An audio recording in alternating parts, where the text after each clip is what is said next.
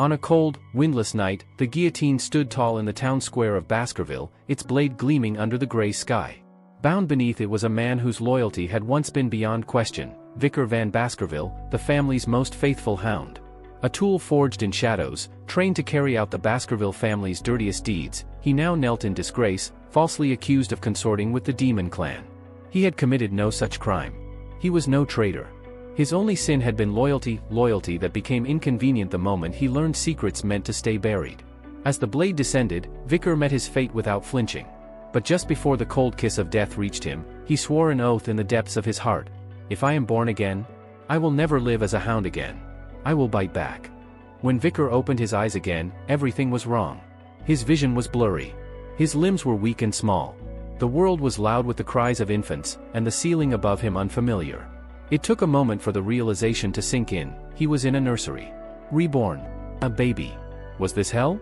As he tried to make sense of his situation, the door opened and in walked Hugo La Baskerville, the man responsible for his death.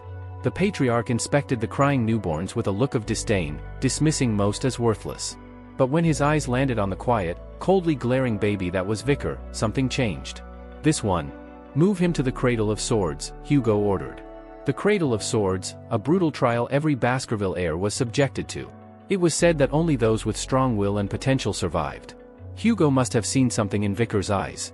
Perhaps he sensed the hatred. Vicar, even in his infant body, recognized Hugo. Rage burned inside him like a cursed fire.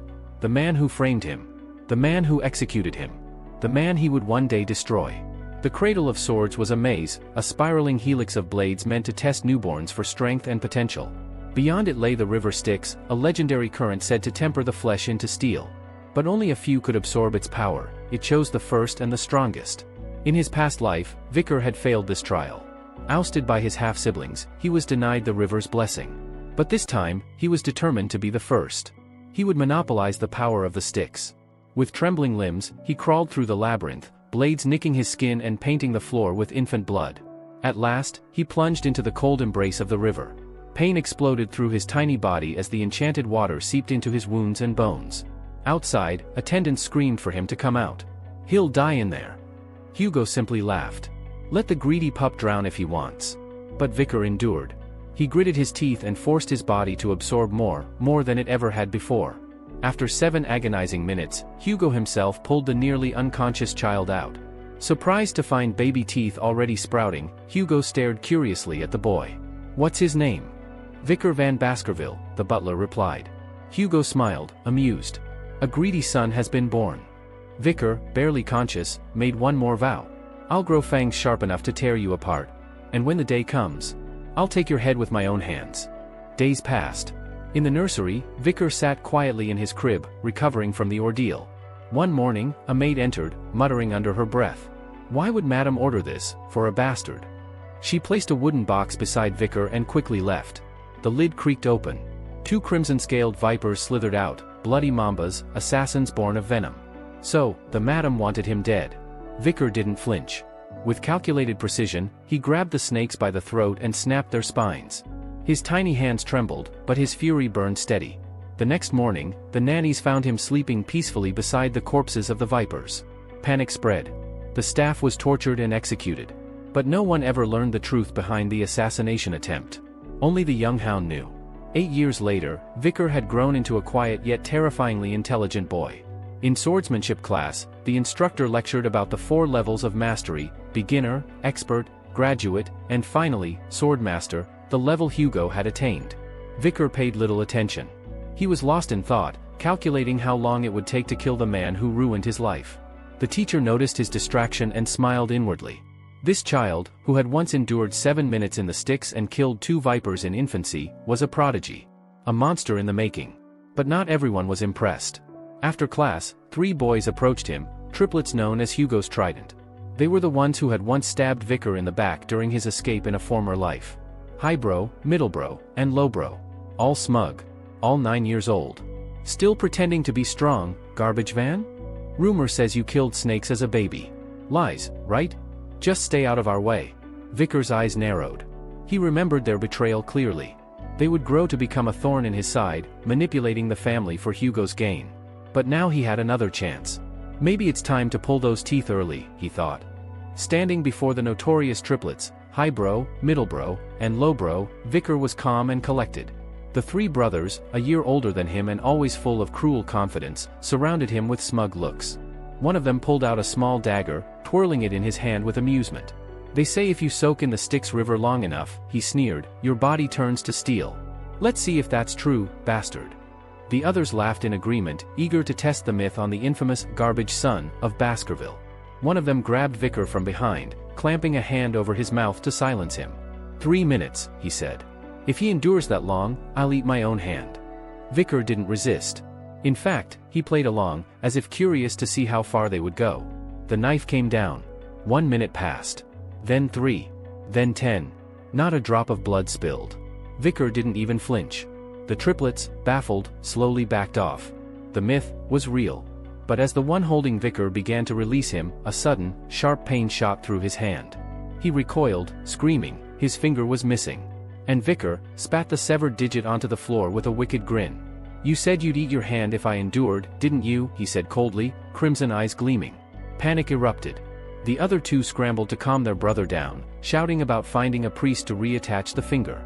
But Vicar wasn't interested. I'll let you go, he said, voice low and sharp. But only one of you. The triplets froze. Vicar threw the bloodied knife to the ground. Decide among yourselves. At least one of you should live, right? Then he turned and walked to the door. But be quick, he said without looking back. I don't have the patience to wait. Behind him, the room erupted in chaos. The triplets, now desperate, turned on each other, clawing and scrambling for the blade. Screams echoed as brother fought brother. Outside, Vicar leaned against the wall, listening with quiet satisfaction. So this is how the trident of Baskerville crumbles. In the Baskerville manor, head butler John Barrymore stood in the office of Patriarch Hugo La Baskerville, delivering the latest reports. The Moore clan has begun asserting control over the ruby mines, claiming territorial rights, he informed. Hugo brushed it off with a wave of his hand. Let them stir. We'll respond when they formally reach out. Barrymore then moved to more pressing news.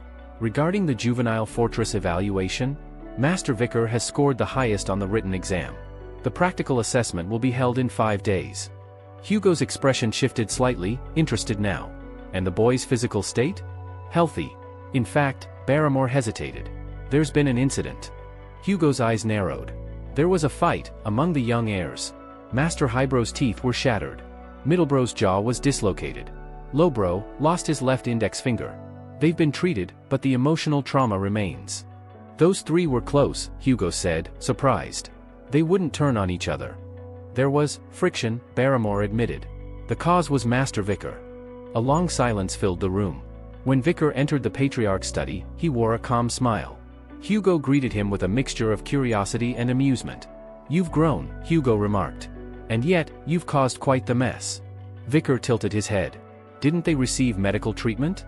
I'm not talking about their bodies, Hugo said, eyes narrowing. I'm talking about the damage done to their hearts, the bonds between them, broken. You shattered something inside your brothers. Was that necessary? Vicar looked at him without remorse. What did I do wrong? You turned them into wrecks. Vicar's answer was sharp and defiant. I was stronger. Since when has being strong ever been wrong in this family? That gave Hugo pause. He leaned back in his chair and finally said, they forgave you, you know.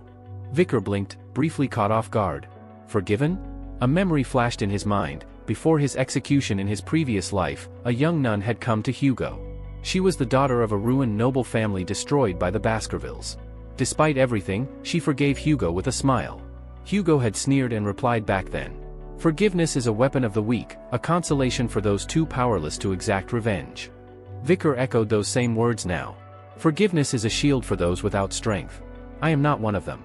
For a long moment, Hugo said nothing. Then, slowly, a smile tugged at his lips, and his eyes gleamed with something unsettling, approval. He turned to Barrymore. Let the boy take whatever he wants from the food storage. As much as he can carry. Thank you, Patriarch, Vicar replied smoothly. I'll take chocolates. As Vicar and Barrymore headed toward the pantry, the butler explained, these are high-grade chocolates. The Moore clan secured them with great difficulty, they're a delicacy favored by the Germain royalty. But Vicar's expression turned cold. I don't want anything processed. Barrymore blinked. Pardon? I want the raw, Vicar said, staring ahead. Not something passed through others' hands. Barrymore realized something at that moment: this child wasn't like the others. His taste wasn't for sweets or approval. It was for something much darker. Vicar requested something specific: raw cacao beans, ones that carried a rich, deep aroma. The head butler was puzzled by the strange request, but said nothing and had them fetched at once. When the dark, oblong beans were finally presented, Vicar took one between his fingers and placed it in his mouth. The bitter taste hit him instantly, but he didn't flinch. Nearby, the chef couldn't help but explain, these are known as bloody beans. Just one of these can yield 100 liters of chocolate. Not exactly something you eat raw. The head butler watched silently as Vicar chewed the bean, the bitterness enough to make most people gag. He quietly concluded that the boy must truly love chocolate. Perhaps this was his way of hoarding large amounts for later, by consuming the source directly. The chef offered to have the beans processed and delivered to Vicar's quarters in fine chocolate form. But Vicar simply shook his head. No. I'll take them as they are.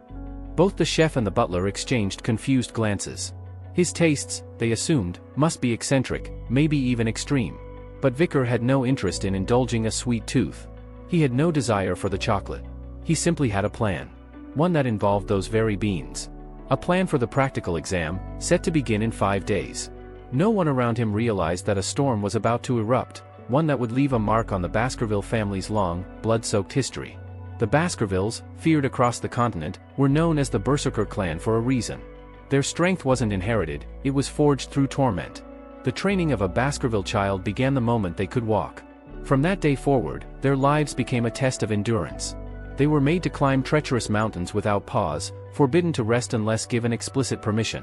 When sleep finally came, it was in the company of death. They were forced to rest beside monster carcasses, to grow used to the stench of rot and the cold grip of fear. This wasn't just training. It was indoctrination. The goal was simple: to raise warriors who felt no fear, showed no weakness, and broke only the bones of others. Once a child turned 8, the true ordeal began. Every eligible child was brought to the outskirts of Baskerville territory, to a savage and untamed place known as Le Rouge et Le Noir Mountain. A forbidden zone brimming with bloodthirsty beasts, it was the designated battlefield for their final test.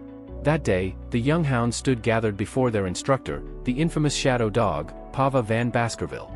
Cloaked in darkness, with eyes that seemed to see straight through flesh, Pava laid down the rules with a voice as cold as the mountain winds. Your task is survival. You will be abandoned here for 1 month. Within that time, hunt monsters. Survive. And prove yourselves. He then outlined the scoring system. 10 points just for making it through alive. 30 points if they survived without any lasting injuries. 50 points if they defeated other participants and remained standing. 70 points for slaying a large monster and living to tell the tale. And if someone managed all of the above, they'd earn 90 points. There are number 100 points, Pava stated sharply. A swordsman who seeks perfection will die the moment arrogance clouds his blade. He then gestured to the badges each of them wore. If you steal a badge from someone else, you'll earn bonus points. But if you die, you receive nothing. His voice turned colder. And do not venture outside the restricted zone. That mountain holds things even the elders fear. Keep within the mapped area where monsters have been subdued. You are not yet strong enough to face what lies beyond. Unseen by the children, the mountain had already been seeded with shadow dogs, elite assassins who would monitor and secretly grade the young heirs during their trial. Among the crowd, many young Baskervilles glanced toward Vicar, whispering to one another. Tales of his early feats had spread like wildfire: a child who survived 7 minutes in the Styx River, who killed 2 vipers with his bare hands as an infant, and who shattered the unity of Hugo's infamous triplet sons. But while others gossiped and stared, Vicar stood silent. His eyes scanned the dense, looming woods of the Le Rouge et Le Noir mountain. He had been here before. In his previous life, this mountain was where many of his peers had either risen or been buried. It was where betrayals were born, and blood soaked the soil long before the month was over. Now, he was returning with a mind sharper than any blade, and a handful of cacao beans that no one suspected could be used for anything other than sweets. This time, he wouldn't just survive. He'd dominate. As the bell rang, signaling the start of the exam, the mountain erupted into chaos. The young heirs of the Baskerville clan scattered like wolves in a forest, each one racing to claim a strategic position before the others could. Some had carefully planned their routes in advance, aiming to revisit the spots from the previous year's test. Others, unsure of their own strength, tailed the more confident participants, hoping to seize their advantage once they were vulnerable. The triplets, standing near Vicar, were visibly shaken.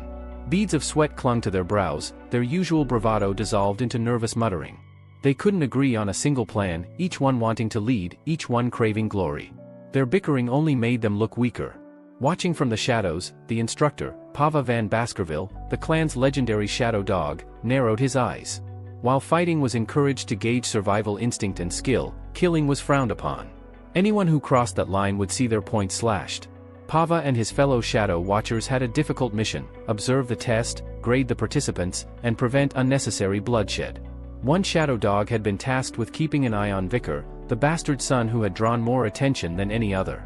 As he trailed the boy, he noticed something odd. Vicar wasn't heading into battle like the others. Instead, he was slipping into a forbidden zone at the far edge of the examination field. The shadow agent's curiosity piqued. Was this the famed prodigy who'd made waves since infancy? Vicar stopped beneath a massive tree, surveying the area with calm precision. He tested the softness of the earth, considered the canopy above, then nodded to himself. It would make an ideal temporary base. While the other participants rushed to hunt and clash, Vicar calmly began gathering sticks, crafting tools, and practicing sword motions with a wooden branch. Later that day, he laid under the tree and drifted into sleep. The hidden observer grew restless. Hours passed, and Vicar hadn't so much as drawn a weapon in combat. The shadow began to doubt the boy's reputation. Was this just another clever slacker hoping to hide his way to survival? Disappointed, the shadow finally left to find someone more active. The moment his presence faded, Vicar's lips curled into a grin. At last, he whispered to himself, "I can finally work."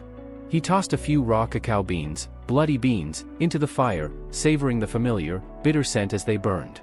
The warmth of the fire, the solitude, the scent of roasted beans, it reminded him of a simpler time during his first life, back when he'd camped with comrades, not enemies. His preparations were complete. It was time to hunt. Days later, he ventured deeper into the off-limits territory. Every step triggered memories. He'd been here once before, many years ago, during a recon mission. It was quiet. Too quiet. Then came the stench of scorched wood, burnt roots, charred grass, and singed bark. He spotted the unmistakable sign, a blackened clump of dung still smoldering. A particular kind of beast left those behind. A hellhound. The ground trembled. Flames lit the edges of the forest. A towering hound emerged, its jaws crackling with sulfuric flame, its eyes glowing with infernal fury. It stood 3 meters tall, coated in soot and shadow. This wasn't just any monster. It was a B+ ranked nightmare. A beast whose flames devoured flesh and bone until nothing remained. Vicar's breath caught in his throat. He had faced one of these before, when he was 18. Back then, he barely lived to tell the tale. But now, he was only 8. There was no way to fight it directly. But he didn't need to. As the creature roared and lunged, Vicar sidestepped at the last second. One weakness of hellhounds, they could only charge in straight lines. Their bodies were too rigid to turn quickly. Next, Vicar dropped a flask of water at his feet. Another known flaw, they wouldn't cross even shallow water. The hound, slowed by the barrier, looped wide in frustration. Time bought. Opportunity made. And then, the killing move. With perfect timing, Vicar hurled a bloody bean straight into the creature's open maw. The reaction was instant. The hound staggered, choked, and collapsed with a whimper. Chocolate, lethal to canines.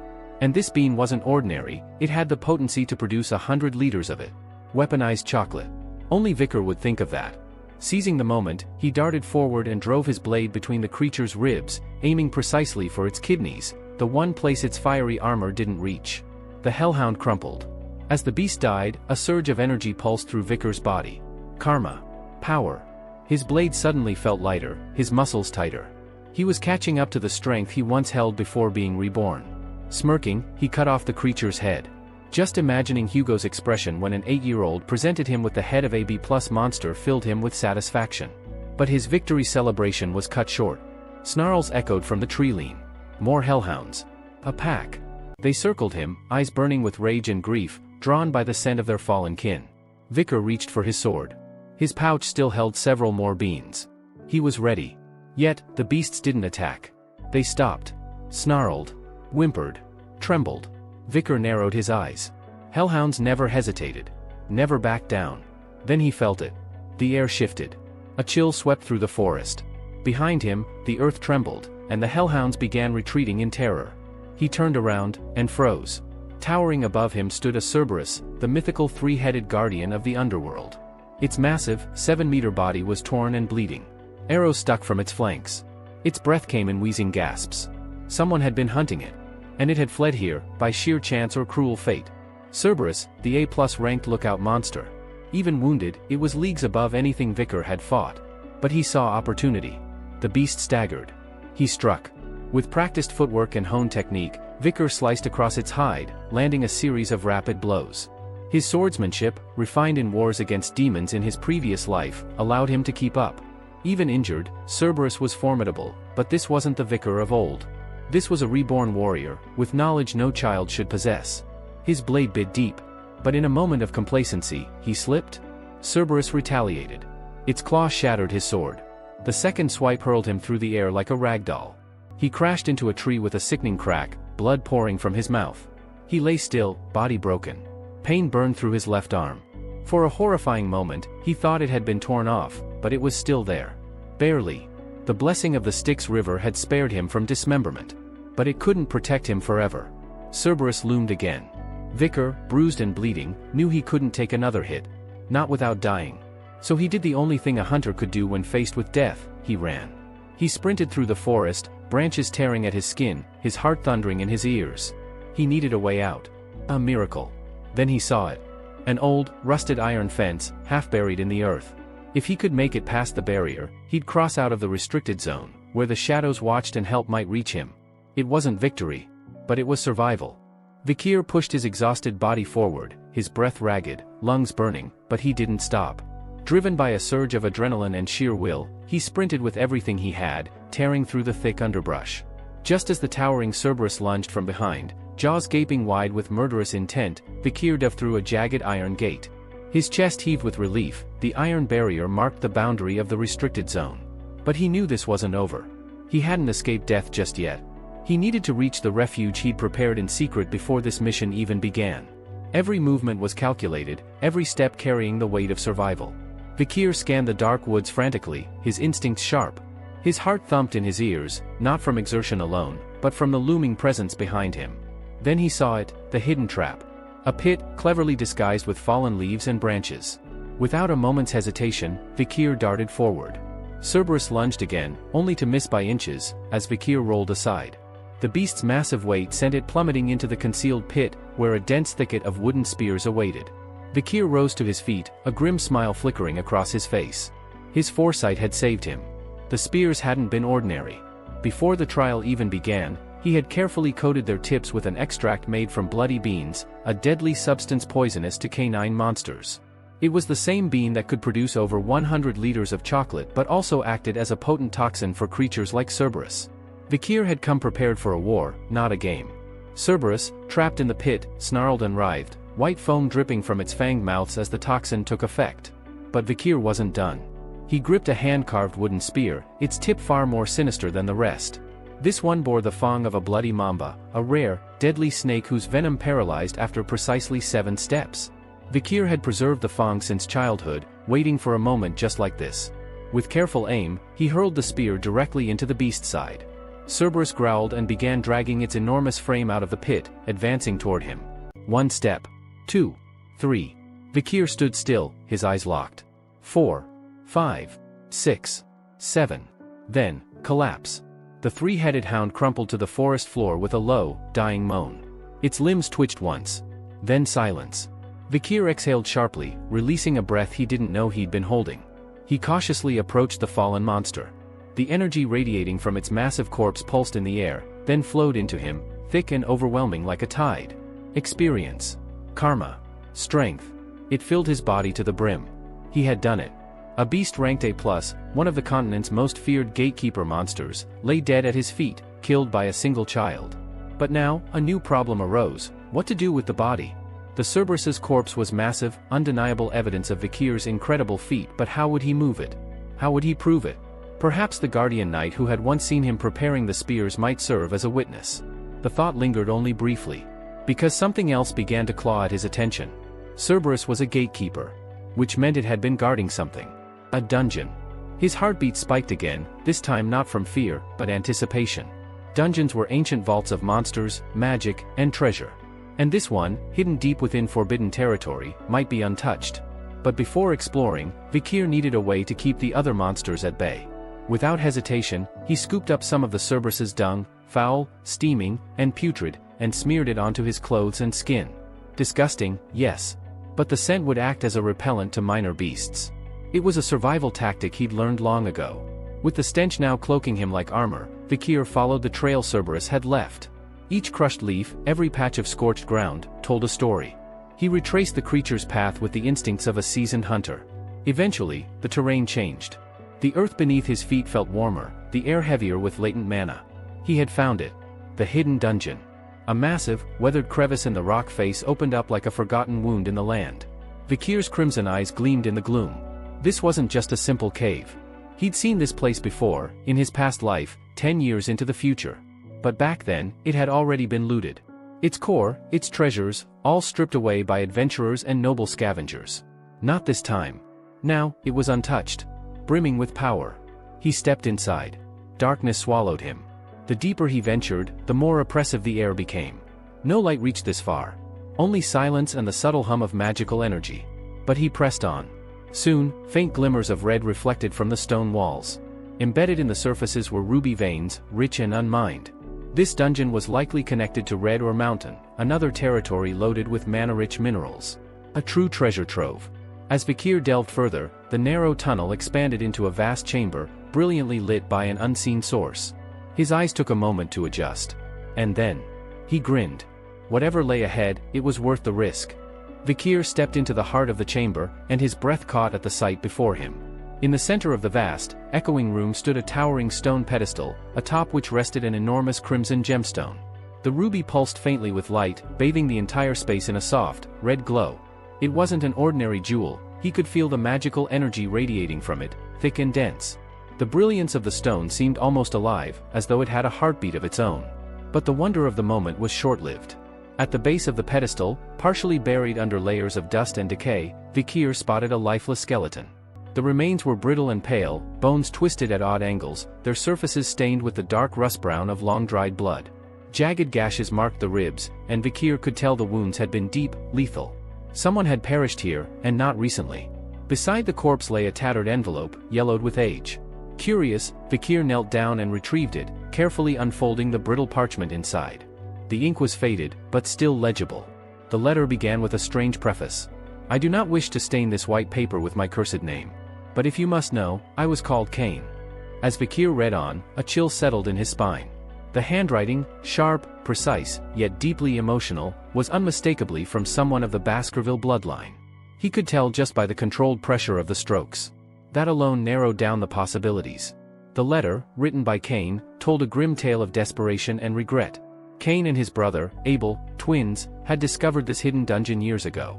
It had long been whispered about among the older generations of the Baskerville family, a forbidden, stone chamber, said to house a treasure of unimaginable value. Driven by ambition and curiosity, the two brothers had entered the dungeon together and braved its brutal trials, monsters, traps, and mind-bending illusions. They succeeded in overcoming every test, and eventually reached the final chamber, the very one Vikir now stood in. But the last riddle had trapped them here. When entering, it is one. Once inside, it becomes two. Upon leaving, it is one again. Cain wrote that they had agonized over the meaning for years, 3 whole years, trapped, slowly starving, their bodies deteriorating while their minds teetered on the edge of madness. They came to a haunting conclusion: since they were twins, born from one womb but now two separate beings, only one could be allowed to exist to leave with the treasure. In desperation, Cain had killed Abel. He had taken his brother's life, believing that by doing so, he would satisfy the condition of becoming one again. But the treasure did not reveal itself. Nothing happened. No hidden path. No magic light. No reward. Just silence. In the letter's final passages, Cain's words grew bitter and sorrowful. "There is no treasure in this place. Only torment. Only regret. Turn back. Leave this cursed chamber before it breaks you too." Vikir slowly folded the letter again and placed it beside the skeletal remains. He sat there for a while, staring at the ruby's glow. His mind was whirling. Unlike Cain, he didn't have a twin. He wasn't, too. So why had the chamber accepted him? Why had the riddle remained unchanged? He muttered the riddle aloud once more, his voice barely above a whisper. When entering, it is one, once inside, it becomes two, and when leaving, it is one again. Cain and Abel had believed it referred to themselves, that one had to kill the other. But Vikir felt deep down that they had misunderstood something crucial. He stood and walked around the chamber, slowly examining every carving, every crack in the stone. His eyes lingered on the ruby at the center. Could the 2 mean something else entirely? Was it symbolic? Physical? He clenched his fists, frustrated but focused. There was always a solution. He refused to believe the dungeon was unbeatable. There was no such thing. Vikir turned back toward the remains, his gaze intense. He would not die here. And he would not repeat Cain's mistake. A sudden spark ignited in Vikir's mind, an insight that cut through the cloud of confusion like lightning. Reflecting on the tragic fate of Cain and Abel, he realized their downfall had stemmed from a fundamental flaw in their thinking. They had interpreted the riddle too literally, bound by the idea that they were 2 separate beings who needed to become one. He turned to face the large ruby glowing in the center of the chamber and let his gaze wander back toward the narrow, dim corridor he had entered through. As he replayed the riddle in his mind. When entering, it is 1. Once inside, it becomes 2. When leaving, it is 1 again. It all clicked into place. It's not about people, Vikir murmured, walking toward the ruby. It's about the self, about perception. About light and darkness. He stepped into the center of the chamber, where the ruby's magical illumination fell directly on him. There, cast across the stone floor, was his shadow, sharp and distinct. When I entered, I was 1, he muttered, eyes following his silhouette. But when light reveals my shadow, I become 2. He now understood. The riddle wasn't about a pair of individuals, but the transformation of the self under light. The 2 was simply the person and their shadow. And when that light was removed, the shadow would vanish, leaving 1 once more. His eyes narrowed. The shadow, that's the answer. With calm resolve, Vikir reached out and shattered the ruby with a single strike of his fist. A blinding light burst forth as the gemstone cracked, momentarily filling the room with a radiant glow. As the light died down, the chamber trembled. The floor split apart to reveal a hidden vault beneath, slowly lifting a pedestal from the ground. Upon it rested a weapon that made Vikir's heart skip a beat. A sword, ominous and wicked, its presence alone enough to make the air feel heavier. Black as pitch, it radiated a corrupted, pulsating aura. Dark mist clung to its blade like oil in water. Vikir stepped forward cautiously, his instincts screaming that what stood before him was not merely a weapon, but a curse wrapped in steel. Carved into the obsidian pedestal were words written in an ancient tongue. He translated them silently. Only one who carries the blood of Baskerville may claim Beelzebub. His breath hitched. Beelzebub? Vikir whispered in disbelief. The name clawed at the corners of his memory, dredging up stories from long ago, half-believed fairy tales read in the dim candlelight of his childhood. He remembered the gluttonous fly, the harbinger of famine, one of the mythical 7 calamities, the devil's holy constellations. The Beelzebub of legend had once descended upon the continent, bringing ruin and madness, and it was said that the founding heads of the 7 great clans had joined forces to seal it away. Many dismissed the tale as fiction, but Vikir now understood, it was real. The sword before him wasn't a relic. It was a remnant. A cursed weapon forged from the remains of a calamity. He gritted his teeth. This was taken by the demon clans in my last life, and used to slaughter thousands of humans on the battlefield. The thought of that history repeating itself made his blood boil. Vikir grasped the hilt. At first, nothing happened. Then, like a coiling snake, something cold and vile slithered up his arm. He gasped, eyes widening as dark energy surged into his palm. The sword melted into black vapor and vanished, only to reappear seconds later, fused with his very body. A black pattern spread across his arm like branded veins. When he extended his hand, the sword emerged instantly from within his flesh, like it had always belonged there. The power that coursed through him was intoxicating. Beelzebub was no ordinary blade, it was alive. And it had chosen him. Vikir stared at it in awe. A weapon born from a devil's corpse, he muttered. No wonder it feels like it's devouring the air around me. A grin crept across his face. With a tool like this, the strength he could achieve in this life would far surpass what he had known before. The road to vengeance and dominance had just gained a dangerous new ally. Satisfied that the dungeon held no further secrets, Vikir turned to leave, but as he stepped back toward the surface, something shifted within him. A wave of weakness crashed over his body. His knees buckled, and he collapsed, one hand gripping his stomach. A deep, gnawing pain twisted in his gut, not his own hunger, but something far darker. A low voice echoed in his mind, cold, ancient, and insatiable. Feed me. Vikir's expression darkened as he understood the truth. It wasn't he who was starving. It was Beelzebub. And the sword's hunger had only just begun.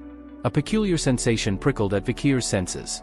His nose twitched involuntarily, picking up faint, distant scents that had never been detectable before. He wondered for a moment if his sense of smell had evolved, perhaps influenced by his bond with the demonic weapon now fused to his arm. Just then, Beelzebub, the cursed sword, tugged at him. Though it had no voice, its will was strong, pulling Vikir's arm forward like an eager child. Startled yet intrigued, Vikir allowed himself to be guided, racing through the forest under Beelzebub's invisible pull. The trail led him back to a place he had visited before. He stopped abruptly. There, lying cold and still, was the body of the hellhound he had slain earlier. Vikir's eyes narrowed in curiosity. Beelzebub began to hum softly, a low vibration traveling up his arm. As he raised the sword, its hunger became palpable. Without hesitation, the blade extended toward the corpse. The moment it touched the carcass, Beelzebub pulsed violently and began absorbing the blood left within the creature's body. Vikir watched, both fascinated and disturbed, as the sword fed greedily, its hunger temporarily quelled with each pulse of crimson energy. A strange thought crossed his mind: had Beelzebub's unquenchable thirst caused the land itself to wither? He'd noticed how the mountain soil nearby had become brittle and dry. Was the sword leeching not just life but vitality from its surroundings? The sword's devouring slowed, and with a contented hum, it fell still. Vikir glanced at it. "So that's how you feed," he murmured, frustration flickering across his expression. Beelzebub's appetite was both a gift and a burden. The silence was broken by a cheerful, almost childlike cry from the sword, as if it had just finished a satisfying meal. Now that the weapon was calm, Vikir took the opportunity to examine its abilities. He looked at the 3 dark slots embedded into the blade's spine, each one gradually glowing as it filled. The sword's innate skill, glutton of flies, allowed it to absorb the abilities of enemies it killed. A terrifying gift in the hands of a skilled warrior. Though it could absorb endlessly, only 3 abilities could be equipped at once. Vikir checked the first slot. It now held Hemorrhage, Hellhound, B+, a brutal skill that allowed the sword to continually drain an enemy's blood through even the smallest of cuts. Impressive, Vikir muttered. His eyes shifted to the corpse of the Cerberus nearby. It was still mostly intact, and Beelzebub began to twitch again, reaching for it. Vikir immediately stepped forward and tapped the blade lightly. "Not so fast," he warned.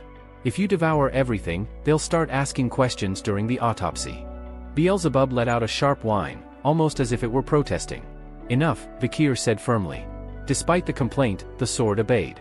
As he examined the rest of the sword slots, Vikir discovered 2 more newly acquired abilities. Burn Injury, Cerberus, A+, which inflicted intense thermal damage on the enemy, capable of replicating the agony of fire itself. High-Speed Regeneration, Norvik Sewer Rat, F, a minor but useful ability he hadn't even noticed until now. He spotted the crushed corpse of a small rodent beneath the Cerberus and smirked. Apparently, Beelzebub had devoured it too during its frenzy. Not bad, he thought. Even the smallest creature can provide value. The skills now stored in Beelzebub made it a truly terrifying weapon, wounding, burning, and healing in unison. With nothing left to gather, Vikir cleaned the area and prepared the Cerberus body to be submitted for the practical exam. It was intact enough to prove his accomplishment, and with the battle over, he chose to remain in the forest until the evaluation was complete. Several days later, the young hounds returned to Baskerville Castle.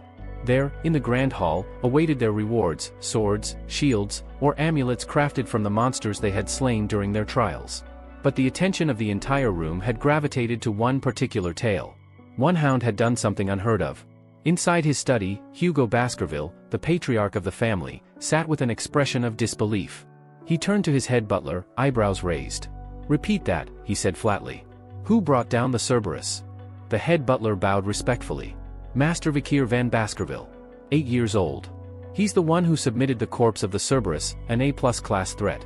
The same monster that crossed into the restricted zone during the trial." For a moment, silence stretched in the room. Then Hugo leaned back in his chair, amused. "Even the Guardian Knights hesitate to deal with that beast," he said. The butler nodded. "We found that it had been previously wounded by the barbarian tribes. According to the journal, young Master Vikir finished the job using a poisoned wooden spear, but we have no record of what kind of poison it was or where he acquired it." "I see," Hugo said, eyes twinkling with interest. "Information is a currency, and the boy's already hoarding it." The butler added, he returned to the dormitory saying he was tired and refused to answer questions. Hugo chuckled under his breath. "A cunning little brat," he said. "Scheming like that at his age." The butler hesitated, then said, "If I may.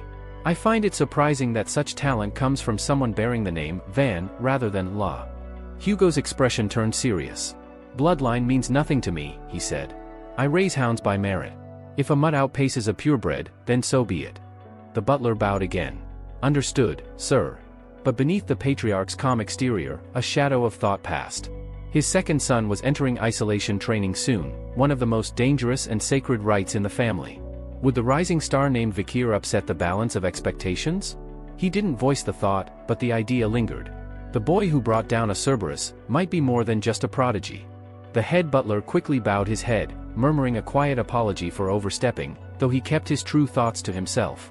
Hugo merely waved a hand to dismiss it with a dry chuckle, saying, "Forget it. What I need now is something, or someone, to lift my mood." The butler, catching the hint, nodded. "I'll summon Master Vikir." Soon after, Vikir stood before Hugo Baskerville, calm and composed. Despite being in the presence of the fearsome patriarch of the clan, the boy betrayed no hint of anxiety. His back was straight, his eyes clear. Hugo regarded the child curiously. "So," he began, "how exactly did you manage to bring down the Cerberus during the trial?" Without hesitation, Vikir answered, "I poisoned the wooden spear with chocolate. It's toxic to canine-type monsters." The response was so matter-of-fact, so relaxed, that Hugo blinked in surprise. A small smile crept onto his face as he recalled the boy's earlier request for chocolate before the practical exam. So that was his plan all along. Standing nearby, the head butler was left stunned, not only by Vikir's answer, but by the strange lack of traditional greetings or formal respect exchanged between father and son. It didn't feel like a conversation between a subordinate and the patriarch. No, this felt like a negotiation between equals. Hugo continued, his curiosity piqued. "And why didn't you explain yourself to the butler earlier when he asked about the hunt?" Vikir didn't hesitate. "Because he's not my master." Raising an eyebrow, Hugo asked dryly, "Then who do you consider your master?" "I serve the clan," Vikir replied simply. "Whoever leads the clan is my master."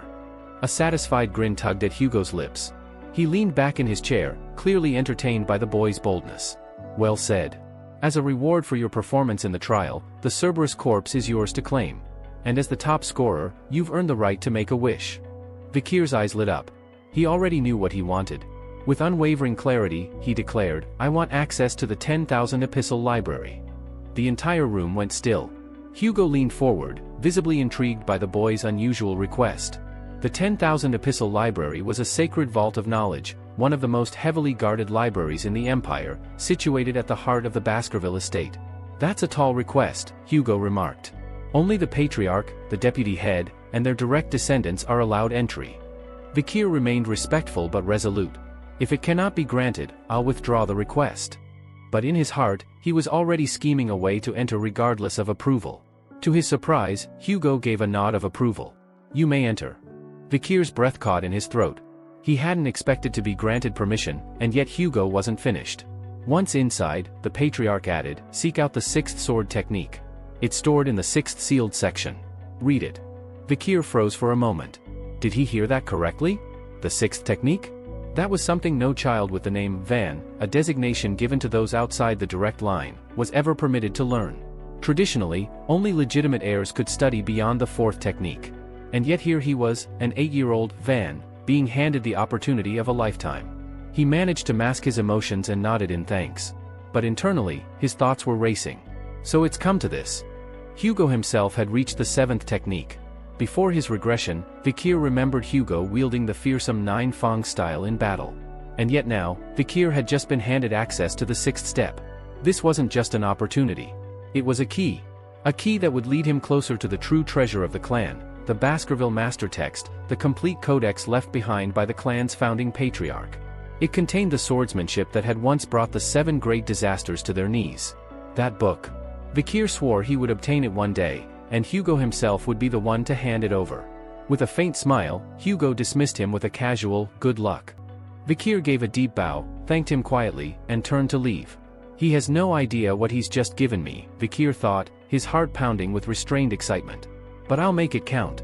The 10,000 epistle library was more vast and magnificent than he had ever imagined. It was like a maze of ancient wisdom, floor upon floor lined with forgotten knowledge. As he explored, his fingers trailed across the spines of ancient books. He read their titles aloud under his breath. Severing incisors. Grinding molars. Piercing canines. Snaggletooth that embeds twice. Wisdom Fang that bends. Each of these was a technique, parts of the legendary Baskerville sword style that he had once craved to learn in his previous life. But no matter how much mana you had, or how talented you were, those with the Van title had always been barred from studying anything beyond the 4th level. It was a safeguard, one meant to keep the lower hounds loyal, unable to turn their blades against the family's true leaders. But now? Now he had been invited past that threshold. Eventually, he reached a secluded section, where a single book rested under heavy iron chains. A thick lock was bolted across its middle, as if daring someone to try opening it. He stared at it. This must be it. The 6th sword technique. Carefully, he unlocked the mechanism and opened the cover. Vikir's eyes narrowed. Of course Hugo allowed this. He probably thinks a child, an illegitimate child at that, won't be able to absorb it all in a single day. But Vikir wasn't just any child. Before his regression, he had devoured the theory behind the first 4 techniques until he could recite them backward. He had even dissected the structure of the 5th. He wasn't starting from scratch. As he read the 6th technique, the gears in his mind began to turn rapidly. And then, he saw it. A realization dawned. A connection formed. The hidden intent behind the swordplay, the gap between movement and intent, began to click into place. And Vikir smiled. He had come farther than anyone expected. And this time, he would go farther still. After channeling his aura into the 4th tooth, Vikir had made a critical mistake. He didn't cut off the flow of mana at the right moment. That small oversight might have been the reason he was unable to form the 5th tooth. The Baskerville sword style was unique in its structure. Each stage of mastery was represented by a growing number of fangs, 1 for the first technique, 2 for the second, and so on. With every progression, the user would manifest a crimson sword energy that sharpened both their weapon and their resolve. Despite being granted unprecedented access to the 6th technique, Vikir wasn't particularly interested in studying it at that moment. He hadn't come to the 10,000 epistle library just to indulge in conventional swordsmanship tomes. He was seeking something beyond that, something lost, forgotten, or hidden. Leaving behind the formal training section, Vikir exited the aisle that housed the family's official manuals. The guard station nearby blinked in surprise as he emerged so soon. "You're done already, Master Vikir?" one of them asked, stunned. "If you'd like, we can fetch more tomes from deeper inside. There are advanced sword techniques even deeper than the 6th, offered another, clearly trying to be helpful. But Vikir simply waved them off. "No need. I finished what I came for." Still baffled, the guards watched as he turned and strolled toward the far end of the Grand Library. One of them whispered, "That section's just full of miscellaneous rubbish. I'd rather dig into the deeper sword volumes if I were him." "Maybe he doesn't realize how valuable those books are," murmured the other, shaking his head. Vikir caught every word, but he didn't turn back or correct them. Let them think what they wanted. They had no idea that the so-called rubbish he was heading toward held something of far greater value than any of the officially sanctioned techniques. His eyes scanned the rows of dusty, neglected books until one spine stopped him cold. A lurking ambush. He reached for the old, frayed volume and gently pulled it free from the shelf. Its pages were brittle, many torn or barely clinging to the binding. Most would dismiss it as a damaged throwaway. But Vikir's expression turned grim with recognition. He had found the book he had been searching for. Before his regression, during his time in the Hound squad, a single page had fallen into their hands, ripped, obscure, but unmistakably bearing the handwriting of a Baskerville ancestor. It was part of a forgotten swordsmanship manual. When Hugo, obsessed with recovering its source, had discovered that it belonged to a lurking ambush, he had gone mad trying to complete it. Vikir vividly remembered what followed. Hugo had dispatched hounds across the empire to retrieve the 6 missing pages, threatening and even waging war against the noble families who held them. Blood was spilled, lives were lost, scores of elite hounds sacrificed for the sake of mere parchment. When the final page was finally recovered, Hugo received it in silence, and then muttered only one thing. "Good job." That was it. No praise. No grief. No honor for the dead. The only reward was a muttered acknowledgement as Hugo broke past the 7th technique and eventually ascended to the 9th. But beneath that triumph lay a mountain of corpses and a river of blood. Vikir's grip tightened around the book as the memories surged. "That was a damned foolish way to live," he muttered under his breath. He couldn't let that tragedy repeat. He remembered the contents of the missing pages with perfect clarity. Even now, he could visualize each stroke, each annotation. And he understood then that his failure to progress past the 4th technique in his past life wasn't due to a lack of talent, but due to missing context. This book, in its incomplete form, was misleading. The techniques were fragmented, nonsensical. But the moment one inserted the lost pages, the moment the blanks were filled in, the entire manuscript transformed into a sublime masterpiece. Others would never see it that way. They would scoff at it, misinterpret it, ignore its secrets. But Vikir saw everything. Before his regression, he had reached the apex of aura mastery and climbed as high as the fourth technique would allow. Now, he was on a path to do it all again, and more. This time, there would be no gaps. No errors. No false steps. He set a new goal for himself. By the time he turned 15, he would reclaim every shred of power he had once lost. Time passed unnoticed as Vikir pored over the ancient book. The flickering torches dimmed. Silence settled over the library like dust. Eventually, the golden light of dawn spilled through the stained glass windows. Vikir blinked, his fingers finally releasing the aged tome. He hadn't realized the night had passed. He exhaled deeply. Not only had he found what he came for, he had memorized every word of it. And now, the path to surpassing even Hugo Baskerville lay open before him. As Vikir rose to his feet, he took a moment to observe his surroundings. The library was still and empty, the guardian knights who usually kept a watchful eye were nowhere to be seen. Realizing he was alone, he allowed himself a moment of calm reflection. He knew that his current body, young and underdeveloped, couldn't yet bear the strain of manifesting all 10 Baskerville fangs. But that wasn't his goal, at least not yet. What he sought now was to conquer the elusive fifth technique, something he had failed to grasp in his past life despite decades of effort. Focusing his breath and centering his mana, Vikir stepped before one of the imaginary statues he created standing silently within the vast halls of the library. A look of firm resolve crossed his face as he raised his hand, channeling all the power he could muster into his strikes. He began with the foundational moves, executing the first technique with precision, followed seamlessly by the second, third, and fourth. Each swing brought sharper strength, more fluid control. The room echoed with the crack of sword energy as he struck again and again. With every blow, fragments of his past returned to him. He remembered the countless hours he had dedicated to reaching the peak of graduate-level aura in his former life. Yet, no matter how hard he trained, the more advanced sword arts had remained locked behind prejudice and bloodlines. As an illegitimate child, he had been cast aside, denied the privilege of advancing beyond the fourth technique. That bitter truth had haunted him. But now, reborn with the wisdom of his previous life, he wasn't going to be held back again. Rage and determination surged in his veins as he unleashed his blade, visualizing Hugo's face engraved into the stone of the training statue. With a final, powerful strike, he cleaved clean through the stone, sending shards scattering. Had he done it? A strange warmth began to spread through his chest, rising to his throat. It was a burning sensation, hot, overwhelming, and alive. A smile crept across his lips, trembling slightly as he clenched his fists. For a brief moment, he felt as though tears might come. He had done it. He had manifested the fifth tooth. As if confirming this, he felt a painful yet exhilarating shift in his jaw. His canine tooth had begun to extend, symbolic of his growth as a hound. In Baskerville tradition, the fangs only grew sharper and longer when aimed at one's master. This alone was proof of his rapid advancement. He glanced at the mana now flowing inside him, no longer a crude solid but a dense, fluid energy, an unmistakable sign that he had ascended to the level of a graduate aura user.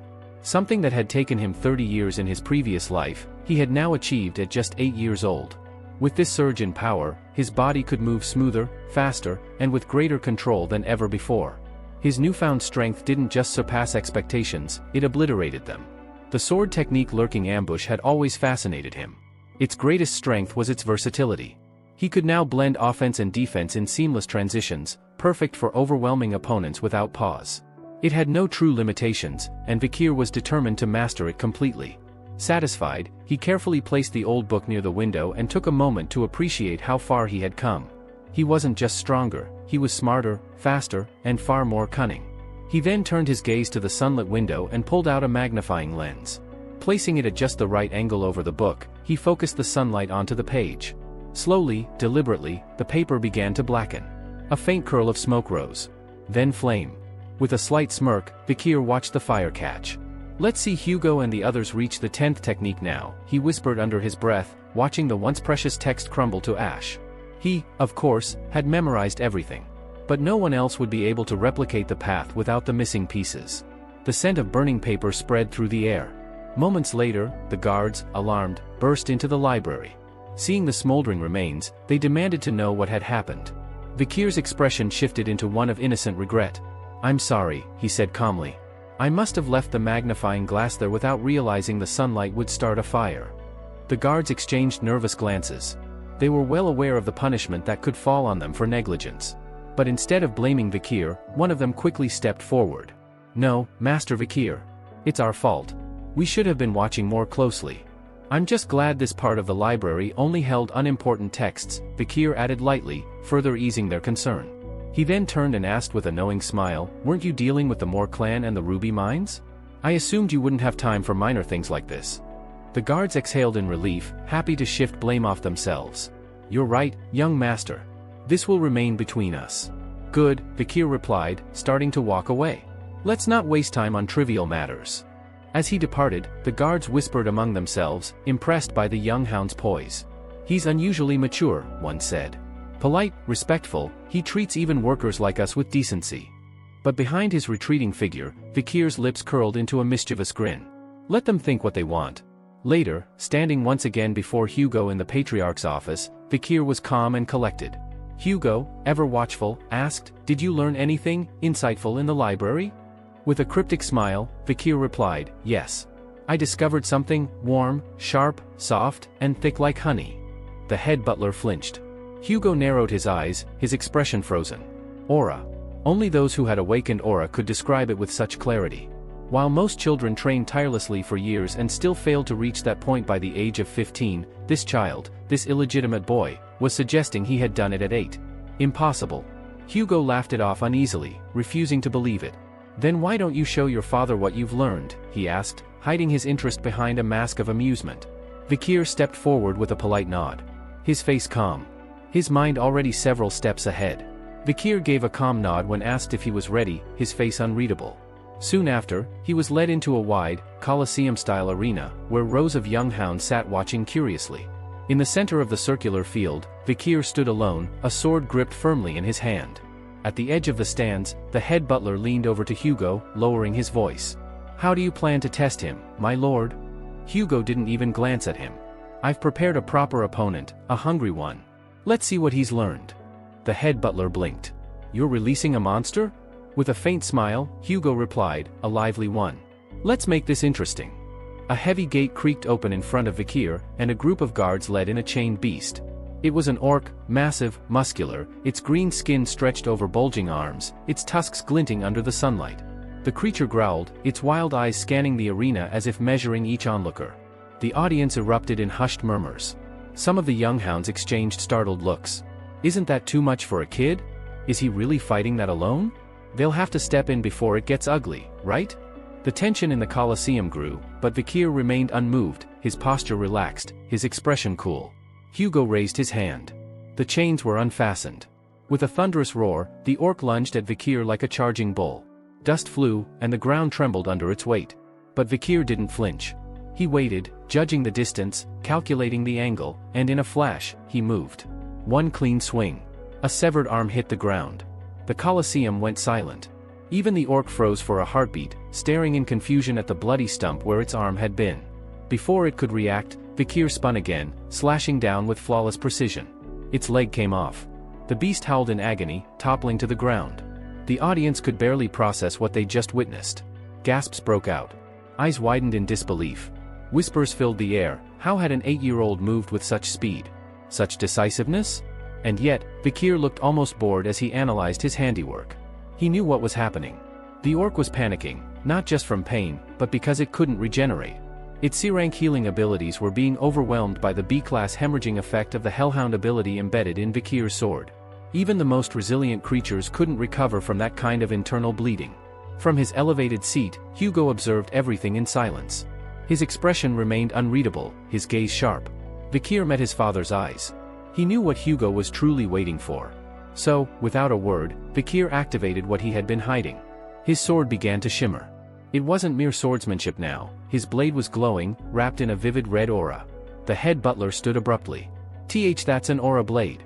Low-class sword expert level. The other hounds stared in disbelief. In a flash, Vikir dashed forward. The fallen orc, struggling to rise, didn't stand a chance. A single strike. Its head rolled across the floor. The arena was still. Then, slowly, whispers turned to stunned silence. The young spectators were frozen, their jaws slack. He used aura. He's only 8. Even the head butler, normally composed, turned to Hugo, voice trembling with awe. "My lord, we've just witnessed the emergence of a once-in-a-century genius. I doubt any house in the entire empire could compare. Hugo, however, was less impressed. His eyes drifted to the orc's lifeless body, and he noticed something odd: the creature's blood still flowed freely. He only won because the orc was already weak, Hugo said quietly, almost as if trying to reassure himself. But then, a voice reached him. Vikir's. With the same calm tone he always used, Vikir turned to face his father and asked, "Is there anything stronger?" The Colosseum stirred again. The hounds were stunned once more. He was asking for another opponent? A stronger one? They couldn't believe what they were hearing. But for Vikir, this wasn't about arrogance. He had a clear purpose. He wanted Hugo to acknowledge him. He wanted everyone to see the difference in him. And most of all, he wanted to prove that he no longer stood beneath anyone. Not even his father. Vikir had his reasons for wanting to face a tougher opponent. He wasn't just seeking thrills, he was after recognition. Deep down, he hoped that by exceeding expectations before a crowd, especially in front of Hugo, he might finally be granted some form of independence, perhaps being dispatched far away or enrolled into an academy. Anything that would sever the constant scrutiny. From his viewing platform, Hugo observed his son with narrowed eyes. With a chuckle, he remarked, "So, even imported orcs aren't enough for him." Turning to the head butler, Hugo asked, "Didn't we capture a particular specimen during the last barbarian raid? One of the survivors?" The butler gave a solemn nod. "Just one. Still alive, kept for experimentation." Hugo smiled faintly. "Then bring it in." The murmur of the crowd grew as armored guards began dragging something colossal into the arena. Chains clinked against the stone floor as a towering troll, nearly twice Vikir's height, entered the Colosseum. Its gray skin was rough like stone, its eyes glinting with dull hostility. The crowd collectively held its breath. Standing calmly in the center, Vikir turned to Hugo. "May I begin?" Hugo raised a hand. The signal was clear. With a savage snarl, the troll broke free from its restraints. It charged with brutal force, swinging a massive arm meant to crush. But Vikir shifted slightly, just enough. The blow missed him by a hair's breadth. The troll roared in frustration, throwing punch after punch. Vikir weaved through the attacks with ease. His movement was fluid, almost graceful, never hurried. He was reading the troll's rhythm, learning its habits. The audience, mostly comprised of young hounds, began to grow restless. They whispered amongst themselves. Why isn't he attacking? He had a perfect chance to strike just now. But Hugo's sharp eyes gleamed. Trolls regenerate. A non-fatal wound is meaningless. He's planning something. Indeed, Vikir was watching and waiting, weighing every option. He knew he could end the fight in a single blow if he wanted. But that would raise questions. It had to seem natural, believable. He couldn't afford to reveal everything. Not yet. Then, the moment came.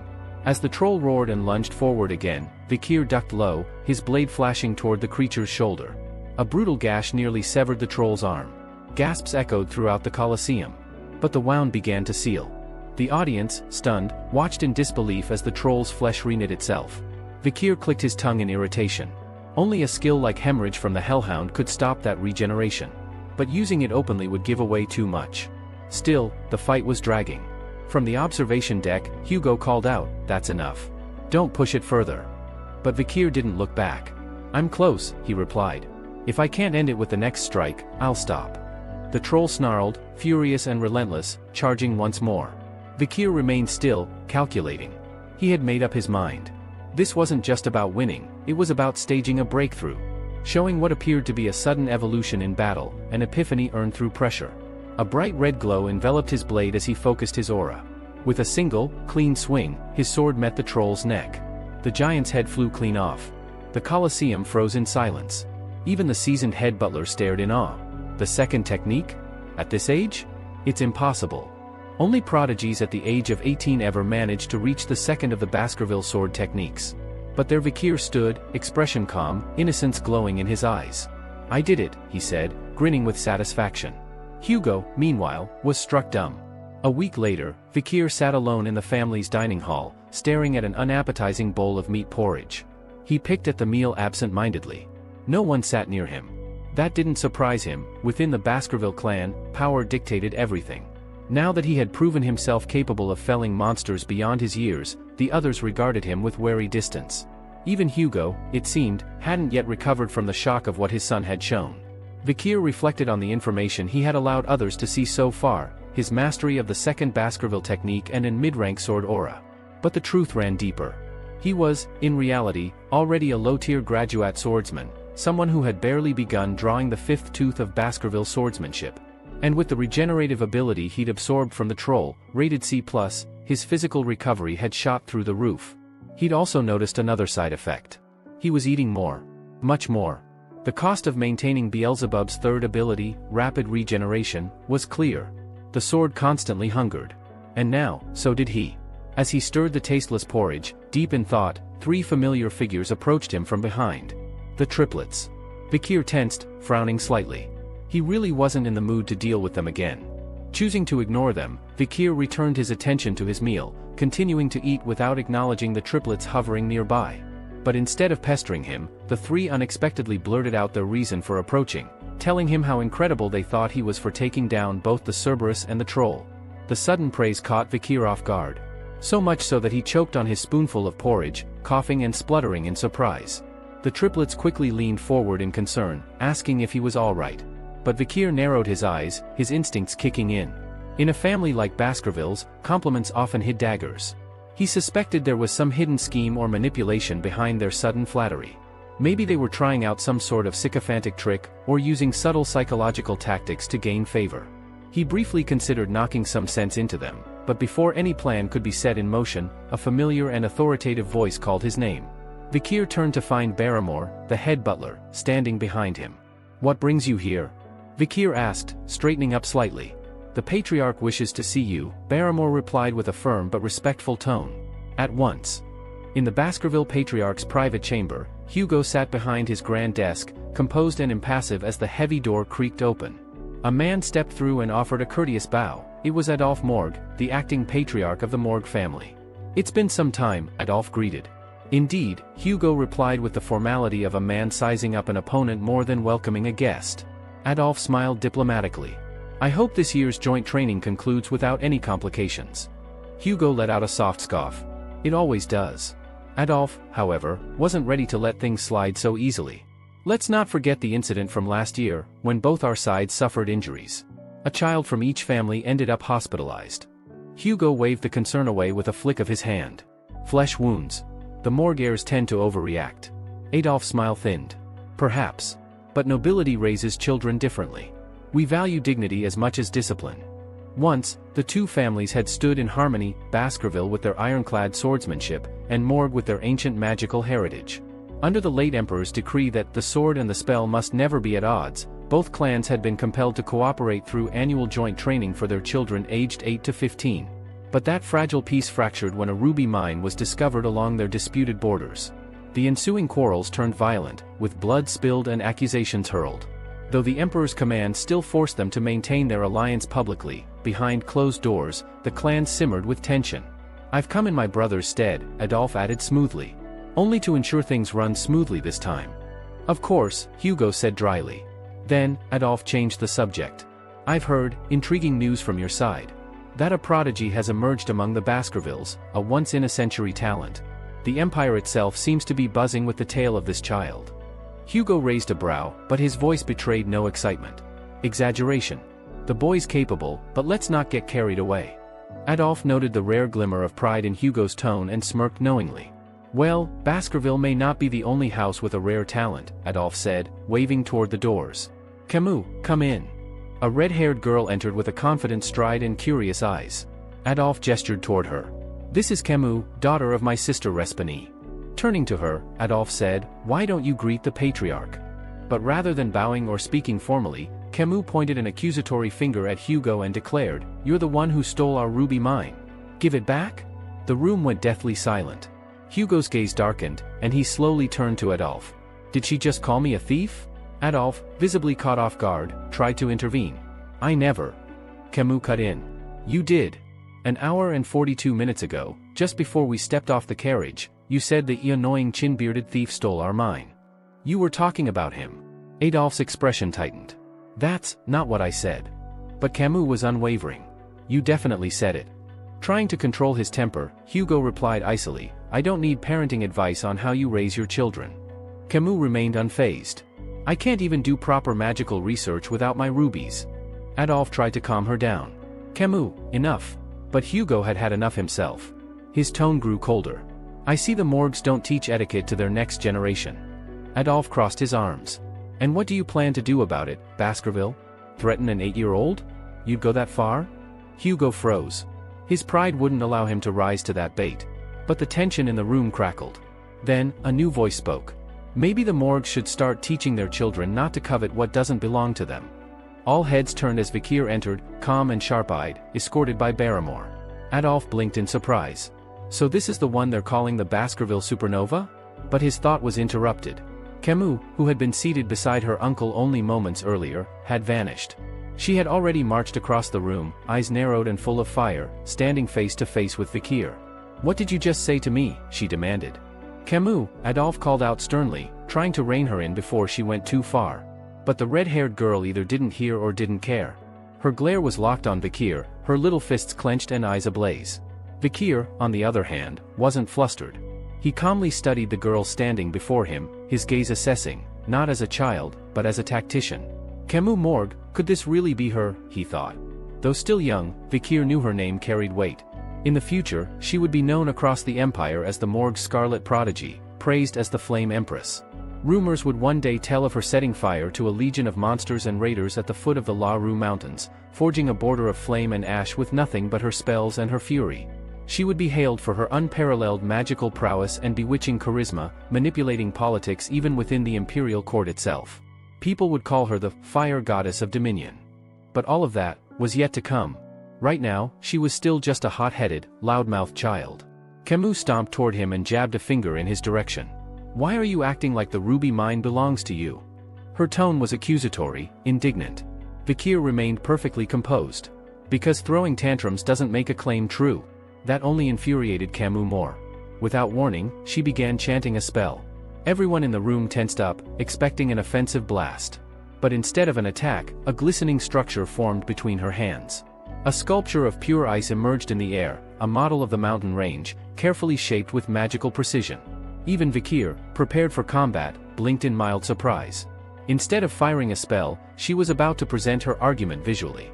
She gestured to the crystalline terrain she had conjured, tapping a spot with her finger. This is the entrance to the mine, clearly within Morgue territory. Then she pointed deeper into the model. But the mineral vein travels underground into Baskerville land, creating the disputed zone. Camus raised her chin with pride. We call it the Joint Security Area. While the entrance is ours, the Baskervilles deny our access to what lies beneath, despite us offering to pay rent. Hugo frowned, his fingers drumming the arm of his chair.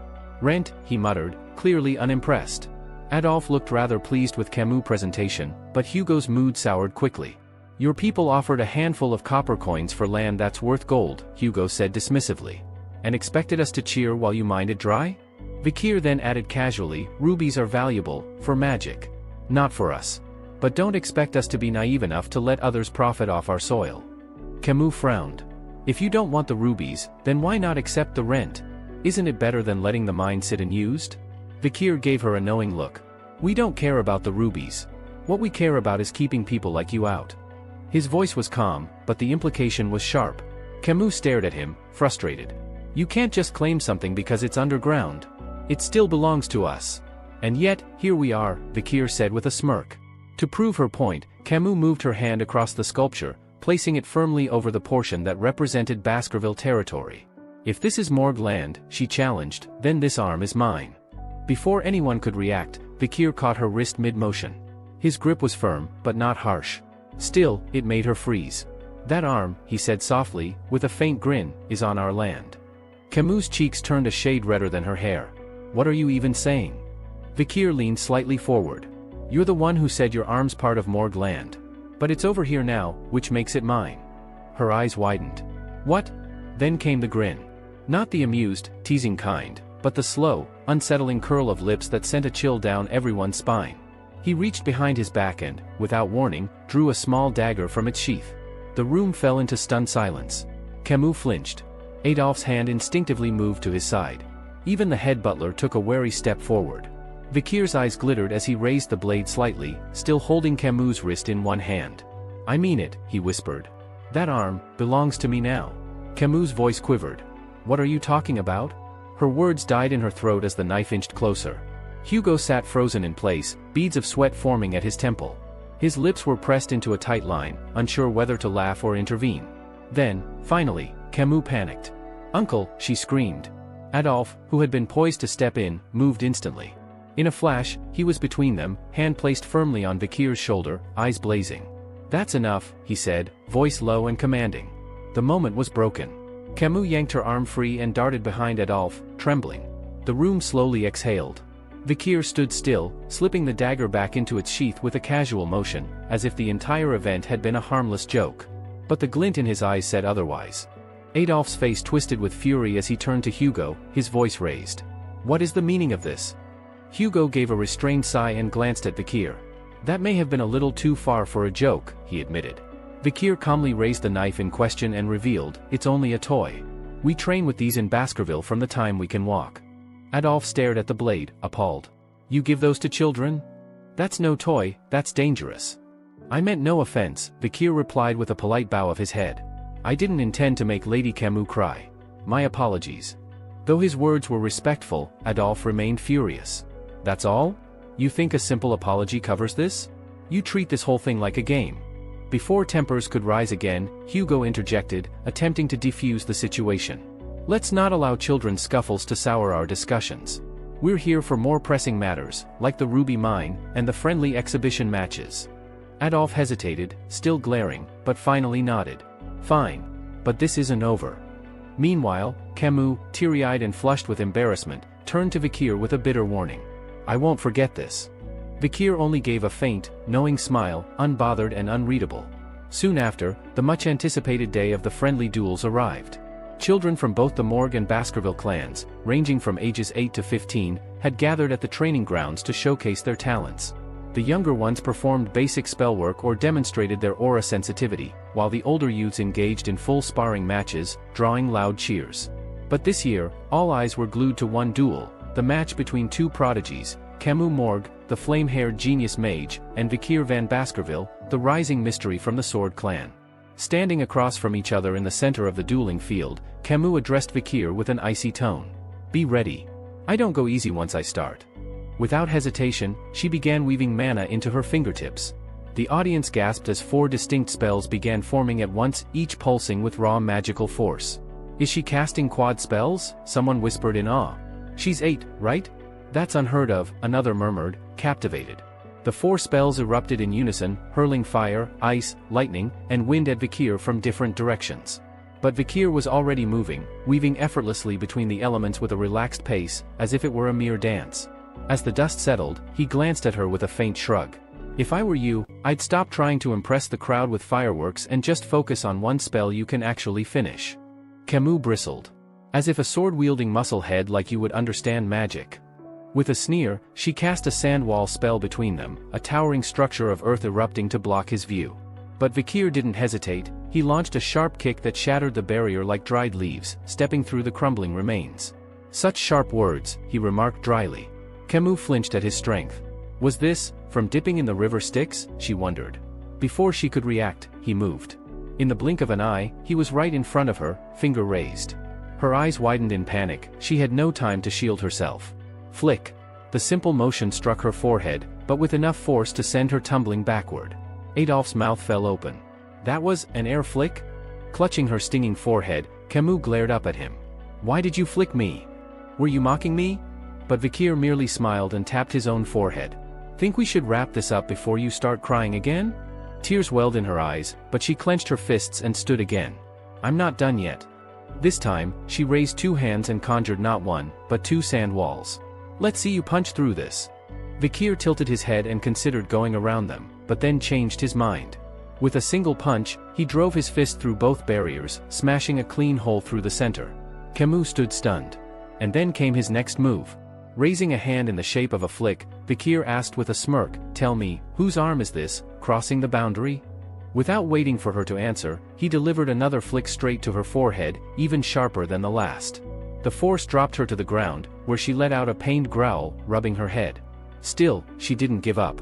She hurled spells, desperate and furious, but Vikir slipped past them like a shadow, never once retaliating. "Dealing with children really is more exhausting than I expected," he mused. He glanced at her and sighed. "I could snap her neck in less than a second, but then I'd have a diplomatic incident on my hands. Not worth it. Just then, from the corner of his eye, he noticed two other children dueling in a neighboring arena. One was a spellcaster, the other a swordsman, and the latter was cutting through spells with his blade, countering magic in real time. Vikir narrowed his eyes with interest. Now this might be worth watching. And useful too. He turned his focus away from the fuming Camus, ready to let the others deal with her while he laid the groundwork for his next move. As Vikir shifted his attention to the other contestants in the arena, his eyes locked onto a remarkable sight, a young swordsman expertly slicing through a mage's spell mid-air. The display caught Vikir's interest. That technique, he could be useful for my plan, he mused, carefully analyzing the swordsman's timing and footwork. Meanwhile, behind him, Camus was growing more agitated by the second. Her spells continued to miss their mark, and she couldn't fathom why none of her attacks were landing. "Stop running, coward! Fight me properly," she shouted, her voice trembling with both fury and frustration. As the duel intensified, Vikir noticed the same mage from earlier charging up another powerful spell, this time behind him. Sensing the opportunity, Vikir turned to Camus and said in a calm voice, "You should put up a defensive spell, now." Camus blinked in confusion. "What are you talking about?" But before she could finish her thought, she saw the glowing glyphs forming behind Vikir. Her eyes widened. "Wait!" From the sidelines, Adolf gasped as he pieced together what Vikir was doing. That boy, he used the mage's spell to trap her. A moment later, a fiery explosion erupted in the arena, engulfing the dueling ground in smoke and flames. Shocked gasps spread through the audience. The blast was immense, covering everything in a blanket of smoke and heat. In the chaos, Camus barely managed to activate a defensive ward in time. The magic shield saved her from burns, but the intense heat had scorched her clothes, leaving her shaken and humiliated.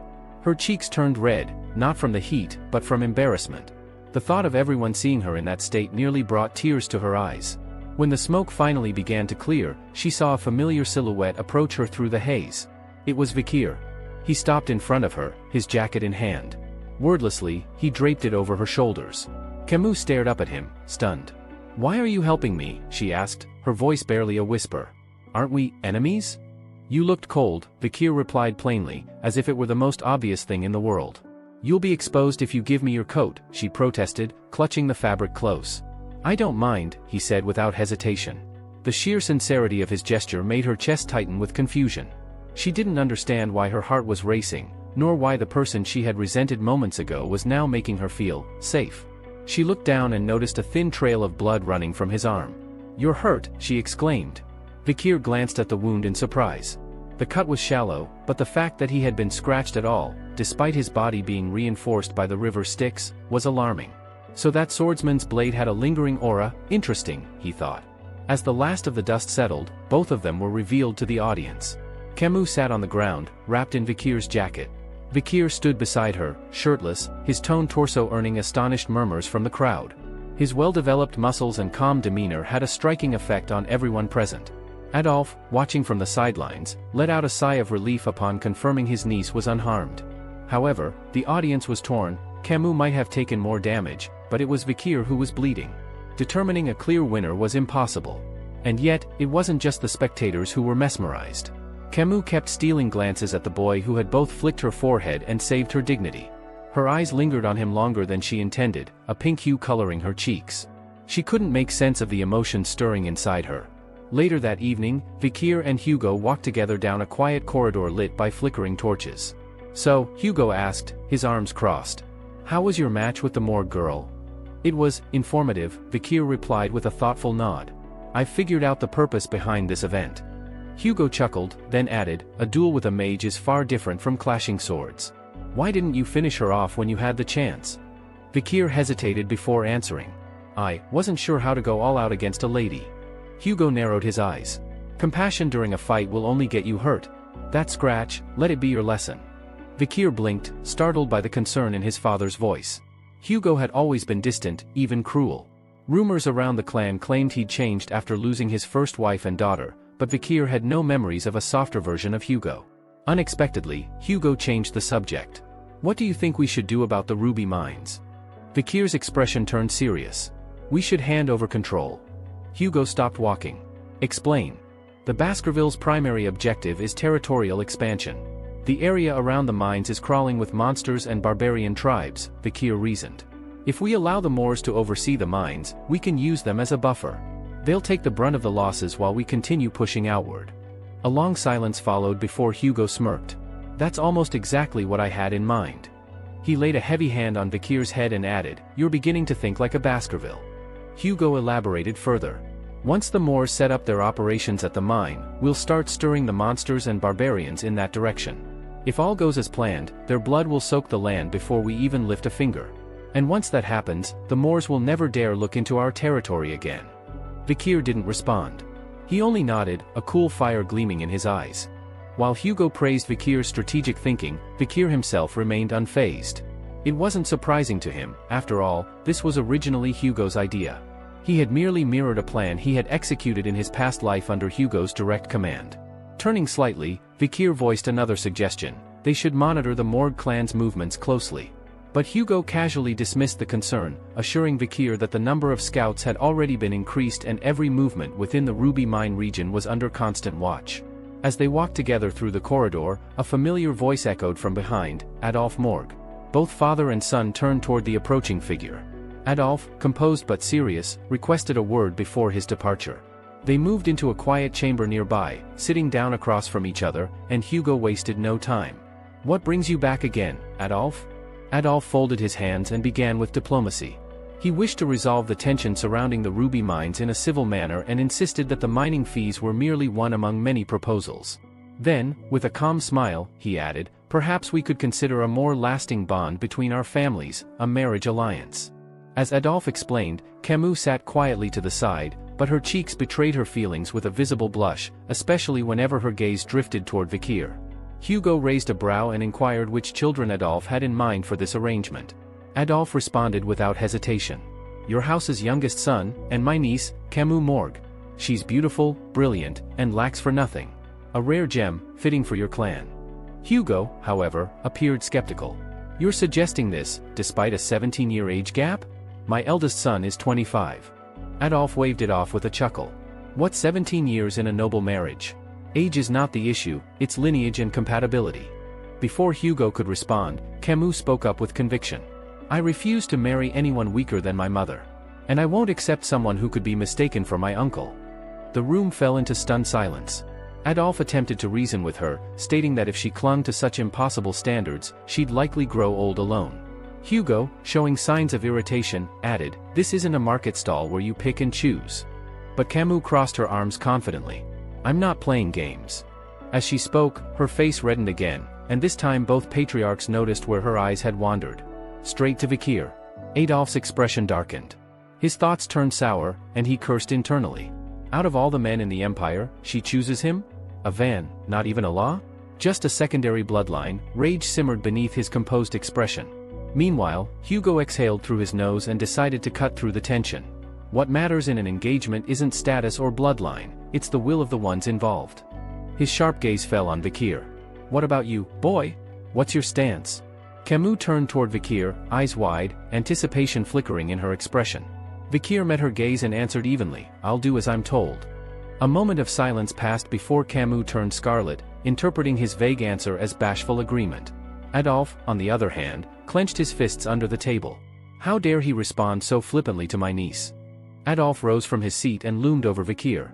"You're not just marrying anyone. You'd be marrying Camus Morg, niece to a six-circle master of the Morg clan.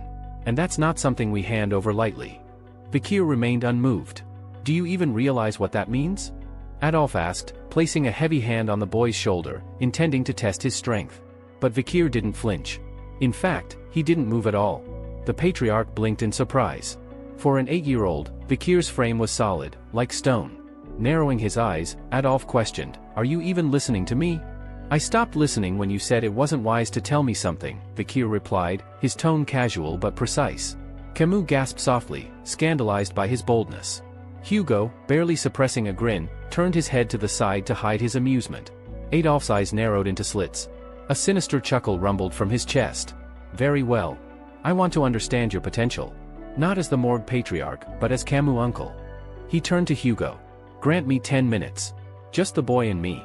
Camus immediately stood up. "Uncle, no, don't." But Adolphe dismissed her protests with a calm hand. "It has to happen eventually." He locked eyes with Hugo again. Will you allow it? Hugo gave a reluctant nod. If you insist. The following hour saw a hush fall over the training coliseum. The arena was prepared, and a crowd gathered, sensing that something extraordinary was about to unfold. Standing in the center were Vikir and Adolf, swords drawn, one a child, the other a seasoned master. This isn't a punishment, Adolf said. Consider this a lesson. Show me everything you're capable of. On the sidelines, Camus watched in silent dread while Hugo stood with a stone-cold expression, his arms crossed. The duel wasn't just a test of strength. It was a declaration, a clash between legacy and ambition, bloodline and brilliance. Vikir nodded in agreement to the duel, though in his mind, he scoffed. If I really showed everything I could do, Adolf might collapse from the shock. Across from him, Adolf took a breath, his hand rising to perform a complex incantation. With effortless grace, he wove 3 elements, fire, earth, and water, into a seamless magical construct. A pot materialized in the air before him, shimmering with the stability of earth, the flow of water, and the heat of flames. With practiced precision, Adolf filled the vessel with water and placed it atop his own head like a crown. This will be the condition, he declared with a calm voice. If even a single drop spills, I'll consider it your victory. Vikir narrowed his eyes, intrigued. He knew full well that fighting Adolf was no ordinary experience, it was a golden chance to assess how strong the man truly was. His thoughts drifted to his previous life, wondering what would his chances against Adolf before. Back then, he had a 10% chance of winning outright and perhaps a 50% success rate if he'd opted for assassination. But this wasn't about victory. It was about demonstration. Just enough to keep Hugo satisfied. And maybe enough to peek at Adolf's full strength. Without warning, Vikir sprang forward, sword in hand, making a direct charge. It seemed like reckless aggression, an unrefined lunge from a child. Camus gasped from the sidelines. What are you doing? You can't just rush him like that. Adolf barely blinked, casting a translucent magical barrier to intercept the blow. The steel of Vikir's sword slammed against the shield with a sharp clang but failed to break through. How naive, Adolf remarked with a chuckle, turning to his niece. You see, Camus? Shield magic is the ultimate defense against swords. No aura blade in your typical knight's hand can bypass this. Vikir clicked his tongue in mild annoyance. So that didn't work.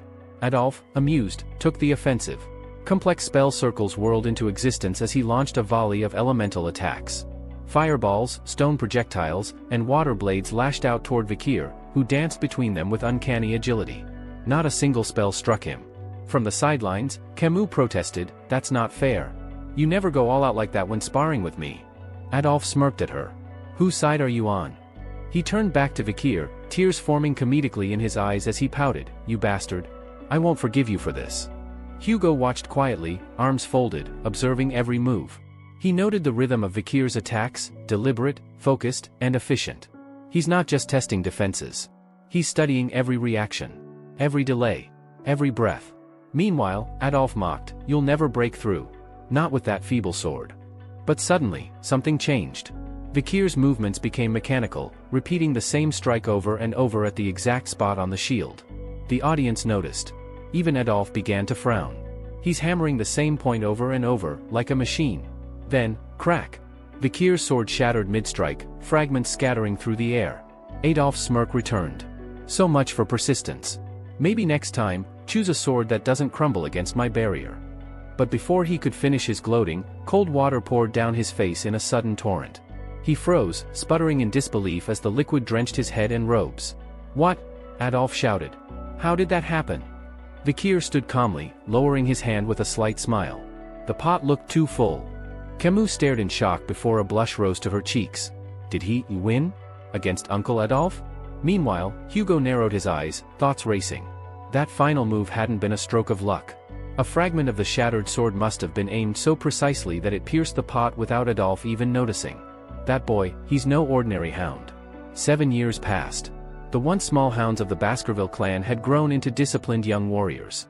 Today, their training brought them face to face with a terrifying opponent, a monstrous beast resembling a bear, but far more grotesque, with tusks like horns and an armored hide. With a thunderous roar, the beast charged toward the young hounds. From a distance, a man with steel-gray eyes watched closely, Staffordshire Busker, the seasoned instructor and a shadow hound of the Basilisk division. He barked out commands sharply, "Don't aim for the vitals yet. Cripple its legs first, slow it down." The children adjusted their formation. Among them, the triplets stood out. Like a single organism split into 3 bodies, they moved in perfect synchrony. Their coordinated strikes targeted the monster's hind limbs, forcing it to stagger as exhaustion crept in.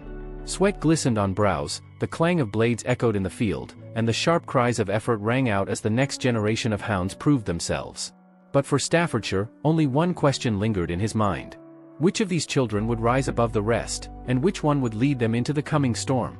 Instructor Staffordshire Busquare watched silently from the sidelines, arms crossed as the final blow landed. The massive beast, a horned ox bear, bred in captivity for combat training, collapsed to the ground with a groan of defeat. Blood pooled beneath its fur, signaling the end of the young hound's graduation trial. His sharp gaze lingered on the triplets whose coordinated attacks had left the monster weakened and disoriented. Their aura, a deep, wine-dark crimson, was raw and volatile, but powerful. Yes, he thought with a hint of pride, those 3 will grow into true Baskervilles. That color suits them. The rest of the young hounds, emboldened by the triplets' assault, moved in for the final strike. One after another, they landed blows until the beast fell with a thunderous thud. Staffordshire clapped once, the sound echoing across the field. "Well done," he announced.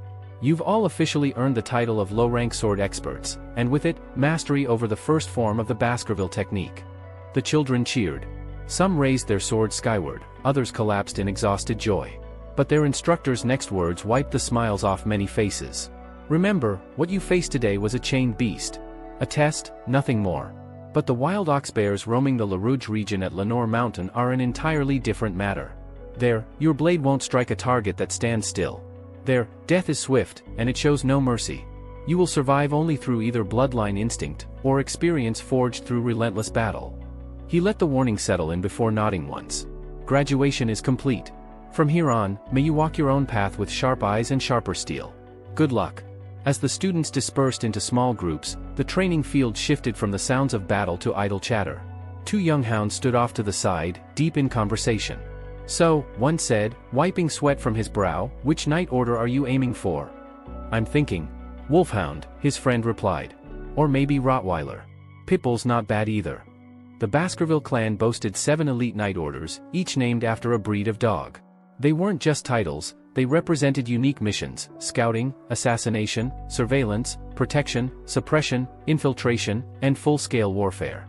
Each child would soon receive an assignment based on their skill set and performance.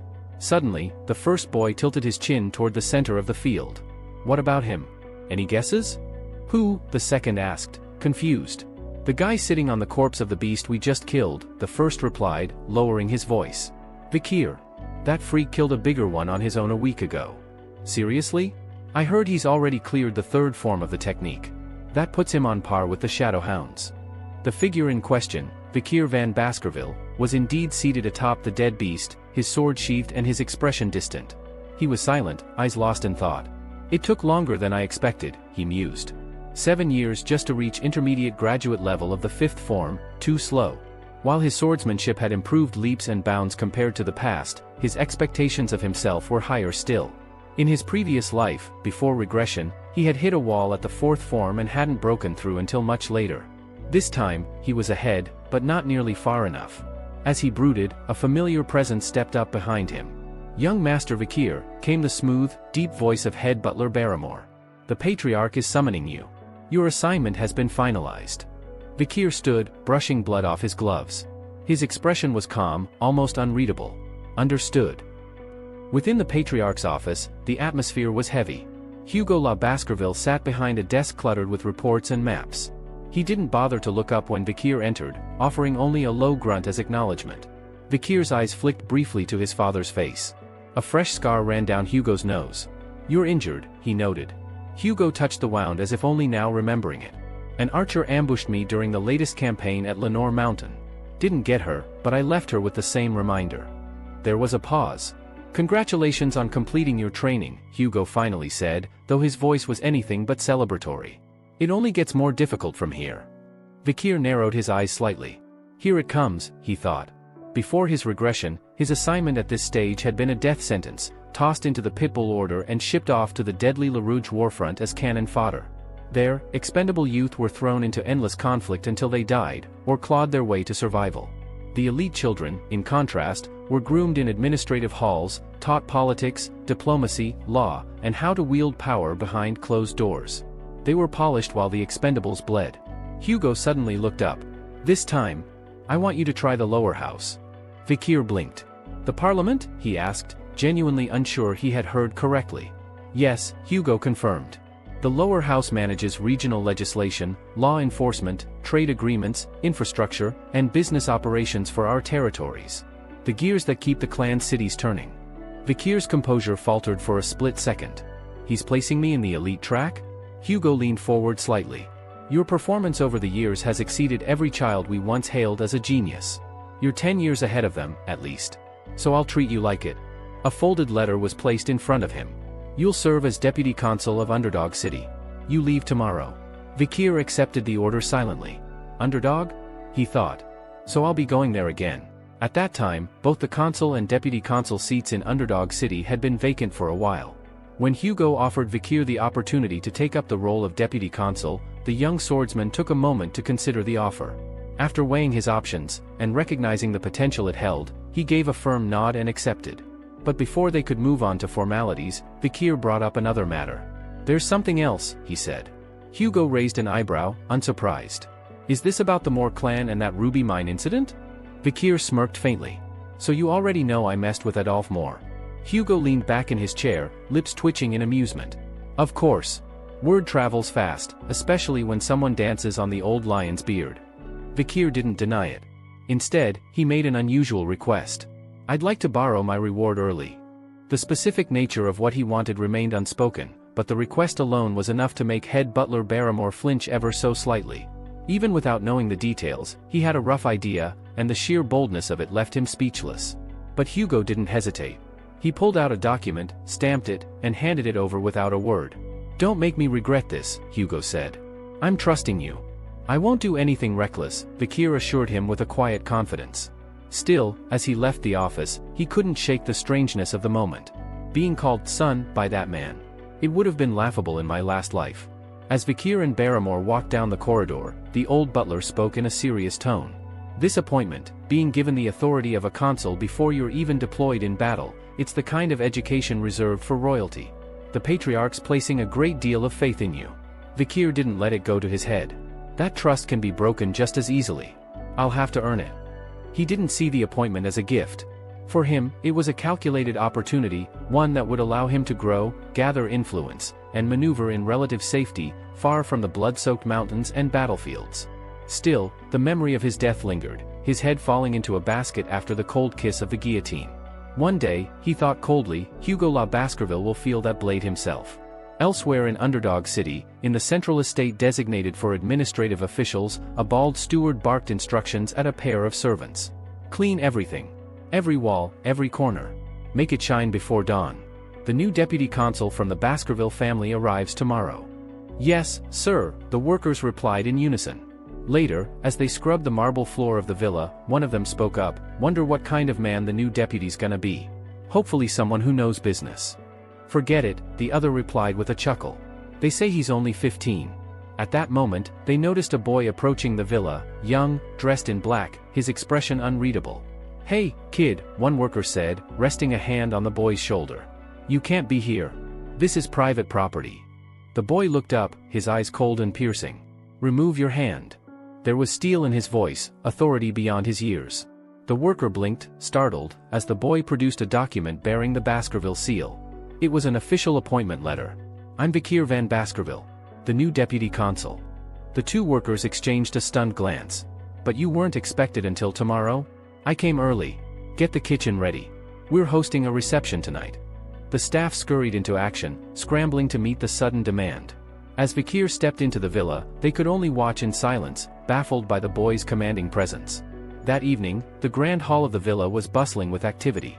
Food and drink flowed freely, and nobles from all over the region gathered for the impromptu celebration. Laughter echoed against the high ceilings, and crystal glasses clinked as toast after toast was raised. In contrast to the festive atmosphere, Chihuahua Baskerville, the city's general secretary, was pacing frantically in his office, his nerves frayed. What kind of madness is this, he muttered, peeking through the curtains. A party? On his first day in office. Already under pressure due to the previous consuls being ousted for corruption, Chihuahua had hoped the new appointee would be someone reliable. Now, it seemed, he had a reckless noble brat to contend with. He turned away from the window, ready to unleash a tirade, only to nearly jump out of his skin as a voice sounded behind him. "You must be the General Secretary." Startled, Chihuahua spun around to find Vikir standing calmly in the doorway. Vikir offered a polite nod. "Vikir van Baskerville, Deputy Consul." Chihuahua hastily introduced himself. "Chihuahua, huh?" Vikir said, eyeing him. "No middle name?" The comment made Chihuahua tense. He dealt with nobles long enough to recognize the signs. In the Baskerville hierarchy, those without a middle name were often looked down upon, non-blood members hired through merit or connections. He braced for the usual sneer or condescending remark. But instead, Vikir placed a hand on his shoulder. "Nice," he said simply. Chihuahua blinked in confusion. "What? I read your file on the way here," Vikir continued. "You were born and raised in Underdog, right?" "Yes, that's correct." Vikir's gaze was steady. "That means you know this city better than anyone. I'll need your help." Chihuahua stared, stunned by the sincerity in the boy's voice. "Maybe, just maybe," he thought, "this one's different." Vikir gave a small nod of understanding and addressed Chihuahua respectfully. "I know how much harder it is for people like you to keep things running. Don't worry, I'm not here to interfere with how you do your job." Chihuahua raised an eyebrow, still a bit baffled. The sincerity in Vikir's voice caught him off guard, and for a moment, he wondered if this was some new form of sarcasm or veiled insult. He mumbled an uncertain, "Okay," unable to fully process the exchange. Why is he even here? Chihuahua thought. Wasn't it his idea to throw the party in the first place? But Vikir continued speaking, this time shifting the topic toward city matters. "There's nothing wrong with the legal code itself," Vikir said, pacing slowly, "but the judicial system in Underdog is full of oddities." Chihuahua's ears perked up as Vikir elaborated. "Illegal businesses thrive here, too many of them. And the problem isn't just that they exist. It's that they've become so embedded in the city's culture, they now control more power than the law itself." Chihuahua frowned. "So you want to shut down the black market?" "No," Vikir said calmly. "Shutting them down isn't enough. You need to eliminate the heads. Cut off the roots. Otherwise, they'll just grow back stronger." He took a moment before adding, "As Deputy Consul, I'm tasked with creating and executing laws. I respect the structure already in place, but I plan to add a new law to the books." Chihuahua's eyes widened. "A new law?" Vikir nodded, his tone firm. "And I'll make sure the underground economy collapses within a week." Still confused, Chihuahua asked, "But why do you need a reason to make such a law?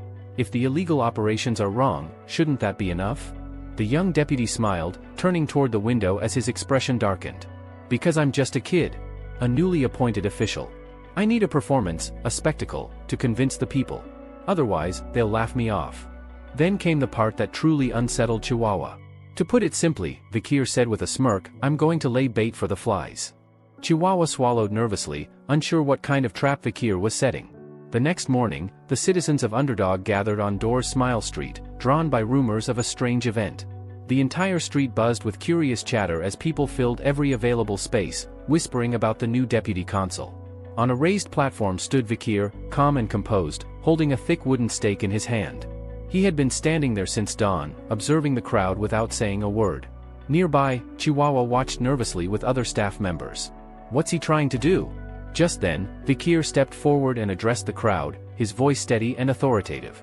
"I am Vikir van Baskerville, your newly appointed deputy consul." Murmurs swept through the crowd. Many were surprised by how young he looked. Some whispered that he was rather handsome. Others questioned his credibility. "What can a boy like him even do?" one man scoffed. Vikir held up a poster. "These notices display the laws that have existed for years. The change in office doesn't affect their enforcement. The laws of the Baskerville family remain absolute." But the crowd remained skeptical. Whispers of corruption and doubt filled the air. "He'll be eaten alive like the rest." Chihuahua tried to restore order. "Quiet. Show some respect to your deputy consul."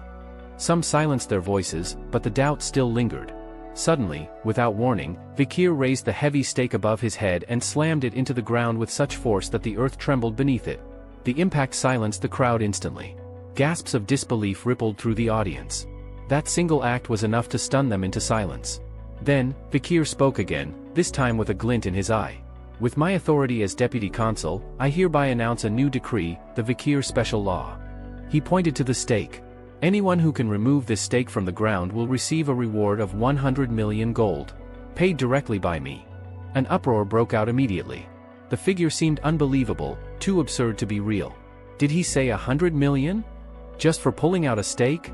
No way, he's serious. Despite the disbelief, not a single person moved. No one dared approach the stake. Vikir raised his voice again. Is there no one among you who would take a chance for that kind of wealth? Still, no one stepped forward. Vikir smiled again, then declared. Very well. A revision. He paused for dramatic effect. Paragraph 1, Article 2 of the Vikir Special Law, whoever removes the stake will be rewarded with 1 billion gold. Now, the crowd stirred more violently. One fat, balding man in the crowd began to laugh. Are you making fun of us, boy? Do we look like fools to you? The people murmured in agreement, but some started looking at the stake differently.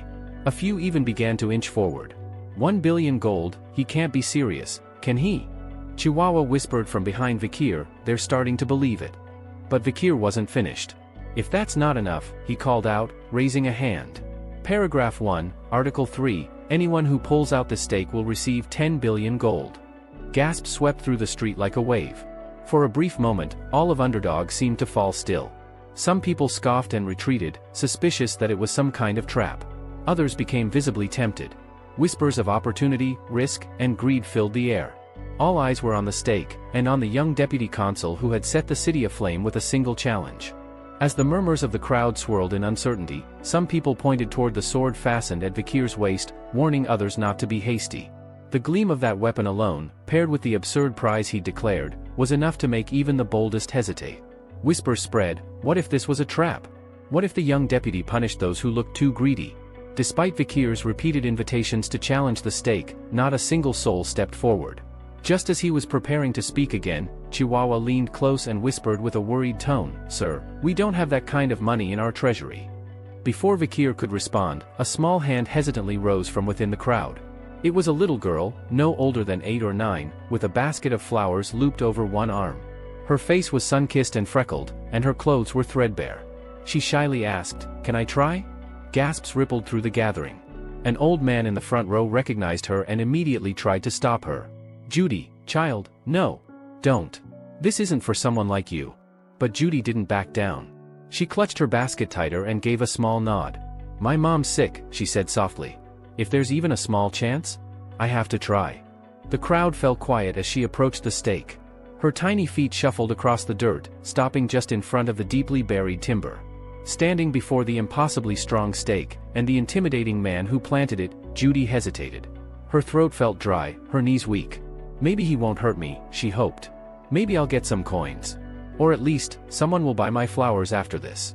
Vikir, silent and expressionless, gave her a nod. Go on. Pull. His voice was neither warm nor cold, just empty. She couldn't read him at all. Judy gripped the wooden stake with both hands and took a deep breath. Her muscles tensed as she pulled. And to everyone's astonishment, it came free without resistance, sliding up from the earth as if it had never been rooted there at all. A collective gasp tore through the onlookers. Even Chihuahua blinked in disbelief. What? How did she? Judy turned to Vikir, holding the stake in both arms. Her body trembled slightly. Was she in trouble?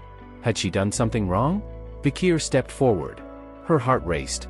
He reached toward his waist, and her breath caught. Is he going to hurt me? Did I break something? What if he? But instead of steel, a leather pouch appeared in his outstretched hand. Vikir knelt down, face calm, and handed the girl the bulging bag. For now, here's 100 million, he said matter-of-factly. Judy stood frozen, eyes wide as she accepted the heavy pouch. Her fingers clutched the drawstring tightly, as if afraid it would vanish. She looked at Vikir as though still unsure if this was real. He met her gaze and asked, Where's your house? I live near the wells, by the market, she stammered. Good, Vikir said, rising to his feet. 10 billion is too much for you to carry. I'll send it directly to your home. He gave her a light tap on the head and added, and I'll assign guards to escort the gold. Judy couldn't believe what she was hearing. Her eyes welled with tears, not from fear this time, but from disbelief and joy. This is law, Vikir said to her firmly, but not unkindly. It must be honored. Behind them, the square had fallen into stunned silence. Everyone had witnessed the entire scene, but few seemed to believe their eyes. Even Chihuahua stood slack-jawed, struggling to process what had just happened. Vikir had actually followed through with his outrageous promise. This single event caused a seismic shift in the hearts of the people. The Vikir special law became more widely recognized than even the historic self-governance decree of the Baskerville clan. Its message was simple, yet profound: those who obey the law are rewarded, those who defy it are punished. The people were touched by its clarity, and the strange performance that had begun as a spectacle left behind a lasting message. The deputy consul who kept his word, even to a street girl, was something new. Something rare. Something worth believing in. Soon after, crime rates began to fall. Lawlessness decreased. People spoke of Deputy Vikir with a tone of admiration. He had done what no previous official had dared, captured the people's attention, and more importantly, their respect. Later that evening, back in the deputy's office, Chihuahua was scribbling something onto a large board. Vikir, having just returned from the streets, glanced at the writing and asked, "That looks Eastern. You know how to write it?" Chihuahua nodded, surprised by the compliment. "You've got excellent handwriting," Vikir added. For a moment, Chihuahua was silent. Then he said, "That performance out there, it was the first time in 20 years I felt something here was actually going to change." Vikir gave a small smile. Ruling people by fear when they've already lost faith in the law, that's not governance. That's tyranny. He paused, then said, "I spent a long time thinking. What could earn their attention? What would make the law feel real again?" Chihuahua glanced at the stake, still resting nearby, and nodded quietly. "You gave them something real." As Chihuahua wiped tears from his eyes, overwhelmed by emotion, he took a deep bow and declared his loyalty to Vikir. "I'll follow you until the day I die," he said earnestly. Vikir, slightly taken aback by the dramatic pledge, tried to calm him down with a simple wave of his hand. "It's not that deep," he murmured. But inwardly, Vikir's thoughts had already drifted elsewhere. The success of his stake performance left him contemplating the broader implications. It was bold, theatrical, and entirely effective. He couldn't help but compare it to what Camus' morgue would accomplish in a few years. While Camus had managed to bring crime in the city down to nearly 1%, she was never beloved. Her reign was defined by fear, not respect. Vikir glanced down at the map sprawled across the table, filled with markers. The real battle was just beginning. "Now that the 10 billion gold has been spent," he muttered, "we need to get it back." He pointed to the red excess drawn across various districts. "These are hotspots, illegal trade zones, hideouts, or places that'll likely harbor criminals again soon," he said. Chihuahua leaned in and blinked. "How did you even find all these locations?" Vikir smirked and tapped his nose. "I have a good nose for trash." In truth, every location marked had already been deeply surveyed by him before his regression. He didn't need to investigate them now, he remembered every last one of them by heart. It was muscle memory, born of pain and survival. Chihuahua's admiration only deepened. "Just how far ahead have you planned?" he muttered. Their exchange was interrupted by a sharp knock and a staff member hurrying in, visibly flustered. "Deputy Consul. The Youth Autonomy Association, they've requested a formal meeting." Vikir frowned. "Who?" Chihuahua sighed. "You knew this day would come. The Youth Autonomy Association is composed of heirs from the city's founding families, the Manblanc, Porer, Lovi, Channel, Fama, Hermes, and Prar clans." He paused, then added dryly, despite the name, "They're less an official youth council and more a hedonistic clique. Entitled brats with too much time and money." Vikir's lip curled in disdain. "So the dung flies are starting to buzz." The aide looked stunned, while Chihuahua couldn't hide his unease. Vikir's voice turned icy. "Then it's time we smoked out the pests feeding on the city's rot." Meanwhile, in one of the most lavish buildings in Underdog City, a towering hotel of gleaming marble and gilded walls, a raucous party was in full swing at the private VVP lounge. The luxurious room had been rented for an eye-watering 10 million gold for 6 hours. Inside were the 7 young men who comprised the core of the Youth Autonomy Association. These were the spoiled, arrogant scions of the 7 ruling families. They lounged in silk robes and jeweled accessories, surrounded by towers of expensive wine glasses and mountains of imported delicacies. Laughter echoed off the walls as they poured bottles of vintage wine down a pyramid of glasses, the excess spilling across the table in a crimson stream. One of them, a smug blonde boy with sharp cheekbones, turned to the waiters. "Lick it up," he said lazily. The servers hesitated. "I said lick it up." Like beaten dogs, the waiters dropped to their knees, licking the spillage from the table as the boys chuckled. The blonde leaned back into the plush velvet sofa, grinning with self-satisfaction. "Doesn't matter how much I spend. It always comes back to me." One of his companions chuckled, raising a glass. "All thanks to the Baskervilles.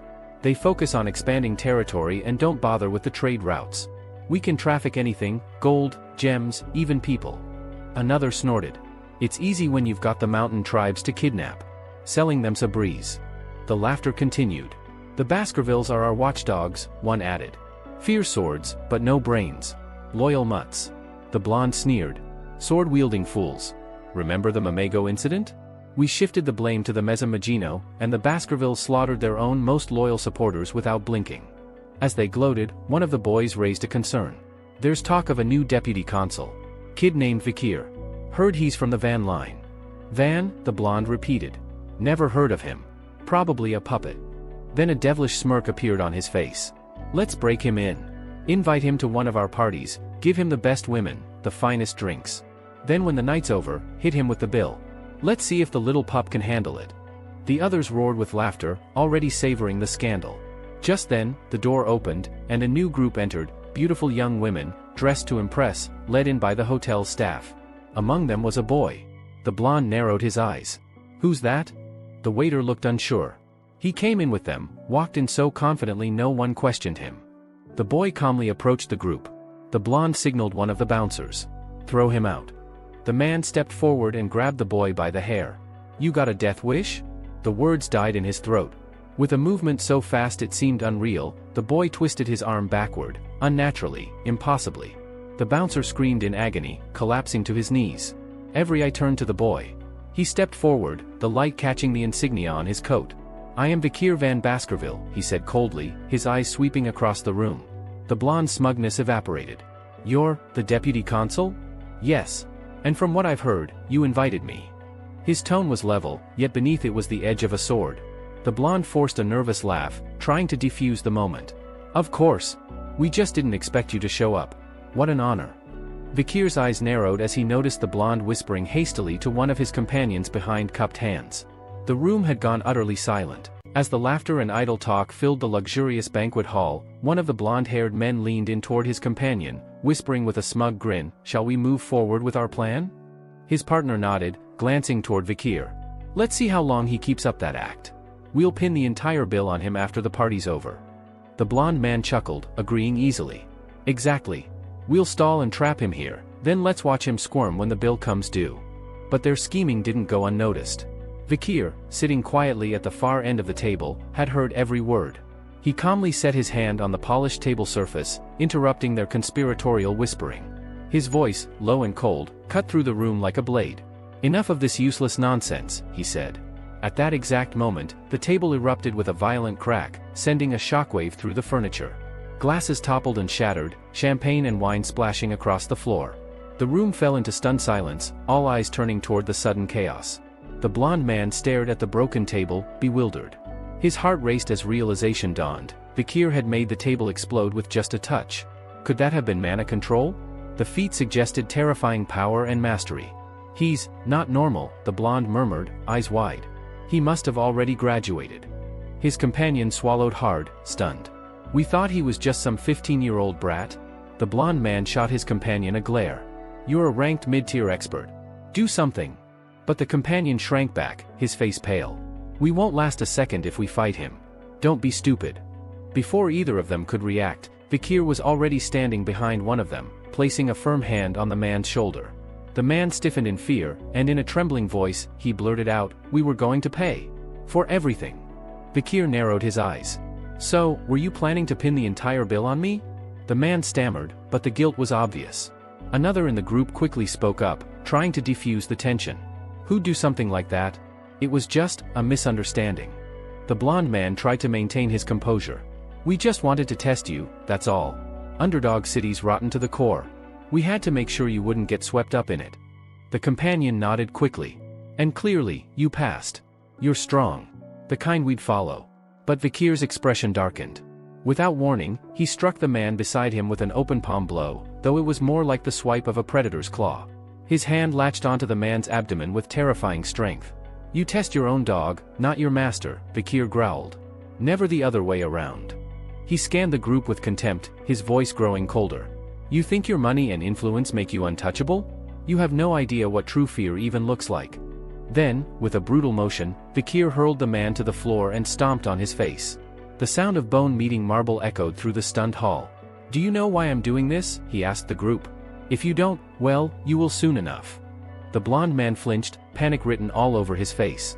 "We understand. Completely." But Vikir pressed his foot harder on the man's head. "If you really understood, then you'd know exactly what comes next."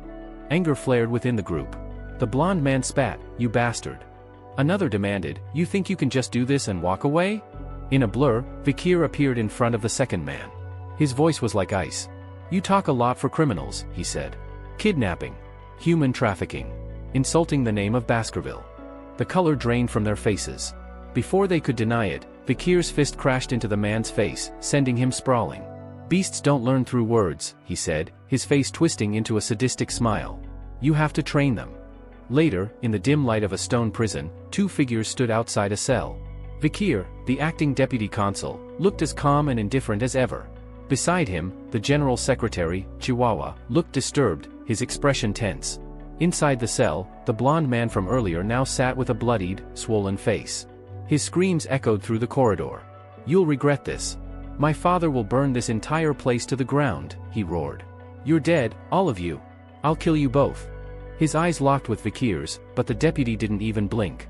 Chihuahua stood silently, watching the scene unfold, caught between disbelief and fear. And Vikir? Chihuahua was visibly shaken, his expression a mixture of disbelief and alarm as he stared at the battered and bloodied man slumped in the corner. Turning to Vikir, his voice trembled with concern. Why did you beat him so severely?" he asked, unable to comprehend the brutality he had just witnessed. Vikir turned his gaze slowly toward him, unfazed, and replied with a casual tone, "Do you think I went too far?" "Yes." Chihuahua snapped without hesitation. "He looks like a sack of broken meat. How can someone do that to another person?" But Vikir remained unmoved. A faint, chilling smile tugged at the corner of his lips as he walked toward the cell where the prisoner lay, barely conscious.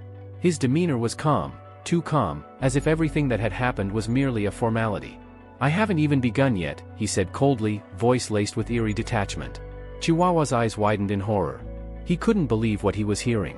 "What more do you plan to do?" he asked, his voice barely a whisper. "Purge," Vikir said simply. "Every single corrupt official who's been hiding behind the veil of public duty while consorting with filth. Those who have become the rot of the city will face judgment." He paused, glancing back toward the battered man. Just look at them, their smug faces, their eyes full of pride. Not once did they consider that someone might hold them accountable. Even worse, they dared to disrespect the authority of the Baskerville family. Chihuahua's mouth fell open, still struggling to grasp the gravity of Vikir's words. "You're serious about this? You're going to kill them?" Vikir's expression didn't waver. "Yes." The blonde-haired man inside the cell, his once defiant demeanor reduced to pitiful groveling, began to sob, begging Vikir for mercy. His companions joined in, desperately offering money, information, anything to be spared. But Chihuahua was more worried about the long-term consequences. "If you kill them, their families won't stay quiet," he warned. "They might seem cowardly now, but mark my words, they'll retaliate. They'll find a way to strike back."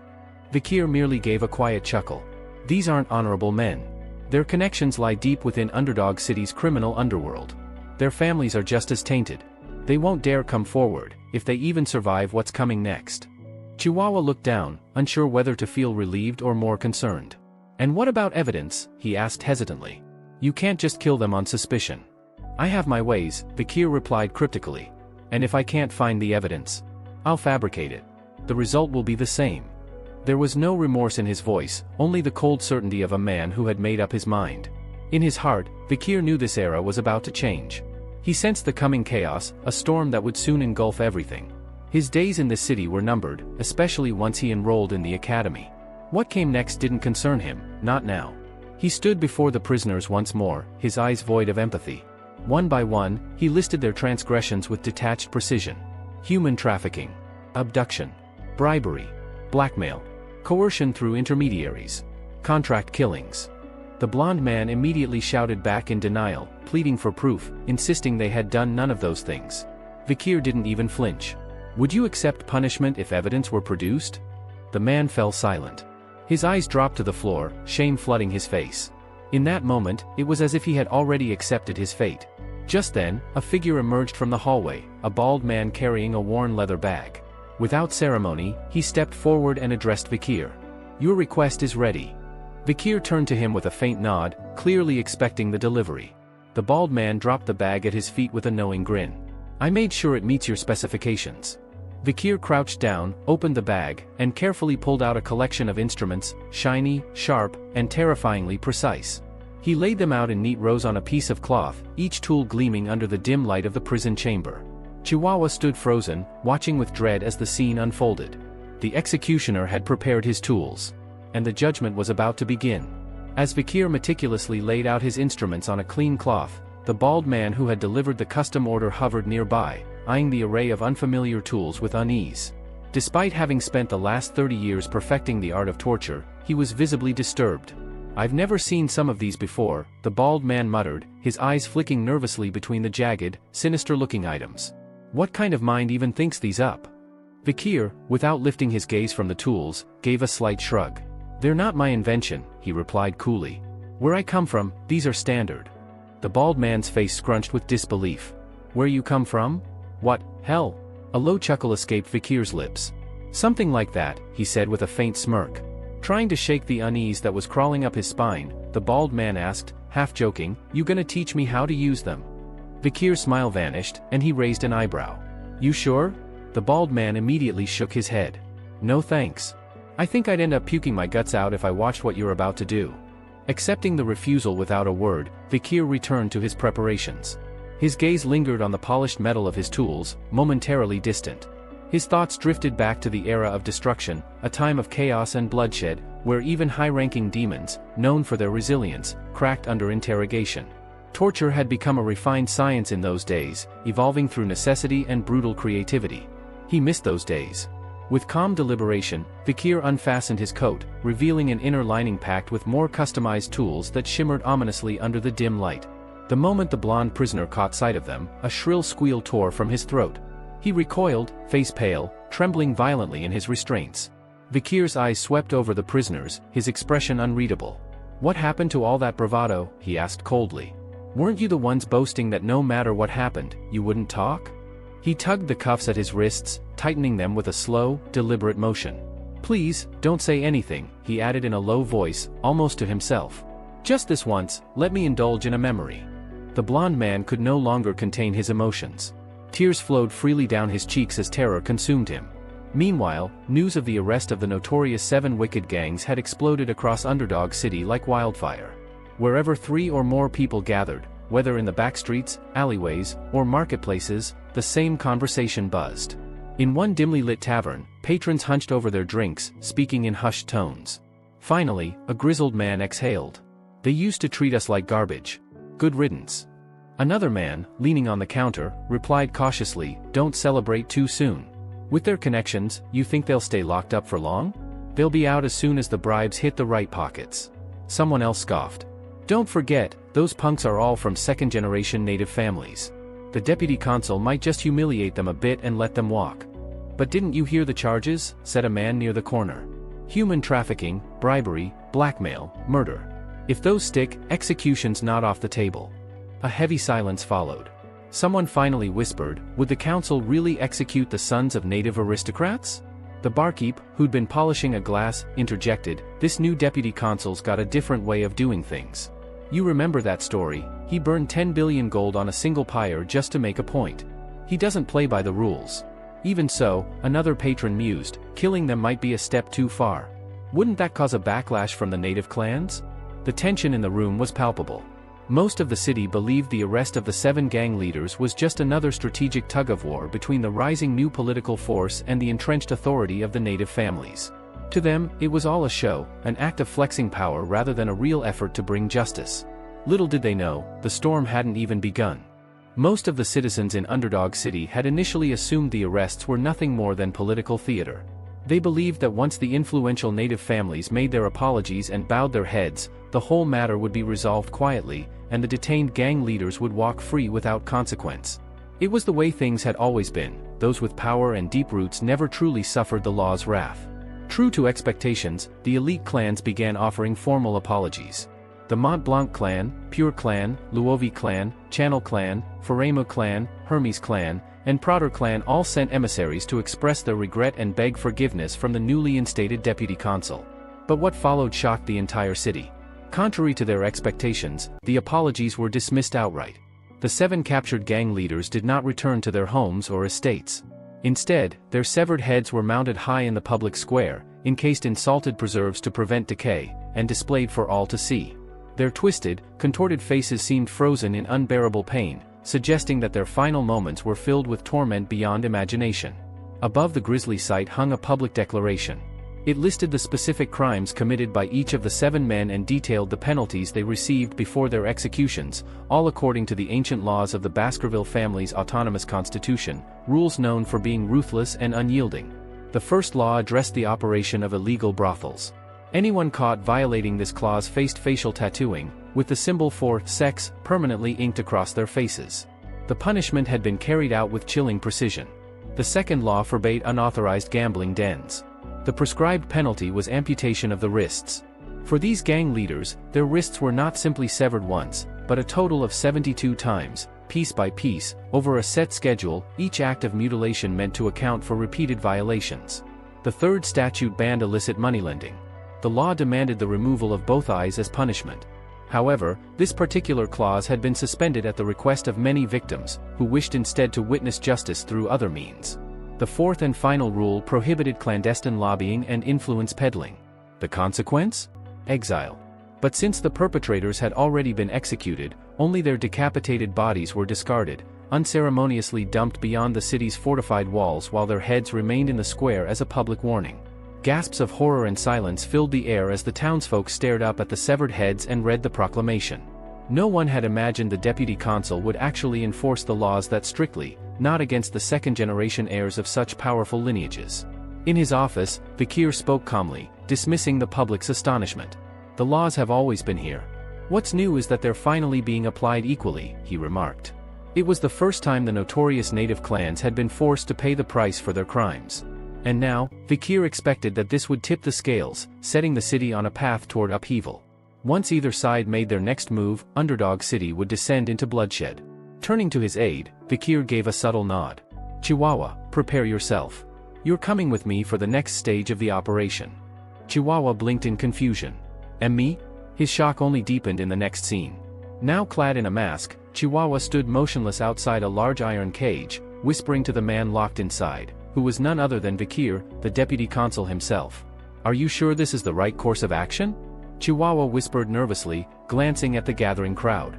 Vikir, seated calmly inside the slave cage, met his eyes and replied with a dry smile, You still don't trust me? One by one, masked individuals began to flood the location. Every attendee wore a disguise to conceal their identities. Shackled slaves were being dragged into the area, their wrists bound in heavy iron chains. The auction site buzzed with a twisted sort of excitement, fueled by cruelty and lawlessness. In the chaos, Chihuahua found himself glancing again at the caged Vikir, unable to shake his anxiety. Was this truly the best plan? Selling the deputy consul as a slave to infiltrate the heart of the city's dark underbelly? After all, this was the Underdog District, an infamous lawless region where forbidden events like underground slave auctions weren't just tolerated, they were tradition. A grand tent stood tall on the outskirts of town, a place shrouded in secrecy, bustling with activity far from the eyes of the law. Lavish carriages rolled up one after another, each belonging to aristocrats, slave merchants, and masked noblemen eager to partake in what lay beyond the canvas walls. This wasn't a typical market. Here, the wares on sale weren't objects or livestock, they were human beings. Captured barbarians, abducted commoners, and even fallen nobles, each awaiting their turn to be paraded before the highest bidder. And all of it was unfolding without the faintest knowledge or intervention from the Baskerville family. At the center of it all stood the auctioneer, dressed in flamboyant garb, his voice as theatrical as his gestures. With a wide smile plastered on his face, he welcomed the arriving crowd with the flair of a ringmaster introducing a circus. His tone shifted slightly as he noticed the entrance of a particularly distinguished group. The Chihuahua entourage had arrived, instantly recognizable by their distinctive features, known to be trademarks of the Mont Blanc clan. Their presence drew attention not just for their reputation but for their history of lavish purchases. Greeting them warmly, the auctioneer checked their credentials and quickly confirmed that the group was here not as buyers, but sellers this time. He chuckled, making a half-joking remark about the clan's past dissatisfaction with previous slaves, expressing concern since they were usually one of the most valued and frequent customers. However, Chihuahua assured him that they had no complaints with the last batch and that their attendance today was merely part of business. But something, or rather someone, soon drew the auctioneer's eye. Inside a reinforced cage stood a peculiar figure, a young man with jet black hair and piercing red eyes, his aura calm yet unmistakably ominous. The auctioneer blinked. Such features were rare, too rare. This was clearly no ordinary slave. With a polite smile, he assured Chihuahua that he would personally oversee the auction of this particular product, promising a worthy price. Chihuahua gave a nod and allowed it, then departed to enjoy the evening spectacle. Inside the massive tent, chatter filled the air as attendees settled into their places. Conversations ranged from gossip about the nobility to the latest trends in slave appearances. Some buyers favored physically appealing slaves, others preferred those with dramatic backstories, fallen nobles or fierce warriors from conquered tribes. There was a shared hope among the attendees. Tonight, they would walk away with something valuable, something rare. The auctioneer stepped onto the stage, his voice cutting through the noise as he introduced the first item, an embezzled asset secretly seized from the Baskerville family's internal ranks. It wasn't a human this time but an exotic, otherworldly beast, an A-rank monster known as a mercurial. This demon cow, rumored to originate from the deepest layers of hell, was said to possess 19 hearts and would remain unstoppable until each was destroyed. The auctioneer passionately pitched its uses. From its prized leather to its dense meat, strong bones, and potent intestines, nothing would go to waste. Opening bid, 100 million gold, he shouted. Hands flew up rapidly. 140. 200. 250.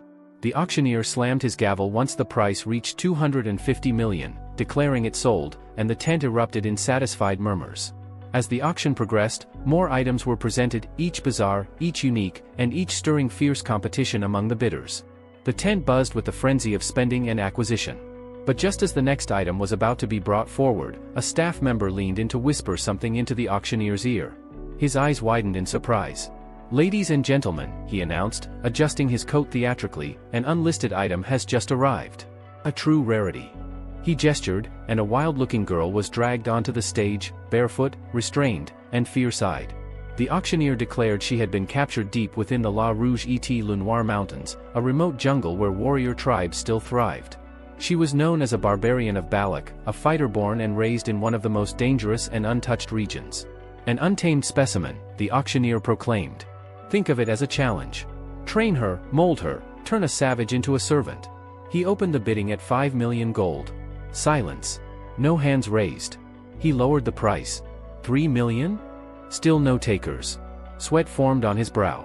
1 million gold, surely someone sees potential here? But the crowd had already moved on mentally. Their interest waned. No one wanted the risk, the unpredictability. With a forced smile turning tight, the auctioneer gave a nod to the guards. Remove her. Bring out the guaranteed merchandise. But just as they stepped forward to drag her away, the girl erupted into a struggle, shouting in a language none understood, thrashing violently against her restraints. The guard, clearly used to such resistance, stepped forward and slammed his fist into her stomach. Her body jerked, then slumped unconscious as the crowd watched in muted disinterest. Dragged off the stage, she disappeared behind the curtain, a failed product in a market that thrived on obedience and spectacle. And so the auction continued, its darkness hidden beneath wealth and luxury, far from the reach of justice or conscience. The auctioneer quickly regained composure and apologized to the audience for the earlier disruption, promising to present the highlight of the event, a special product to make up for the disappointing auction so far. With a dramatic flourish, the curtains parted to reveal none other than Vikir. The auctioneer proudly introduced him, describing Vikir as a rare specimen, an exquisite purebred youth with striking black hair and piercing crimson eyes. He pointed out that Vikir didn't even require heavy restraints, implying both obedience and value. Murmurs rippled through the audience, but one woman in particular was visibly taken aback by his appearance. Her eyes gleamed with excitement as she admired his symmetrical features and strong, sculpted frame. Without waiting for the auctioneer to announce a starting bid, the woman boldly called out, 600 million. The auctioneer blinked in surprise, clearly amused at her impatience. Before he could comment, a deep male voice countered with 800 million, drawing everyone's attention. The woman scowled at the new bidder, clearly irritated, and snapped, "What does a man like you need him for?" The man calmly responded, "That's not your concern. I want to use him in the gladiator arena." Before their argument could escalate, another voice interrupted with a bid of 900 million. But the real shock came next. A quiet yet firm voice from the crowd, bidder number 99, raised the stakes astronomically. 6 billion. The entire room fell into stunned silence. The auctioneer looked up from his podium, his eyebrows raised in disbelief. 6 billion? Do I hear any higher? Everyone turned to see who had made the outrageous bid. All eyes landed on a masked man sitting in the front rows. Whispers spread like wildfire through the crowd as people recognized him, Baron Gambino of the Granary District. He's swimming in money since he took control of the underground funds, someone murmured. No surprise. He's got deep pockets, said another. But 6 billion for a single slave? Baron Gambino didn't seem fazed by the price. His servant, however, leaned in and expressed concern. Isn't this a little excessive, my lord? But the Baron waved her off, smirking. Don't worry. I'll sell him in the capital at double the price. You'll see, I'm not losing money on this. The woman hesitated before voicing another concern. Only if the merchandise remains intact. Baron Gambino's smile dropped. His voice turned cold. Watch your tongue, Cindy. Have you forgotten where you came from? I picked you up off the streets. Don't dare lecture me. Back at the podium, the auctioneer officially closed the bid. Sold. To bidder number 99. Guards escorted Vikir toward his new owner. Baron Gambino examined the boy up close, and his eyes gleamed with satisfaction. You belong to me now, the Baron said in a honeyed tone. No need to be so tense. I'm not a cruel man. But his next words betrayed his lecherous intent. There are so many ways I plan to enjoy you. I'm already thrilled just imagining it. Vikir, still calm, slowly raised his cuffed hands toward the Baron. The Baron tilted his head, confused. What is it? Want me to remove them for you? Before he could even reach out, a loud snap echoed through the hall. Vikir had shattered the steel cuffs with sheer force. Gasps filled the room. Baron Gambino's eyes widened just as Vikir's leg drove into his chest with a brutal kick, launching him across the stage. He crashed into the ground with a grunt, groaning in agony. Striding over, Vikir casually grabbed the Baron by the back of his collar, lifting him like a sack of grain. Let's play a game, he said, a hint of amusement in his voice.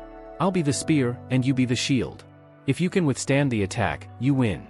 With a swift, crushing motion, Vikir applied pressure to the Baron's back, making him shriek in pain. Cindy! Help! The Baron screamed. But before she could move, he went limp. Unconscious. Vikir dropped him unceremoniously and dusted off his hands. You fainted. I win.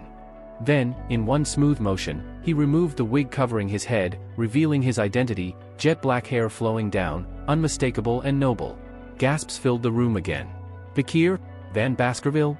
Cindy, who had remained frozen in place, staggered back in shock. Why you're... But Vikir ignored her and nudged the Baron's body with his foot. Still breathing, he muttered, more to himself than anyone else. The auction room erupted in whispers and confusion. Wait. If Vikir Van Baskerville is here, then who's acting as the new deputy consul in Underdog City? What's a Baskerville hound doing at a slave auction? The tension in the air was thick, the audience unable to make sense of the unfolding chaos as Vikir stood tall, calm, fierce, and now fully unmasked. The crowd murmured in shock and unease, yet amidst them, one man stood silently, Chihuahua. Watching intently, he couldn't help but think to himself how skillfully the deputy counsel had escalated the situation into a full-blown crisis. This was no longer just a minor disruption, it had turned into a spectacle. Vikir, standing confidently at the heart of the auction room, glanced at the people surrounding him with a twisted grin. His expression turned cold and menacing as he said, "A circus, that's what this place really is. A fitting name for this pathetic display." The warning in his voice was unmistakable. No one leaves here in one piece if you think of resisting. He was unarmed, standing alone in the middle of the room, encircled by armed guards. The tension was palpable, like a taut string ready to snap. Eyes darted nervously among the crowd, unsure of what would happen next. From his podium, the auctioneer, visibly irritated by the disruption, barked out an order. "What are you waiting for? Kill him. I don't care if he's the deputy consul's." At the command, the guards surged forward. But before they could even raise their weapons, a burst of scarlet light erupted from Vikir's hand. From it emerged Beelzebub, his demonic sword. With terrifying speed and precision, the blade slashed through the nearest attackers. Blood splattered across the walls, their weapons clattering uselessly to the ground. The auctioneer froze, horror slowly dawning on his face as he witnessed the red aura surrounding Vikir, a horrific, blood-drenched power that seemed to warp the very air around him. Another guard, trying to swing a heavy spiked ball on a chain, charged in desperation. Vikir darted forward, slicing clean through both the iron ball and the man's body with the same effortless movement. The guard collapsed in pieces. The crowd recoiled, and the auctioneer's thoughts spun in panic. What is this man? He wondered. A graduator? At his age? Impossible. Graduators were the pride of nations, the apex of strength and talent. And yet here one stood before them, decimating armed men like paper dolls. There was no way they could win, not against someone like this. From the side, a voice called out, "Chihuahuas." "I didn't expect the deputy council's swordsmanship to be this unorthodox," he muttered, caught between awe and disbelief. But before he could process anything further, a sinister laugh echoed behind him. He turned, and froze. The auctioneer, trembling but desperate, had grabbed him from behind. A blade pressed tightly against Chihuahua's neck, his hand shaking. "Drop the sword, or I'll cut his throat right here," he screamed at Vikir. Despite the threat, Vikir didn't flinch. He stared at the scene with the same unsettling calm, not moving an inch. Chihuahua, even with a blade at his throat, managed to smile. "Don't worry about me, sir. Just take care of yourself," he said, trying to keep his voice steady. The auctioneer snarled, tightening his grip, but Chihuahua didn't stop. His loyalty was unwavering, even in the face of death. Vikir chuckled darkly, visibly impressed.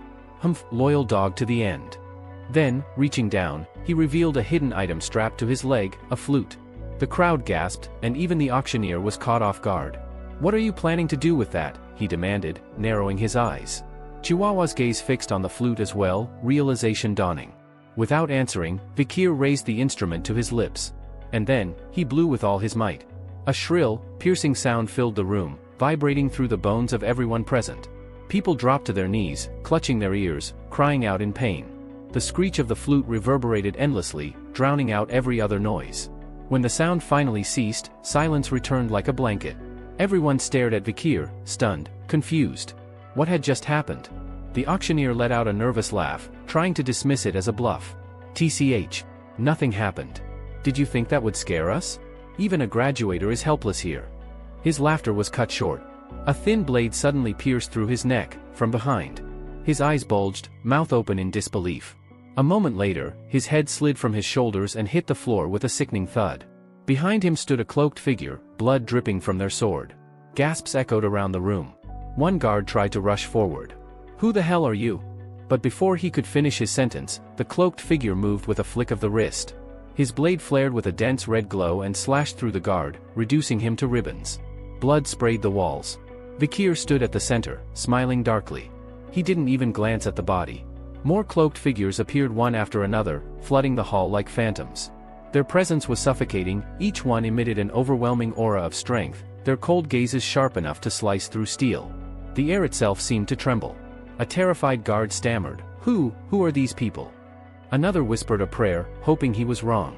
But Cindy Wendy, frozen in place, recognized the distinct insignia on their chests, razor-sharp teeth arranged in a vicious snarl. Her voice trembled. "The Pitbull Knights? The Baskerville clan's elite order. 100 of them, each a full-fledged graduator. They were infamous throughout the Empire as the annihilation experts." Suddenly, one of the knights appeared behind Cindy, his blade already halfway drawn. Her heart dropped. "I can't die here. Not like this." Just as the sword was about to fall, a figure stepped in between. Vikir. With a sharp command, he ordered the knight to halt. "Leave her. She lives." The knight immediately withdrew, kneeling in deference. The room fell even quieter. Vikir's voice rang out like a judgment. "Kill the rest. Tear them to pieces. But spare those lying down without resistance. If they twitch, execute them without mercy." The knight nodded and vanished, leaving only the echo of his voice behind. "I hear, and I obey." Vikir exhaled in silent relief, watching as the Pitbull Order carried out their mission without resistance. He had anticipated complications, especially knowing how territorial Hugo could be regarding any form of military deployment. But this time, the reins had been handed over without friction. It was the one request Vikir had made before he departed for Underdog City, full command over the Pitbulls. Across the streets, the soundscape was filled with screams, blades clashing, and the gory aftermath of the night's purge. Among the chaos, a young man collapsed on the ground, trembling and trying to appear lifeless in hopes of being overlooked. "If I just stay down, this might pass," he thought. But fate wasn't so kind. A towering knight in Pitbull armor loomed over him suddenly. The man screamed, lifting his arms in surrender. "I'll comply. I swear, I'll wear the cuffs." The Pitbull knight scoffed. "We don't bother with restraints." "Huh?" the man muttered, confused. "Then what?" Before he could finish, a cold arc of steel silenced his question. Blood sprayed as both his legs were severed in an instant. He shrieked in agony. "Dead men don't walk," the knight muttered flatly. Standing nearby with a cigar lazily clenched between his teeth was Bostoner La Baskerville, commander of the Pitbull Knights. His heavy cloak fluttered slightly in the breeze as he turned to Vikir, amusement dancing behind his eyes. "So," he asked, exhaling smoke. "How does it feel, wielding the Pitbulls? Living up to your expectations?" Vikir gave a nod of approval. "Efficient. Brutal. Just as promised." Bostoner chuckled. "Glad to hear. If there's anything else you need, just say the word." As he studied Vikir's youthful yet fearsome gaze, Bostoner's thoughts wandered. No wonder Hugo's keeping an eye on this one. At just 15, he's already this ruthless, this composed. He placed a firm hand on Vikir's head, ruffling his hair. "You should consider joining us someday. I'll personally see to your training." Vikir hesitated, unsure how to respond. "I'll think about it," he said vaguely, already turning to leave. "There's something else I need to handle." Watching him walk away, Bostoner clicked his tongue in mild irritation. "Ignored again? TCH. That only makes me want him more." Vikir disappeared into the narrow hallway, his steps quick and purposeful. The path led him to a dim, secluded storeroom, lit only by a faint oil lamp that flickered above. Dust and rust filled the air. His sharp eyes scanned the shadows. "She should be here," he murmured. In the corner, something caught his attention, a large iron safe. He paused for a second, wondering if it contained bribe money from one of the local nobles. A thought crossed his mind, maybe I should deliver this to City Hall as unpaid tax. But he immediately dismissed it. That wasn't why he came here. He turned away from the safe and focused on a cloth-draped cage nearby. Steeling himself, he approached it with slow steps, fingers gripping the edge of the cover. In one swift motion, he pulled it off. Inside was a young barbarian girl, her small frame curled into itself. Her body was covered in cuts, bruises, and grime. She whimpered softly, her face stained with dried tears. Clearly, she had been through severe torment before ending up here. Vikir clicked his tongue disapprovingly and reached into his satchel. He pulled out a glass vial, the potion he'd received from the Night Order. It was a gift, one he had never intended to waste. He kneeled beside the cage and gently opened the girl's mouth, pouring the potion between her cracked lips. Its effects were immediate. The swelling faded. Wounds stitched themselves back together, and color returned to her cheeks. Soon, the girl's eyes fluttered open. Her breathing steadied, but the moment she saw Vikir's silhouette, her body recoiled in fright, eyes wide with fear and confusion. Vikir simply watched her, his expression unreadable, as the echoes of war continued to reverberate beyond the storeroom walls. Vikir raised an eyebrow at the girl's startled expression. "Why are you so surprised?" he asked, his voice calm. But the girl didn't answer, she only stared back at him with questioning eyes, saying nothing. Letting out a quiet breath, Vikir rose from where he'd been crouching and slowly undid the latch on the cage door. Switching to the barbarian tongue, he gave her a clear order, "Go." She seemed to understand the gist of what he meant but still remained frozen, her expression clouded with confusion. Vikir recalled how, before his regression, he had learned a handful of barbarian phrases during his countless skirmishes with their kind. Although not fluent, he was capable enough to communicate basic instructions. He pointed toward the exit of the dark storage room and spoke again, more firmly this time, "Run. Now." The girl responded in her native dialect, saying something Vikir couldn't grasp. Shaking his head with a faint smirk, he admitted, "I'm not very good at your language." Just as she was about to leave, the girl paused and looked back at him. She said something again, words Vikir didn't understand, but he could sense their meaning. Gratitude. He was almost sure she was thanking him in her own way. As she disappeared down the corridor, Vikir turned back to the dimly lit corner of the storage chamber. Pulling out another cloth, he unfolded it carefully, revealing the reason he'd come to this place in the first place. There it was, the corpse of Merciel. He stepped forward and knelt beside the body, inspecting it closely. It was still untouched, preserved exactly as he had hoped. Relief washed over his face. Just then, a crimson glow radiated from his hand, and from within that eerie red light, Beelzebub emerged, grinning wickedly. "It's been a while since you've had a proper meal, hasn't it?" Vikir said to the demonic being. "You'll get to feast on an A-rank monster soon. But make it quick, the Pitbull order will be arriving shortly." Beelzebub let out a sound of satisfaction, clearly thrilled at the treat he was about to devour.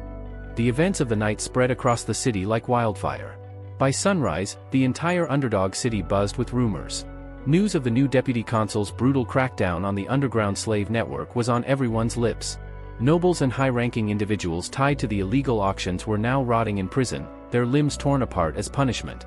The den of corruption, suspension, had been reduced to ashes, swallowed in a blaze that left no trace behind. The heads of the auction's elite clients were put on public display, a warning to all who dared follow in their footsteps. The once powerful 7 clans, whose children were lost in the disaster, sent formal protests to the city's administrative office. But Vikir remained unyielding in his stance. He issued a direct statement: the trafficking of human lives, especially one banned by the imperial family itself, could only be punished with death. All the financial records, ledgers, and transaction documents tied to the underground auctions were seized. Evidence of countless bribes and black deals now rested in the hands of the Baskerville clan, which had launched an internal investigation. The findings would soon be submitted to the imperial court. Eventually, the protests from the 7 clans ceased. Their patriarchs, desperate and shaken, arrived one by one at the administrative office. For the first time in history, they bowed their heads before the man who had executed their sons. Vikir's reply was cold and clear. The black ledgers from suspension have already been examined and judged. According to the laws of the Baskerville self-governing territory, all your family assets will be confiscated. And for committing treason, your families will be eradicated, 3 generations deep. The city's execution grounds turned crimson with the blood of corrupt officials and collaborators. But their purge brought change. Government posts and public contracts suddenly had vacancies. Locals found employment in place of the eliminated parasites. The unemployment rate plummeted. And with the collapse of the black market auctions, Underdog City's tax revenue surged. Welfare systems began to function again. The city healed, and Vikir's name soared in popularity. One quiet morning, Chihuahua approached the deputy consul with a steaming cup of coffee in hand. "Sir, I brought you something," he said with a grin. Vikir glanced up. "You don't need to serve me coffee. You're the office manager." Chihuahua shook his head. "It's the least I can do. You saved me during the auction. If it weren't for you, that clown would have stabbed me." Vikir gave a short laugh. "And you thank me with coffee? That's all?" Chihuahua smiled sheepishly. "I made it with 2 spoons of sugar, a bit of creamer, and just a splash of water. Perfect balance." The mood lightened. Then, shifting topics, Chihuahua asked, "How's the transcription training going?" Without a word, Vikir handed him a sheet of paper. Chihuahua scanned it, blinking in surprise. "You wrote this? It's clean, neat. Honestly, it's hard to believe you've only recently learned how to write." Vikir shrugged modestly. "Still a long way to go. But I'm doing my best." Chihuahua looked at him thoughtfully. Vikir wasn't just a strong warrior or a merciless administrator, he was a visionary. Someone who could forge new laws, understand policy, and build a system from the ground up. If he stays here, Chihuahua thought, Underdog City might truly change. That night, the moonlight barely managed to slip past the thick cloud cover, casting faint beams into a prison cell. Vikir stood inside, face to face with a prisoner. Cindy Wendy, Baron Gambino's once trusted attendant. The same woman he had saved during the slave auction raid. She sat quietly, wrists bound in cuffs, a blindfold covering her eyes. Vikir spoke softly. "Sorry for not coming sooner. I've been handling other matters." He walked closer and asked, "Your name?" "It's Cindy Wendy Sanrose, isn't it?" She didn't answer. Instead, she turned her head toward his voice and asked bitterly, "Why did you let me live?" Vikir reached forward and gently removed her blindfold. "Because I had questions." Her eyes narrowed. "That's it? That's the only reason I'm alive?" He didn't respond. Instead, he turned his back to her and began speaking in a neutral tone. "I've looked into your background. The reason Baron Gambino, who was nothing more than an arrogant pervert, rose so quickly in power, was you. Your talent for generating wealth, for managing money. It was you who built his empire from behind the scenes." He paused, then added, "If you'd been born into a different environment, one outside of the underworld, you could have been one of the greatest merchants in the empire.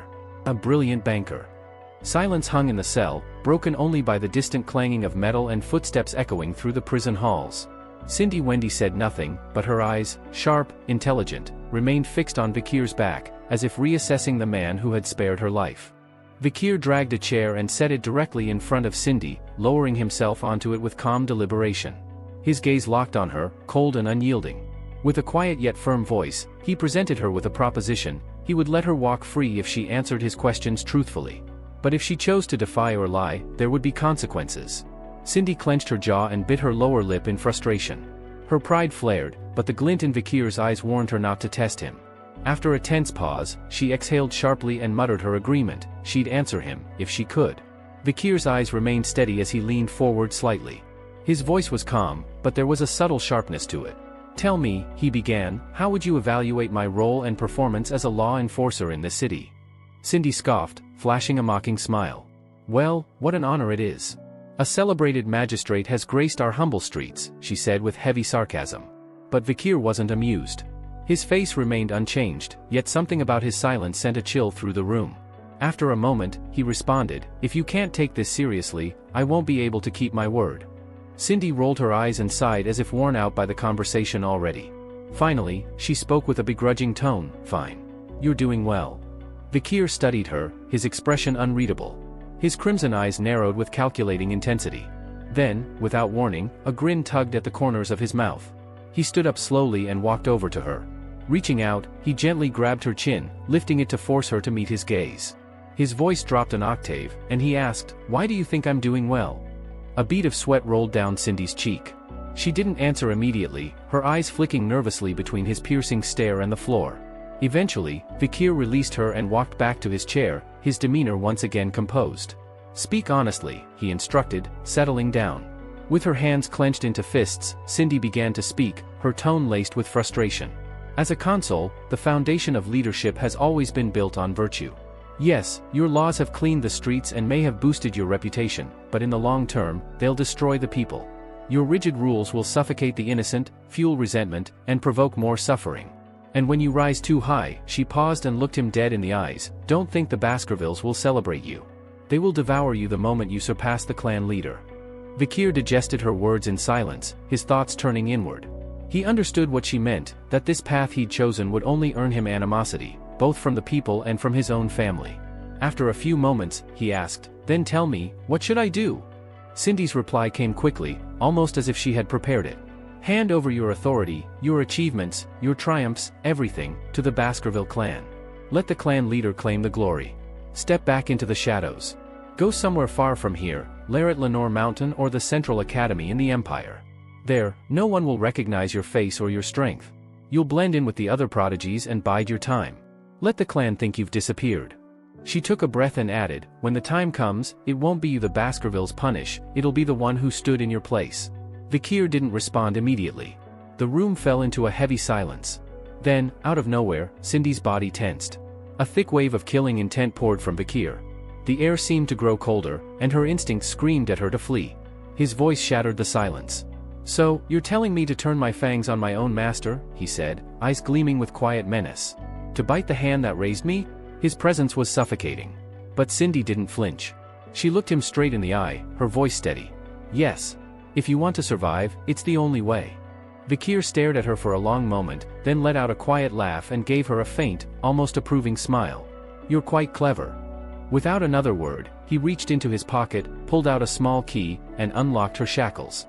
The sound of metal clicking echoed in the quiet room. Cindy stared at him, stunned. "You're letting me go?" "I keep my promises," Vikir replied simply. She slowly stood and walked past him, rubbing her sore wrists. Just as she reached the door, she stopped and looked back. "I hope you won't regret this." But Vikir wasn't done. "Before you go," he said, "tell me, have you ever heard of the Messagenero clan?" Cindy blinked, confused. "Messagenero?" Vikir nodded and began explaining. "Everyone talks about the 7 great clans that built Underdog City, but there were 8. The 8th was the Messagenero clan, wealthy merchants with power rivaling any noble family. They weren't warriors like us, but they were one of the founding clans. Until the incident." His voice grew darker. At a birthday celebration, their youngest son was showing off his sword skills, nothing unusual for a child proud of what he had learned. But those watching were horrified. His swordsmanship, it was unmistakably the secret art of Baskerville. The same techniques passed down only to our bloodline. Word of the incident soon reached the head of the Baskerville family, and the revelation of such a serious breach in military confidentiality ignited suspicions that someone had leaked highly classified combat techniques. Enraged by the betrayal, the Baskervilles unleashed their elite enforcers, famously known as the Hunting Dogs, who mercilessly wiped the Messagenero clan from existence. But behind this massacre was a carefully orchestrated plot. Someone had manipulated events from the shadows. It turned out that the young heirs of the 7 great clans had conspired to steal the sword techniques native to the Baskervilles. They had secretly passed these techniques to a child from the Messagenero clan, raising her in defiance of the order's authority. Cindy, who was listening to Vikir's retelling, forced a tight, uneasy smile and asked, "And what exactly does this tragic tale of the so-called 8th clan have to do with me?" But Vikir didn't answer her directly. Instead, he continued, revealing a painful truth: the Messamajinero clan wasn't entirely exterminated. A single child had survived the bloodshed. Barely a year old at the time, the girl had been captured and subjected to unspeakable torment. The reason? Her beauty. The cruelty she endured was so vile, so inhumane, that even Vikir, usually unflinching, chose not to describe it aloud. Cindy's expression darkened. Her fists clenched, and her voice trembled as she turned away. "I don't want to hear any more of this," she snapped, her eyes glistening with rage and sorrow. Yet Vikir's voice cut through the silence behind her. "There's more." He told her how a newly appointed deputy consul had come to the city. Unlike the rest, this man was not one to sweep the past under the rug. He dragged the long-buried secrets into the light, hunting down the 7 privileged heirs who had committed the atrocity. They were imprisoned, tortured until they confessed, and executed without mercy. And in their final moments, each one broke down in anguish, muttering apologies through sobs and screams. Cindy halted in her tracks. Without turning around, she asked quietly, who were they apologizing to? To the little girl, Vikir replied, who grew up under the name Cindy Wendy Sanrose, the last living soul of the Messamajinero bloodline. Tears spilled down Cindy's cheeks. She faced him again, disbelief and pain flooding her features. "Why should I believe they were sorry? You tortured them. How do I know their remorse was real?" Vikir didn't flinch at her accusation. Instead, he took a torch from the wall and said softly, "Then come see it for yourself." He led her through the silent corridors to a dark prison cell, the very one where the 7 young nobles had spent their final hours. As the torchlight flickered against the cold stone floor, Cindy's eyes widened in shock. Carved and smeared across the floor in dried blood were words etched by trembling hands. "We were the ones who destroyed the Messamajinero clan. Forgive us. We beg for mercy for our sins." The apologies, filled with desperation and dread, were scrawled again and again, as if their very souls had tried to scream out through every letter. Cindy took a shaky step back, her face turning pale. A wave of nausea overcame her, and she dropped to her knees, vomiting in the corner. Vikir stood beside her, watching quietly. "They died in agony," he said solemnly. "But even now, justice isn't complete. There is one clan left untouched." He turned toward her. "The Baskervilles. Your final enemy." As she wiped her mouth, tears streaming afresh, she asked, voice cracking, "Why are you helping me, Vikir? You're one of them." Vikir smiled faintly, not with pride but with grim irony. "You're asking the wrong question." She looked at him for a long moment, and then slowly rose to her feet. The firelight danced in her tear-filled eyes. "I understand now," she whispered, more to herself than to him. Then louder, she addressed him properly, clearly, Vikir van Baskerville. Turning away, she began to walk back down the corridor. Her final words echoed softly through the stone walls. "I owe you. No matter what you choose to do from here on out. I swear, I'll make sure you never have to worry about money again." Vikir stood still, watching her silhouette fade into the dark.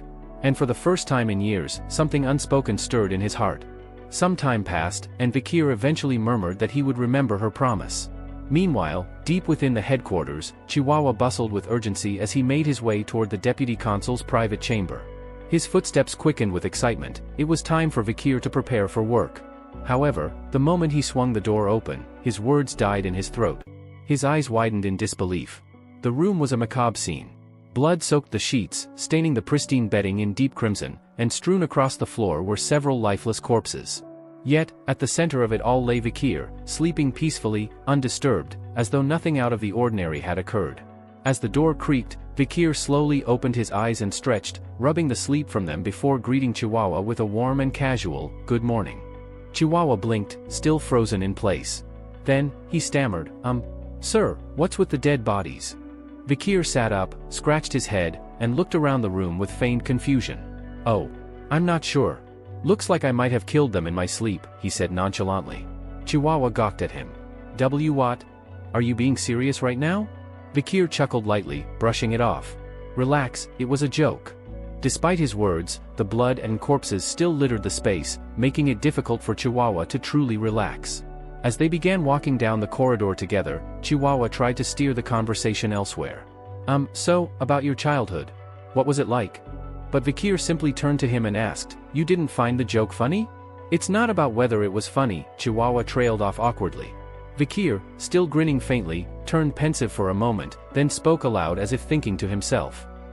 There've been a lot of weird accidents lately." He began listing them, one after another. 2 poisoned arrows. For separate times someone slipped poison into my drinks.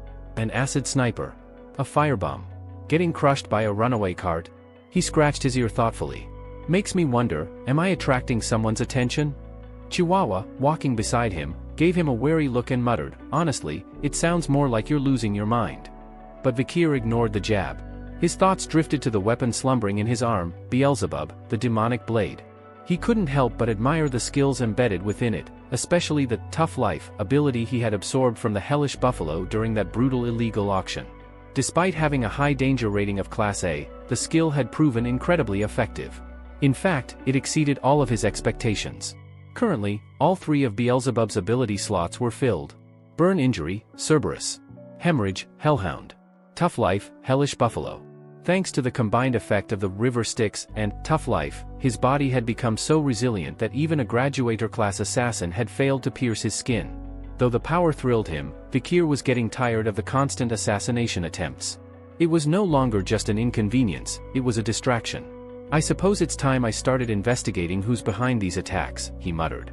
Chihuahua nodded eagerly, clearly in agreement. Yeah, that would be a good idea. Just then, the two spotted a carriage parked in the distance. Vikir's sharp eyes immediately focused on the symbol fluttering on its flag, the sigil of the Baskerville family. The Baskervilles? Chihuahua murmured in surprise. Vikir narrowed his gaze, his expression hardening. Looks like someone from the main house. As the carriage door swung open, a figure stepped down onto the ground. Chihuahua's heart began to race the moment he recognized the man. Sweat began to bead across his forehead as he stiffened beside Vikir. Could it really be? Meanwhile, Vikir observed the visitor calmly and without surprise. From the carriage descended a dignified figure dressed in immaculate butler attire. His demeanor was poised, and his every movement exuded old-world elegance. It was John Barrymore, the head butler of the Baskerville family. Vikir, he said, smiling gently. It's been quite some time. Vikir returned the smile with a nod. Indeed. You look well, Barrymore. The old butler let out a soft laugh. You think so? That's kind of you to say. I always believed you'd make something of yourself after leaving the main estate. I've simply been lucky, Vikir replied modestly. As the two exchanged pleasantries, Chihuahua, standing nearby, was frozen in admiration. He couldn't believe he was seeing the legendary John Barrymore in person, the chief butler who had faithfully served the fearsome Baskerville clan for 4 generations. He was a towering figure among the elite, and for Chihuahua, a personal role model. Snapping him out of his thoughts, Vikir turned to Barrymore and asked, So, what brings you all the way out here? Barrymore straightened, the corners of his lips lifting proudly. The patriarch has been watching your progress closely. He's impressed. He wants you back at the main estate. Vikir blinked, momentarily caught off guard. Hugo, he asked, eyebrows lifting. He tried to picture Hugo smiling, but the image felt strange in his mind. Still, the news was real. Back at the Baskerville estate, Hugo La Baskerville, the intimidating patriarch, was lounging in his chair, flipping through a newspaper. A headline caught his attention. Vikir, the most beloved hero of the underdogs. The article detailed the many awards and accolades Vikir had earned. Most trusted by merchants. Most loved by farmers. Most admired by children and scholars. And ironically, most targeted by assassins. Hugo read the paper in silence, then looked up thoughtfully.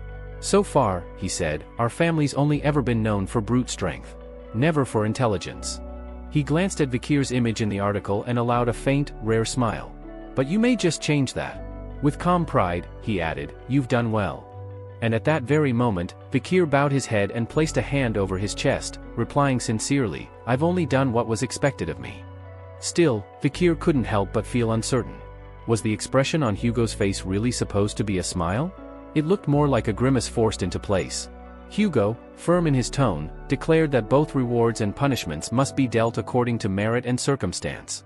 With that, he turned to Vikir and announced that this year, it would be Vikir who would attend the academy. Vikir remained composed, his face unreadable, but inwardly he wasn't surprised. He had anticipated this development long ago. The academy in question was none other than Colosso, the most prestigious educational institution in the empire, an elite school that catered exclusively to the children of nobility and the royal bloodline. Due to strict internal security protocols, all students were required to live on campus in dormitories, away from their families. To Vikir, this wasn't a punishment. It was a blessing in disguise. It meant distance from Hugo's constant watch, and more importantly, an opportunity to grow stronger in secret. As Hugo continued, he mentioned his intention to send a few more individuals along with Vikir but added that he had yet to finalize who those people would be. Then, he looked directly at Vikir and asked if there were any siblings he would like to bring along. Without missing a beat, Vikir calmly responded that he was closest to high bro, middle bro, and low bro. Of course, in his mind, he had no real affection for them, he simply saw them as potential sparring partners. Or more accurately, sandbags. Hugo chuckled, seemingly pleased with the answer, and agreed to send the trio with him. Then, Hugo asked something peculiar. "Do you remember the plan you came up with when you were 8 years old?" Vikir paused briefly, thinking back. A faint recollection surfaced. He remembered devising a strategy during joint training exercises with the Moors. That plan involved leasing the ruby mines to the Morg family and using the alliance to eliminate the barbarian threat from the region. "That plan?" Vikir asked. With a pleased nod, Hugo confirmed it. "Exactly. That one. It worked." Vikir raised an eyebrow. "How so?" Hugo explained that the Morg family had recently proposed a joint military operation. They'd been surprisingly cooperative, even humble. Clearly, the plan had borne fruit. Before wrapping up the conversation, Hugo added one more suggestion. Vikir should go on a territorial inspection before starting his term at Colosso. It would be good experience, Hugo claimed, and also a way to ensure that the new laws they had recently passed were being followed across the region. "I understand," Vikir replied, bowing his head respectfully. "I'll carry out your command." Not long after, Vikir prepared to depart. As he approached the gates of the Baskerville estate, Chihuahua, the Secretary General, stood nearby, dabbing at his teary eyes. "Take care, Deputy Consul," he called out emotionally. "I'll do my best to keep things running smoothly while you're away." Vikir glanced back at him briefly, silently acknowledging the farewell. Internally, he knew this journey marked the beginning of their parting ways. As Vikir's group traveled away from the city and into the rural outskirts, they had barely reached a secluded stretch of land when Vikir suddenly raised his hand, halting the convoy. "Show yourselves," he commanded. At once, shadows shifted. Dozens of black-clad figures emerged from various hiding spots, behind boulders, trees, and even from among the escort. One of them stepped forward, appearing beside Vikir himself. "Apologies for keeping you waiting," Vikir said, addressing the man calmly. "I wanted to leave in an organized manner." The man pulled down his hood, revealing his face. It was Staffordshire Baskerville, a seasoned operative of the elite Pitbull Order. "I've been ordered to escort you safely to the Morg's juvenile fortress," Staffordshire said, offering a slight bow. Vikir asked about his uncle Bosther, to which Staffordshire replied that he was doing well. However, following the recent slave auction incident, Bosther had become unusually adamant about having Vikir officially inducted into the Pitbull Order. Vikir didn't say much in response, but internally, he felt uneasy around his uncle. There was something about Bosther's fervor that rubbed him the wrong way. Soon, Vikir and Staffordshire arrived at a hilly region where farmers could be seen tending to fields in the distance. Vikir glanced around. "Is this the land we loaned to the Morgs?" he asked. "It is," Staffordshire confirmed. Vikir noted that, at least on the surface, things seemed to be operating according to law. There were no immediate signs of chaos or rebellion. Staffordshire explained that their inspection team had officially been dispatched to monitor the territory, but they both knew the real objective was to eliminate the barbarian threat in the area. "The Morgs have formed a massive coalition for this mission," Staffordshire continued.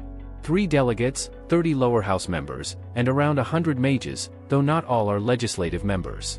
He paused for a moment and added, "It seems they're taking this matter extremely seriously." In contrast, the Baskervilles had only dispatched a dozen knights and Staffordshire himself, who held a seat in the lower house. The real heavyweights from their side were stationed in the mountains, waiting in reserve. Vikir recalled Hugo's advice from earlier, that it wouldn't hurt to observe and understand the barbarian way of life more deeply. As they pressed on, the silhouette of a large fortress finally came into view. Around it stood leafless, dead trees. Hanging from their branches were skeletal remains, their bones bleached by time. "A mage likely created this display," Vikir said, studying the eerie scene. "It's a warning, to intimidate the barbarians." "Certainly terrifying," Staffordshire murmured, gazing upward. Vikir's thoughts drifted to Camus Morg. It had been some time since he last saw her. He couldn't help but wonder how much she'd changed since then. As they neared the fortress gates, 3 figures appeared on the upper battlements. "Who dares approach?" a loud voice demanded. Vikir and Staffordshire looked up, startled. There, standing proudly above the gate, were 3 identical girls. "No one enters without our say," shouted the first. "No one enters," the second repeated. "Our say is final," the third added. Vikir blinked, stunned for a moment before realization dawned on him. They were the infamous Morg triplets, Highsis, Middlesis, and Lowsis, collectively known as the three flowers of the Morg family. Their reputations for unhinged behavior were legendary, and many claimed their combined lunacy could tear the heavens apart. Stepping forward with composed authority, Vikir introduced himself. "I am Vikir of the Baskerville Envoy Delegation," he announced. "We've come to inspect the territory and to foster cooperation between our families." He braced himself, knowing full well that dealing with the triplets would be anything but ordinary. Vikir stood firm before the towering gates of the Morg's fortress and demanded they be opened without delay. One of the triplets above scoffed, stating that they first needed to inform the person in charge, and they wouldn't receive a response until the following day. Vikir raised an eyebrow at the audacity. This was Baskerville land, his land. He questioned their authority to bar his entry. The sisters grinned mischievously. Isis smugly reminded him of the tenant protection laws and accused him of looking down on them just because they paid rent. Her tone was filled with mockery as she added that it was, ironically, the Baskervilles who had enacted the law in the first place. Suppressing the mounting irritation surging inside him, Vikir felt the heat of his anger rising, a faint crimson aura forming around his hands. But he kept his composure. Calmly, he explained that the law had been modified to allow him to remove tenants he found disagreeable. He gave his demand one final time, his voice colder, his killing intent seeping outward like a blade unsheathed. The weight of his aura made the Morg triplets falter. Lowsis, refusing to back down, reacted impulsively and launched a magical attack at him. She snarled, accusing Vikir of being yet another self-important thug. The spell hit the ground near his horse, startling the beast into rearing up. Lowsis sneered down from the ramparts and shouted that no one could step onto Morg territory without permission. She hurled more insults, mocking the famed rising star of the Baskerville family. Staffordshire placed his hand on the hilt of his sword, murmuring to Vikir that this was unlikely to be resolved with diplomacy. Vikir gave a subtle nod in agreement. Just as they prepared for battle, a voice rose from behind them, loudly denouncing the Morg sisters for their insolence. The voice was strangely familiar to Vikir. Then another echoed the sentiment. And a third followed suit. 3 figures stepped forward and cast off their cloaks. Highbrow, Middlebrow, and Lowbrow, the Baskerville triplets. They pointed to Vikir and proclaimed him the symbol of the family, brimming with pride. Turning to Vikir, they offered a reassuring grin. "Leave this to us," they said in unison. Vikir sighed, visibly more annoyed than before. His internal monologue flared, the triplets' presence had doubled his irritation. He studied them, questioning whether their exaggerated loyalty stemmed from genuine admiration or the opportunity to gain favor within the academy. He recognized their future potential. Though not particularly bright, the triplets were loyal and deadly in battle. With the right training, they'd become ruthless instruments of war. Vikir decided he would mold them into valuable assets. Smiling faintly, he acknowledged them as his older brothers. The triplets beamed with joy. From atop the wall, the Morg sisters mocked the Baskerville bond, ridiculing them as fools who could only rely on each other. The Baskervilles, unfazed, returned their middle fingers and mocked the sisters right back. The Morg sisters, fuming, vowed to put the Baskerville triplets in their place. Vikir reflected on what he remembered from before his regression. The Morg triplets possessed elemental affinities of water, earth, and nature. Their combined magic was highly synergistic, making them a formidable magical unit. In unison, the sisters channeled their powers, and a colossal, intertwined wall of earth and vines surged upward, sealing the entrance. Highsis taunted from her perch, mocking the Baskervilles with laughter. Highbrow stepped forward, calm and focused. He declared the barrier meaningless and, in a blur of motion, unsheathed his blade and unleashed the Baskerville family's first technique. The enormous vine split apart cleanly. Staffordshire watched in awe at the flawless execution. But before Highbrow could fully recover, another vine lashed out like a whip. He blocked the strike, but the sheer force sent him skidding back. Middlebrow and Lowbrow cried out in alarm. From above, Lowsis laughed and proclaimed their swords were useless. The Baskerville triplets snarled, eyes wild with fury. Staffordshire turned to Vikir, a curious smile on his face. "You enjoying this?" Vikir blinked. "Enjoying what?" "This age-old conflict, swords versus sorcery," Staffordshire replied. "Magic manipulates external mana for incredible effects. Swordsmanship focuses on internal strength and enduring power. The clash between these worlds is always a sight." Vikir crossed his arms. "In that case, I'm part of it too." Staffordshire grinned. "You're already leagues ahead of your peers." Vikir, unimpressed, scoffed. He wished everyone here would just drop dead. This whole charade was wasting his time. He had a supervisor now. There was real work to do. Suddenly, the sky flared red. A fiery presence descended upon the field. A spell ignited in midair, flames roaring across the battlefield. The Baskerville triplets barely dodged the blast. Staffordshire tensed. Vikir, however, smirked. Maybe they all burned up, he muttered. To his disappointment, the triplets stumbled out of the smoke, still very much alive. Vikir clicked his tongue in annoyance. Highbrow, rattled, muttered about the unexpected fire attack. Middlebrow cursed into the smoke, furious at the near-death experience. Behind the thinning smoke curtain, the Morgue sisters were in tears. Middlesis stammered, still reeling from the blast. Hysis admitted she had almost been killed. Losis clung to her sisters, trembling. A new voice rang out, fierce, authoritative. What the hell is going on in front of my land? Everyone turned. Atop the fortress wall stood a figure cloaked in fire. Camus Morgue. Flames licked around her hands as she assessed the scene below. Her eyes burned with rage. Without hesitation, she leapt from the ramparts, landing beside her crying sisters. Her voice was sharp and unforgiving.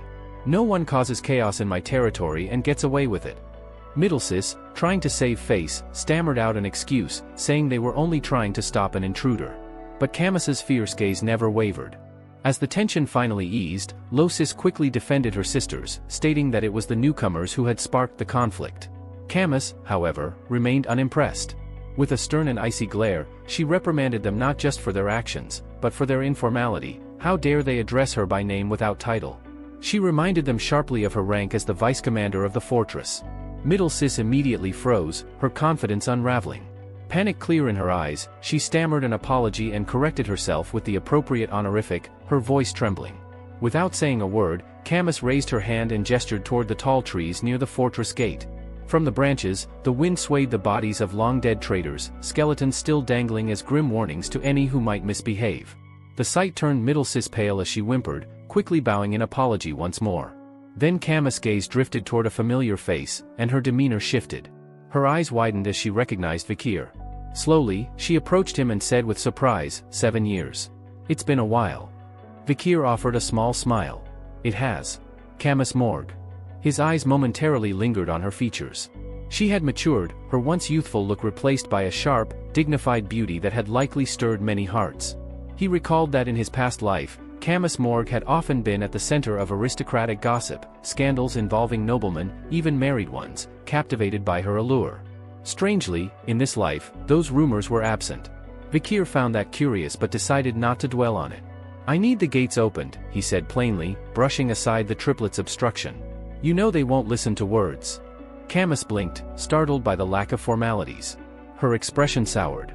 Is that all you have to say after so long? Vikir tilted his head. Was I supposed to say more?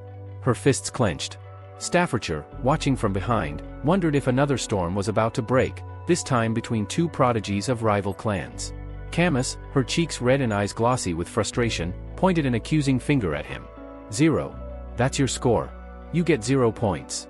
The entire group, Morgue's 3 flowers, the Baskerville triplets, Vikir, and Staffordshire, stared at her in utter disbelief.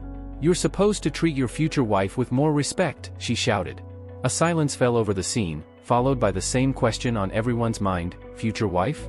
The tension dissolved into confusion. As they rode side by side through the fortress toward the heart of Morgue territory, Camus brought up the topic of barbarians. Seems like the Baskerville clan doesn't know much about them. Vikir gave a small snort. We fight them regularly. I'd say we know more than you do. Then why send those 3, she asked, clearly referring to the triplets. Vikir explained that the main army had already been assigned to another side of the mountain, and that this was agreed upon with Morgue leadership. You already knew that, didn't you? Camus offered a mysterious smile. I just wondered if you were as ignorant as you look. I'm leading this delegation for a reason, he replied. I know what I'm doing. With a slightly teasing tone, she remarked, funny. For someone the clan once considered throwing away, you've come a long way. Their conversation turned to the barbarians themselves. Which group do you find the most troublesome, she asked. Vikir sighed inwardly. More questions. Out loud, he answered, the Balak, the warrior tribe. And Rococo, the mages. Especially the Balak's archers. Their aim outclasses even our imperial snipers. That's not common knowledge, Camus admitted with raised brows. I'm impressed. 8 points. Out of what? Vikir asked flatly. Out of 100, she said with a cheeky grin. That's a good score for someone who's usually clueless. He stared at her, puzzled, as she continued her bizarre evaluation. "I don't like smart men," she said matter-of-factly. "I prefer when they're a little simple." Next, she glanced at his horse and frowned. "Riding such a big beast when you're barely tall enough to climb it. -6 points. Then she looked over his clothing and wrinkled her nose. "Your sense of style is just sad. That's only 4 points. She narrowed her eyes. "And you're ignoring me now. 1 point for manners." But then she smiled and, tilting her head, added, "Your face? 99. Before Vikir could react, she amended, "Actually, let's make that 98. You don't know how to use it properly." "Enough with this nonsense," he muttered, his patience thinning. "Why is it nonsense?" she asked innocently. "I'm just trying to be fair to my future husband." He looked at her, exasperated. "When did that happen?" "You passed the test, remember?" she said, crossing her arms. "My uncle made you duel him. That was the test." Realization flickered across Vikir's eyes. That duel, 7 years ago, it had been framed as a test of strength, but now he understood its true purpose. Camus looked annoyed. "Because of him, I've been stuck with this stupid promise ever since." He interrupted her venting. "I forgot all about that. Consider it void." Her cheeks flushed a deeper red. She tossed something at him, a jacket. "You can't just void it. Dummy," she shouted. "I never forget anything." Looking at the jacket, Vikir realized it was the one he had given her after their duel, when her clothes had been scorched. Had she really kept it all this time, without even washing it? Their horses continued toward the edge of the fortress, where Camus briefed him on the recent barbarian attacks. They hit the ruby mine. Either went after the slaves or the food. Took the slaves, most likely, to sell elsewhere, she said. She gestured toward a stone wall in the distance. "Our earth and iron mages built that in a month." Vikir raised his brows. "Impressive. Would have taken normal workers a year."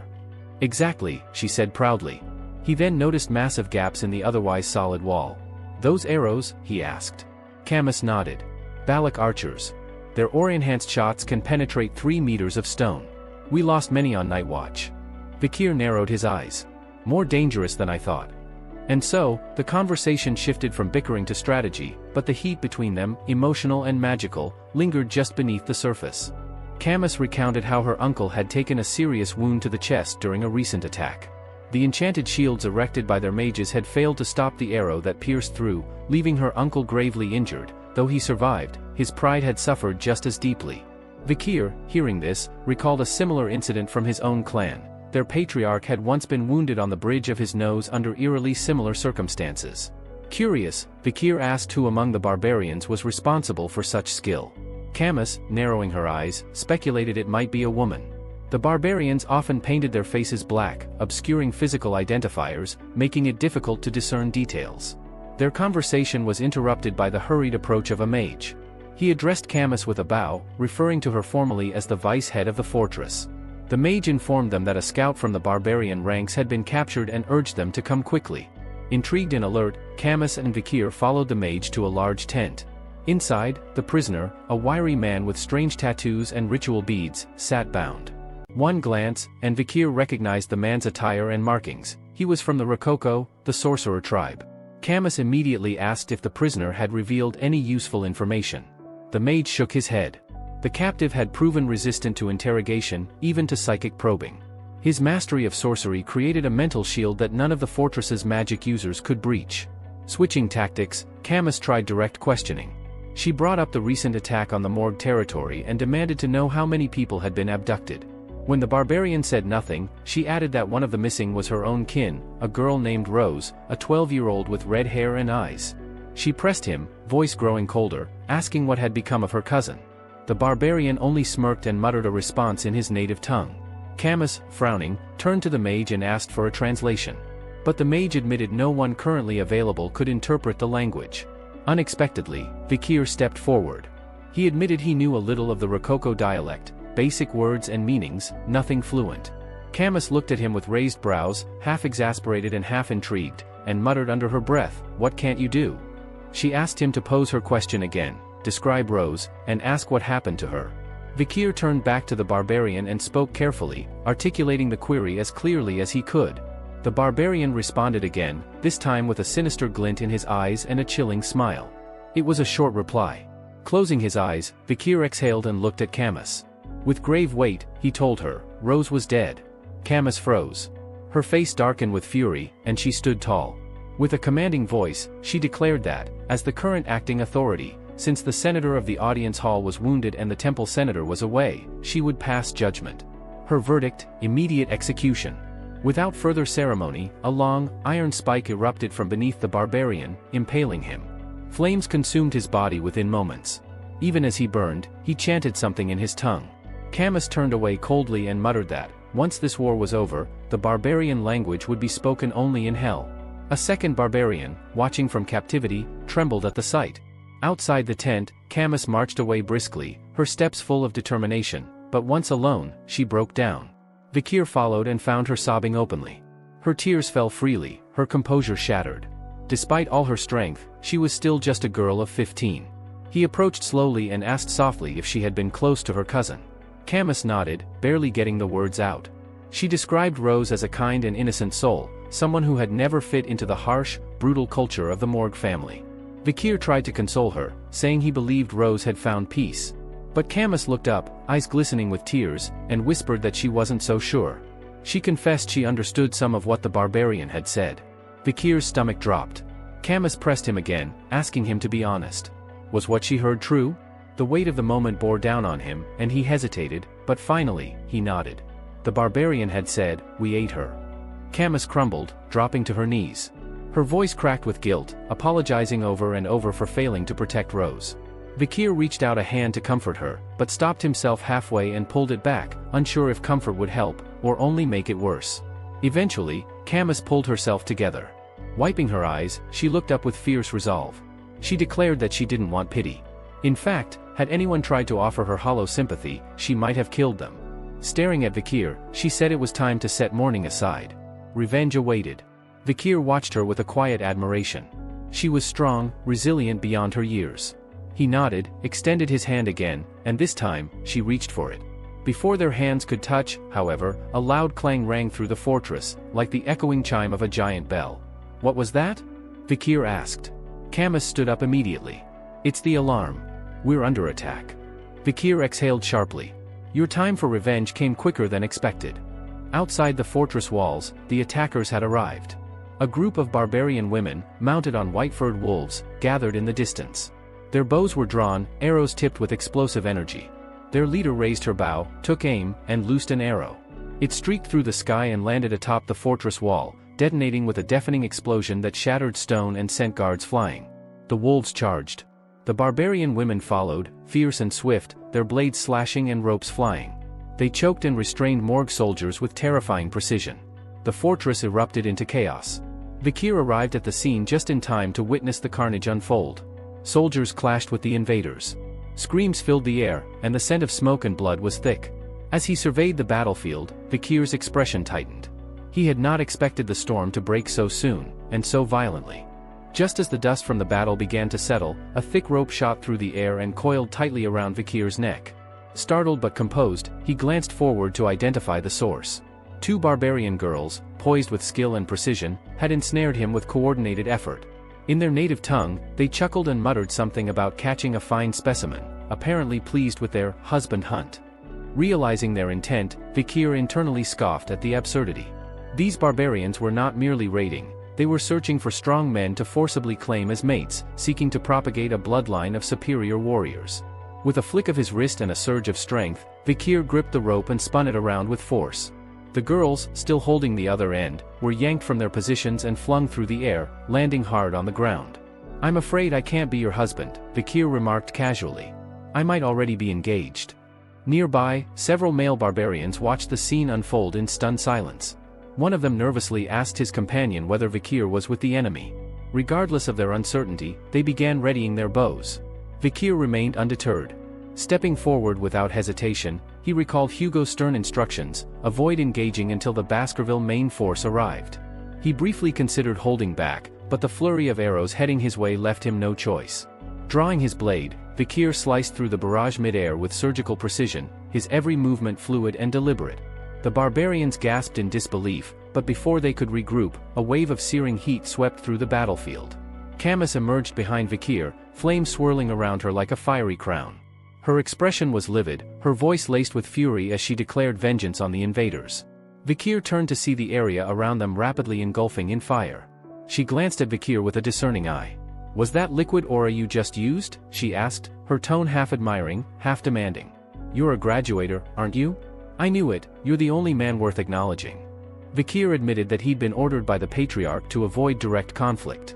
Camus smirked, clearly unimpressed. "That's an order from Baskerville? Then let the Baskervilles stay out of this. I'll burn every last one of them myself." With that, she began chanting again, weaving spell after spell in quick succession. Flames burst forth in quadruple layers, a technique Vikir recognized, quadracasting. The temperature rose drastically, the fire eating up the battlefield. Vikir stood in awe at her raw power, but also in concern. Then it happened, a sharp sting struck Camus' neck. A dart, fired from a blowpipe, embedded itself in her skin. She faltered, the poison spreading fast. Vikir's eyes snapped toward the source, a barbarian seated atop a white wolf, smugly observing the scene. Camus collapsed to the ground, paralyzed. A rope snaked toward her, but Vikir caught it in midair before it could bind her. Camus grinned weakly, impressed. "Nice catch," she whispered. "This is turning too dangerous," Vikir muttered. "We need to fall back." Camus shook her head. "What about the farms? The captives?" Her voice was strained but determined. "If we wait for reinforcements, we can save more lives," Vikir reasoned. "Revenge isn't worth a premature defeat." Still, Camus refused to retreat. Her cousin's face haunted her thoughts. Vikir opened his mouth to insist again when suddenly, his instincts flared. He twisted his body just in time to dodge an incoming arrow. The attacker revealed herself, a barbarian girl, poised with deadly grace. Vikir watched her with narrowed eyes. There was something different about her, the way she moved, her precision, her aura. She was no ordinary fighter. However, as Vikir stood still, momentarily absorbed in his thoughts, a male barbarian suddenly emerged from behind him. In a swift and calculated motion, he seized Camus and began to drag her away. "Vikir!" Camus cried out, her voice desperate and strained, reaching out toward him as she struggled in the barbarian's grip. Her cry pierced the air, loaded with fear and helplessness. Vikir watched, his jaw clenched in frustration. His muscles tensed, but for a moment he didn't move. His mind raced, weighing the moment. He remembered something from the past, a moment burned into his memory. Back then, when Camus Morgue was just a young girl, she had once been taken by barbarians too. But that time, she returned on her own. After being held captive, she'd slaughtered her captors and emerged alive, drenched in blood, leaving behind a massacre that etched her name as the Queen of La Rue at Lenore. Even with that reputation, Vikir knew this was different. He couldn't let it happen again. Just as he prepared to act, a sudden movement forced him to spin around. The female barbarian who had been eyeing him earlier launched herself at him without warning. Her attack came fast, far more agile and precise than the wild, brute force methods of the others. Vikir twisted his body, narrowly dodging the strike, and instinctively slid into a defensive stance. His eyes sharpened. His senses kicked into high gear. That wasn't a regular punch or strike, she had used a bow, not to shoot, but to physically attack him. Using the bow's limbs like a weapon, she had turned it into a tool of close-quarters combat. Before he could recover fully, she followed up with a powerful kick. Her leg swung like a whip, striking him squarely and sending him skidding backwards across the ground. His boots dug into the earth, stabilizing him, but the force still stung. Vikir quickly analyzed her movements. They were sharp, calculated, and nothing like the clumsy attacks of the average barbarian. This girl was trained, disciplined, a fighter. Do I need to go all out against her? He thought, adjusting his grip on his weapon. But then something unexpected happened. The girl didn't attack again. Instead, she spoke. Her accent was broken, but she struggled through his language. "You, me, we meet again," she said, her voice rough but steady. Vikir's eyes narrowed. He looked at her more closely. Recognition dawned on him like a sudden flash of lightning. This wasn't just any barbarian. It was her. The girl he had freed during the slave auctions. A bitter thought crossed his mind. That damned brat. Vikir asked if this was how she repaid kindness, with hostility. But she clarified with a cold stare that her vengeance wasn't aimed at him. It was the Morgue clan who had enslaved her, and it was the Morgue clan she would punish. She then declared her intention: she would take Camus, future heir of the Morgues, as payment. As payment for what she had endured, the barbarian girl made it clear, if Vikir wished to rescue his companion, he was to follow them. Her meaning was sharp, her tone almost mocking. Vikir weighed the situation carefully. Was this a moment where he should unleash his true strength? His eyes narrowed in consideration, the air heavy with unspoken calculation. Before he could decide, the sound of pounding footsteps reached him. From the side of the clearing, Camus' uncle, Adolphe Morgue, burst into view. His eyes locked immediately on the struggling Camus, and he shouted her name with urgency. Vikir turned his gaze toward the older man, wondering silently if Adolphe had arrived here by chance, or if he'd come because he had learned of the ambush. Without hesitation, Adolphe raised his hands, arcane energy already swirling around him. "You barbarian bastards," he roared, his voice thick with rage. He slammed his hands against the ground, sending a surge of magic rumbling through the earth. The ground split apart violently, jagged stones jutting upward as the spell tore through the terrain. "Return my niece," he demanded, the command carrying the weight of both fury and authority. But the barbarians were quick. With the help of their massive wolves, they leapt nimbly across the fractured ground, bounding from one precarious rock to the next. Their movement was so fluid that they seemed almost untouchable, and within moments they had melted back into the shadows of the wild. Adolphe's face twisted with frustration as he watched them vanish. "Damn it," he muttered under his breath. Vikir's mind flickered back to the name Balak, and to the fact that barely 3 minutes had passed since the warning bell had sounded. The entire ambush had unfolded at a dizzying pace. Camus' capture, he thought grimly, had come about because of her own inexperience and carelessness in actual combat situations. His attention shifted when another figure, a mage, stepped quickly toward Adolphe. Breathless, the mage reported, "Grand Senator, we believe the barbarians are retreating toward the restricted area of La Rue at Lenore Mountain." Adolphe's eyes widened. "What?" His voice was laced with disbelief and anger. He knew the place all too well, an uncharted wilderness brimming with lethal hazards. Venturing there at night was madness. Even as worry for his niece burned in his chest, the sheer danger of that terrain forced him to hesitate. Could anything be done under such circumstances? Vikir's calm voice cut through the tension. "We can still pursue them." Adolphe turned sharply toward him, astonished by the suggestion. "Into that forest? At night?" His tone made it clear, such a thing was considered near suicidal. Before Adolphe could press him further, Vikir interrupted with quiet confidence. "I've been walking through forests like that since I was a child." And it wasn't an empty boast. Before his regression, Vikir had spent years honing his skills, tracking enemies, surviving harsh conditions, and leading missions into dense, predator-filled wilderness. Reconnaissance and subjugation in such environments had been second nature to him. Adolphe seized Vikir by the shoulders, searching his eyes. "Are you serious about this?" The mage from the Moor clan stepped in, addressing Adolphe respectfully. "Grand Senator, if you truly intend to chase them into La Rue at Lenore Mountain at night, you are sending yourself to certain death. It would be a suicide mission." Adolphe's response was firm. "Anyone unwilling to go can turn back now. I won't fault you for it." Later, as the tension between them softened, Adolphe gave Vikir a more measured look. "I already know what you are, boy. And I have no other choice now but to rely on you." His voice grew grave. "I'm entrusting my niece's life to you." The group prepared to move. Ahead of them loomed the forest of Louet Lenore Mountain, a place so infamous that locals called it the life-engulfing forest. Within its borders, swarms of bone-sucking mosquitoes hunted in clouds, venomous thorn vines lay hidden beneath the undergrowth, and silent spiders spun webs strong enough to ensnare a man. Few could last an hour inside. But with Morgue and Baskerville warriors at his back, Vikir plunged forward without hesitation. His movements through the wilderness were swift and purposeful, almost uncanny in their precision. Adolphe couldn't help but watch in growing amazement. "Are all boys from the Baskerville clan like him?" Stafford Baskerville gave a short laugh. "Not all, my lord. Young Master Vikir is an exception." As they pressed deeper, 2 massive, poisonous bees blocked their path. Before anyone could react, Vikir dispatched them with a few fluid motions, his weapon cutting through them as though they were nothing. The Baskerville triplets exchanged glances, their eyes wide with admiration. "He's really cool," one of them whispered. Then, without warning, Vikir stopped and pressed himself against the trunk of a tree. He raised a hand, signaling everyone to halt. His eyes scanned the dark ahead. "There's light up ahead," he murmured. "I don't think they've gone too far." He then shared something he'd heard before. Balak hunters sometimes scattered dried leaves in their wake so they could hear the crunch of pursuers approaching. If that was the case, every step from here on had to be made with caution. Unexpectedly, Adolphe approached and raised a hand toward him. A faint shimmer passed over Vikir's body, the result of a spell. "Silence," Adolphe explained with a small smile. "Now your footsteps won't make a sound." Vikir gave him a questioning look, and Adolphe chuckled.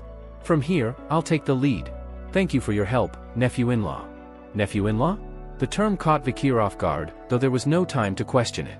Not far ahead, the barbarians had made camp in the forest, a fire crackling in the center.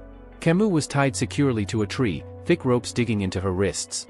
She shouted at her captors, voice full of fury. "Let me go, you dogs. When I get free, I'll burn you all alive. I've got a fireball just for you." Her threats bounced off them like pebbles against stone. None reacted, likely, they didn't understand her language. Two barbarian women stood a short distance away, chatting in their tongue. One, with a sly grin, admitted she liked the man they'd fought earlier. The other snorted, reminding her she'd failed in her husband hunting. Camus' face twisted with disbelief. Husband hunting? Wife hunting? Is that why they were ambushing us? She thought, scandalized. Her musings were interrupted when the same male barbarian who had dragged her away earlier stepped forward. He grinned down at her, speaking in his own language, his tone dripping with smugness. By the way he gestured, she guessed he was boasting about having captured a rare prize that every man in his tribe would want. "Perverted bastard," she spat back, her voice ringing with contempt. "If that's your idea, just kill me instead." The man tilted his head, scratching his ear lazily. He clearly didn't understand her words, but his eyes glittered with cruel amusement. Catching her chin in his calloused hand, he leaned closer, licking the tip of the arrowhead in his other hand in a grotesque display. This arrogant slave, his expression seemed to say, needs to be broken. Just as the tension reached its peak, another figure stepped into the firelight. It was the barbarian girl from before, the same one Vikir had freed at the slave auction. She walked straight toward them, her presence commanding. "Ahun," she said sharply to the male, "stay away from my slave." Ahun's head jerked in surprise. "Commander Ian?" He looked almost wounded. "I'm the one who captured her." "Nonsense," Ian replied flatly. "Lower your voice." Ahun bristled. "You dare speak to me like that? I'm the one who shot her with a paralyzing arrow. I set the trap. I brought her here." Ian's gaze was ice. "And if I hadn't intervened, that boy with the sword would have ended your life right there. You'd be lying dead in the snow. Remember that before you talk of taking credit." Ahun eyed Ian with suspicion, his tone edged with disdain as he asked whether she had claimed Camus as her personal spoil of war. Ian, without hesitation, confirmed it. From where she stood, Camus quietly observed their exchange. Their voices carried tension, and she couldn't help but wonder if a rift had formed among the barbarians themselves. Her grasp of their language was far from perfect, but she picked up enough to piece together the girl's name, Ian, and deduced that she held the rank of commander. Ahun then remarked on what he clearly thought was an unusual fact, that Ian was a woman. His words carried a hint of challenge, but Ian shot back sharply, demanding to know why that should matter in the slightest. Camus, meanwhile, studied her more intently. There was something dangerous about this commander. From her stance and the confidence in her voice, Camus was certain that Ian possessed the skill to go head-to-head with Vikir himself, a daunting thought, considering Vikir was already a formidable low-ranking graduator. If Camus had any hope of escape, she realized, she would first have to find a way to deal with Ian. Ahun, growing more agitated, jabbed a finger toward Ian. He declared that her stubbornness wouldn't be tolerated just because she wore the title of commander. His challenge was met with a sudden, palpable shift in the air. Ian's eyes narrowed dangerously, and a vivid blue aura flared to life around her. Her voice dripped with venom as she warned him, if he was so angry, he could come at her whenever he pleased, but he'd end up nothing more than a blood-soaked corpse. The threat was not empty, its weight was enough to send a chill down Ahun's spine. Cold sweat broke out across his skin, and whatever defiance had been in him evaporated. He quickly raised both hands in a show of surrender, forcing a nervous laugh as he admitted defeat. "I'm not angry," he said, his voice uneven. "Do as you wish." Once Ian walked away, Camus noted to herself that the dispute had clearly ended in the commander's favor. But the moment Ian's gaze turned on her, Camus braced herself. "You've got sharp eyes," Ian remarked, her tone shifting into something almost admiring. "And a good build. As expected from the future leader of the Morgue bloodline." But the praise was fleeting. In the same breath, Ian's boot struck Camus, knocking her back. Her words hardened. She revealed that she had been caught by Morgue scum and sold into slavery. She had been lucky enough to escape the worst fate through a rare act of mercy, but luck, Ian warned, would not save her.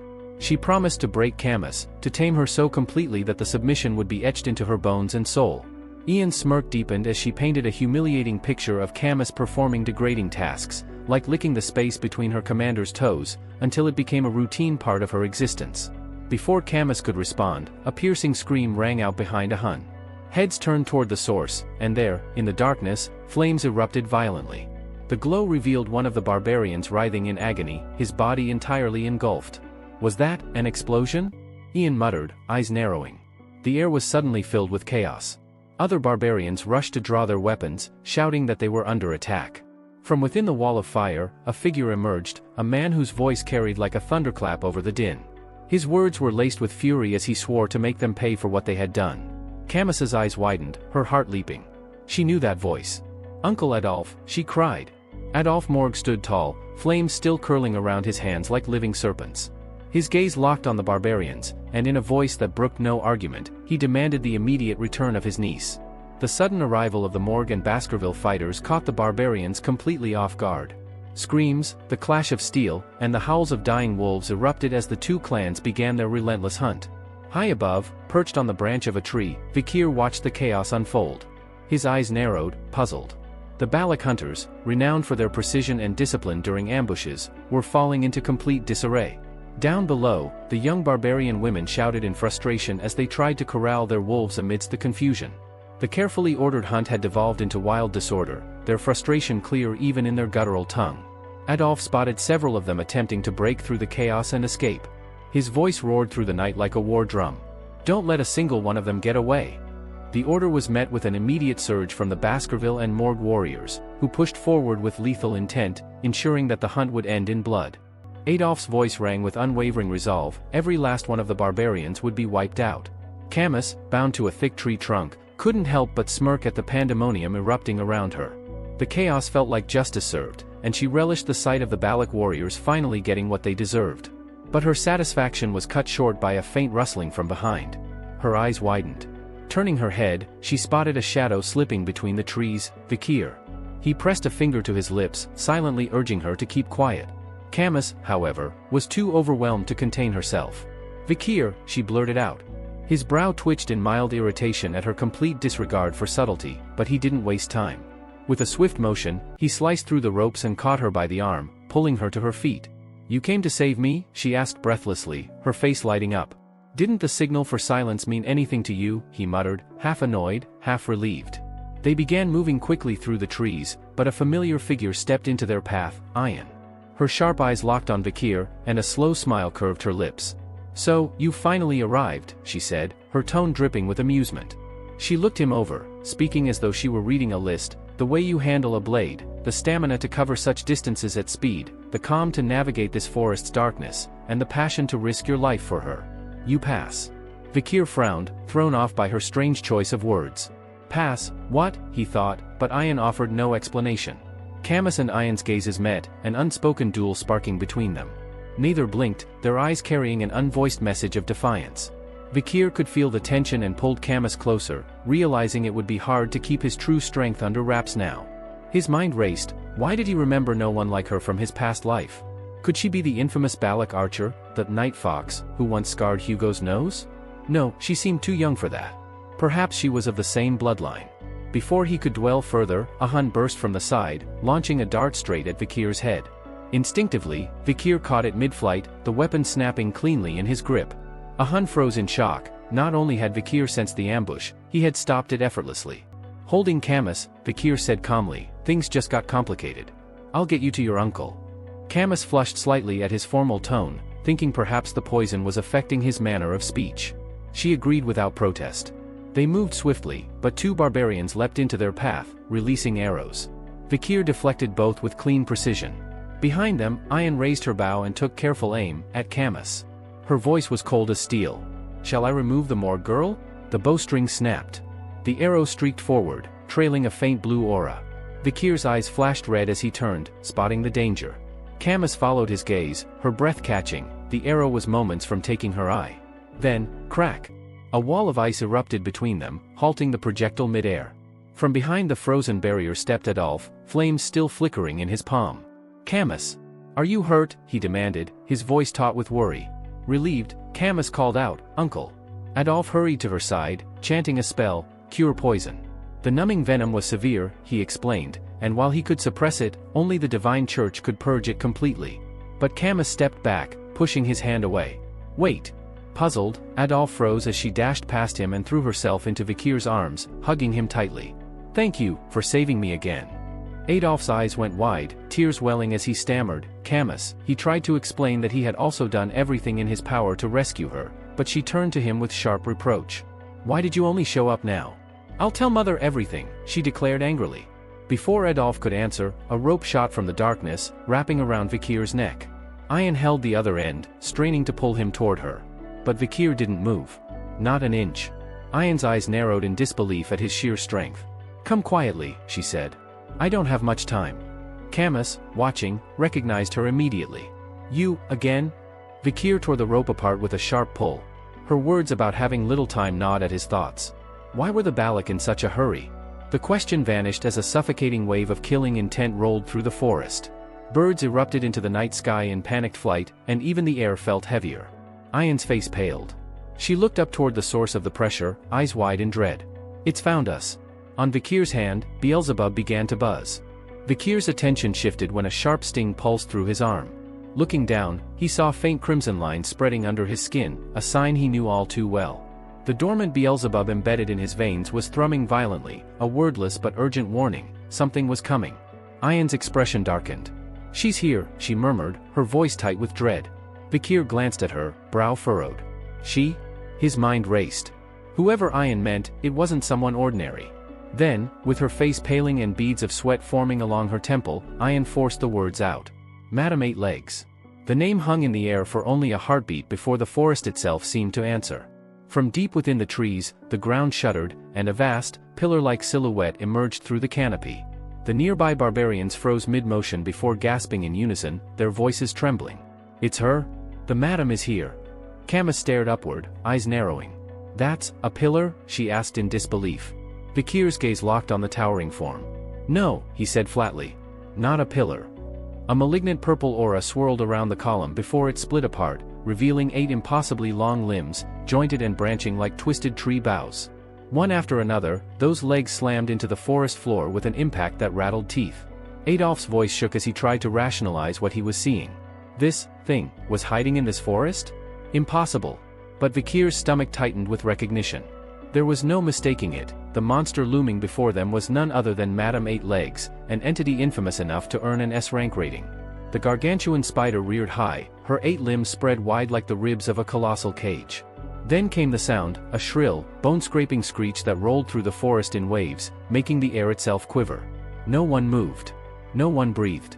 The oppressive presence of the madam held them all in place. Camus began to speak, but Vikir's hand shot out, covering her mouth. He leaned close, voice barely above a whisper. "Quiet. She can't see well, but she hears and feels everything." Inwardly, he recalled a grim warning from the native hunters he'd met before his regression, a fireside tale about a predator that prowled the deep heart of the Lar Rouge in Lenore Mountain. The Empire's own monster encyclopedia, in its most recent edition, confirmed the truth: Madame Eight Legs. A nightmare wrapped in chitin and venom, capable of reducing entire regions to ruin in less than a day. The spider let loose another unearthly scream. This time, a stream of green, acid-like fluid sprayed from her maw. Wherever it landed, the forest itself died, branches dissolved, bark turned to sludge, and leaves crumbled into ash. Vikir sidestepped the falling droplets with calculated precision. Adolf, reacting in time, raised a shimmering magical barrier around himself and Camus. Ahun wasn't as fortunate, a streak of poison grazed his hair. Without hesitation, Ayan hacked off the affected strands with her blade before the corrosion could spread, his chest heaving. She fixed a hard glare on the young barbarian Ahun, who had yelped moments earlier. "If you weren't the shaman's grandson," she hissed under her breath, "you'd be dead for screaming like that." Then, without looking back, Ayan barked an order to her warriors: "Retreat." Adolf echoed the command for the Baskerville and Morgue forces, though he held Camus protectively in his arms. The madam's reaction was unnerving, a low, almost playful chittering, as if amused by the scattering prey. Both Balak and Baskerville Morgue fighters fled, but their retreat patterns differed just enough for the monster to make her choice. Her body shifted, and with terrifying speed, she lunged toward Adolf's group. "Why us?" Adolf spat in frustration as he ran. A Morgue mage stepped forward, thrusting out his staff. "Leave her to me," he shouted. "Fire is a bug's bane." He conjured a blazing inferno, hurling it with enough force to light the forest sky in orange. The explosion engulfed Madame Eight Legs, and the mage turned, grinning smugly. "See, Sir Adolf? Simple." His words choked off as the man beside him jerked violently, a glistening black limb protruding through his torso.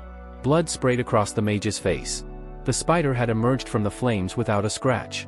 Still running, Camus clutched at Vikir's arm. "What is that thing?" she cried. Vikir's mind churned, and abruptly, he stopped dead in his tracks. "Vikir?" Staffordshire called, alarm lacing his tone. "What are you doing?"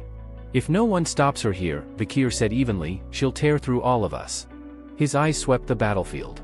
"We need to pin her legs down." "I'll do it," Staffordshire volunteered. Vikir cut him off with a sharp look. "You think you can hold that with your skill?"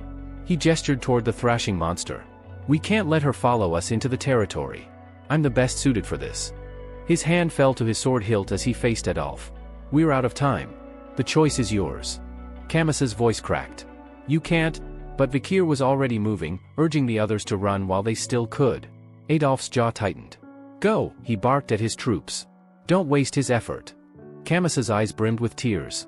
"Come back," she pleaded, but Adolf's grip held her in place. Vikir exhaled slowly, loosening his grip on his blade. He had no attachment to the survival of Baskerville territory, not really. The thought that this could be a perfect moment to disappear from Hugo's watchful eye settled in his mind. If the others believed he had died here, it would give him the space he needed, time to master the 10th technique etched in his memory, to either challenge Hugo outright or vanish completely until his control over his own power was absolute. And for that, this monstrous spider was not just a threat. She was an opportunity. A deep crimson glow began to pulse from Vikir's hand, the air around him warping with its intensity. From that ominous light, the demonic sword Beelzebub emerged, its blade exuding a malevolent aura that seemed to drink in the very life around it. Vikir knew, without unleashing everything at his disposal, he would not leave this forest alive. His resolve hardened. He would pour every last shred of his strength into this fight, the abundant mana still flowing through him from the river Styx's blessing, the refined, lethal aura reserved for the uppermost techniques of Baskerville swordsmanship, and the raw destructive power of Beelzebub itself. The red radiance clung to his form like a living flame, and his eyes took on the same feral glow, burning with a predator's focus. Without hesitation, he burst forward, his movements a blur, the ground cracking beneath each step. In an instant, he sprang high into the air, his shadow passing over Madame Eight Legs. The monstrous spider's countless eyes locked onto him, her scream reverberating through the forest like the tearing of the sky. Vikir's aura surged to its peak, the glow from his sword threatening to consume him. Then, like a thunderbolt, he descended, employing the Baskerville 5th technique, a killing strike meant to pierce even the most impregnable of foes. The earth shook as his attack landed. In that instant, Madame Eight Legs' limbs faltered, her towering legs pressing into the soil as if something unseen had bound them in place. The impact smashed her head down with a bone-jarring crack, and for a heartbeat, the world itself seemed to flash blood-red. From far off, those fleeing caught sight of a blinding crimson beam erupting into the sky, splitting the shadows of the forest. Adolf, clutching Camus as he ran, risked a glance back. The Baskerville triplets sprinted alongside him, their faces streaked with tears, their eyes wide at the impossible sight.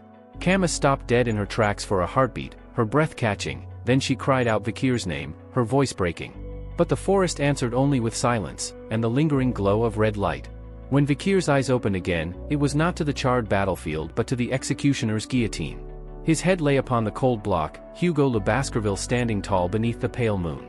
The clan head's hand lifted in a silent command, and the blade fell. As his severed head rolled, Vikir saw the cold stares of those who watched. Hugo turned away without a word, his back vanishing into the darkness. But then, he woke. The moonlight, the guillotine, it had been a dream. He found himself staring at an unfamiliar ceiling, lying upon a rough mattress. His body was tightly wrapped in bandages, one eye covered completely, his torso crisscrossed with scars. A thick rope was looped around his neck, its length trailing away somewhere out of sight. Every muscle in his body screamed in pain as he tried to move, a white-hot agony that ran from his skin to his very bones. The memory of that battle came back in fragments, the blinding light, the crushing force of Madame Eight Legs' counterattack, and then, nothing. He realized he had taken the full brunt of her strike, and his survival bordered on the miraculous. Even breathing sent a shudder through his cracked ribs. Pushing himself upright with great effort, Vikir glanced around. Outside the small room, rough-built structures and smoky fires marked the encampment of the Baloch barbarians, the mortal enemies of the Baskervilles. Warriors strode past, while children practiced with bows, their arrows thudding into wooden targets. Slaves were herded about, some bearing the sigils of Baskerville and Morgue clans. Why, he wondered, had they not killed him outright? His question was soon answered by the arrival of Ahan, a figure from his past, one who had once abducted Camus. The barbarian eyed him with a smirk, commenting on Vikir's fluency in the Baloch tongue and mocking his crippled condition. He called Vikir the commander's pet dog, his tone dripping with derision, and claimed that without that status, he would have boiled him alive without hesitation. The insult triggered something deep within Vikir. That phrase, pet dog, dragged forth memories of Hugo's attempts to shackle him. A killing intent so fierce it was almost tangible flared from him, making Ahan involuntarily tense. The barbarian's eyes narrowed, and then, as if to reassert dominance, he struck Vikir hard across the face, sending him sprawling. Without looking back, he snarled for Vikir to go find your master and left. Lying in the dirt, Vikir committed Ahan's face to memory. One day, when his body healed, he would repay the humiliation with interest. Following the rope tethered to his neck, he trudged through the camp. The line seemed endless, his irritation mounting, until it suddenly went taut. At the other end, in a shallow pond, stood An, calmly bathing. She turned, meeting his gaze with a smile, and casually told him to lie down. Before he could react, she yanked the rope sharply, pulling him forward just as an arrow whistled past, embedding itself into a tree where he had been standing moments earlier. An barked orders at a group of children nearby, scolding them for their recklessness before sending them away. Then she returned her attention to him. Her voice softened, not much, but enough, as she reminded him of the principle the Balak lived by: kindness returned twofold, vengeance repaid tenfold. She explained that he had freed her once at the slave auction, and so she had saved him twice in return.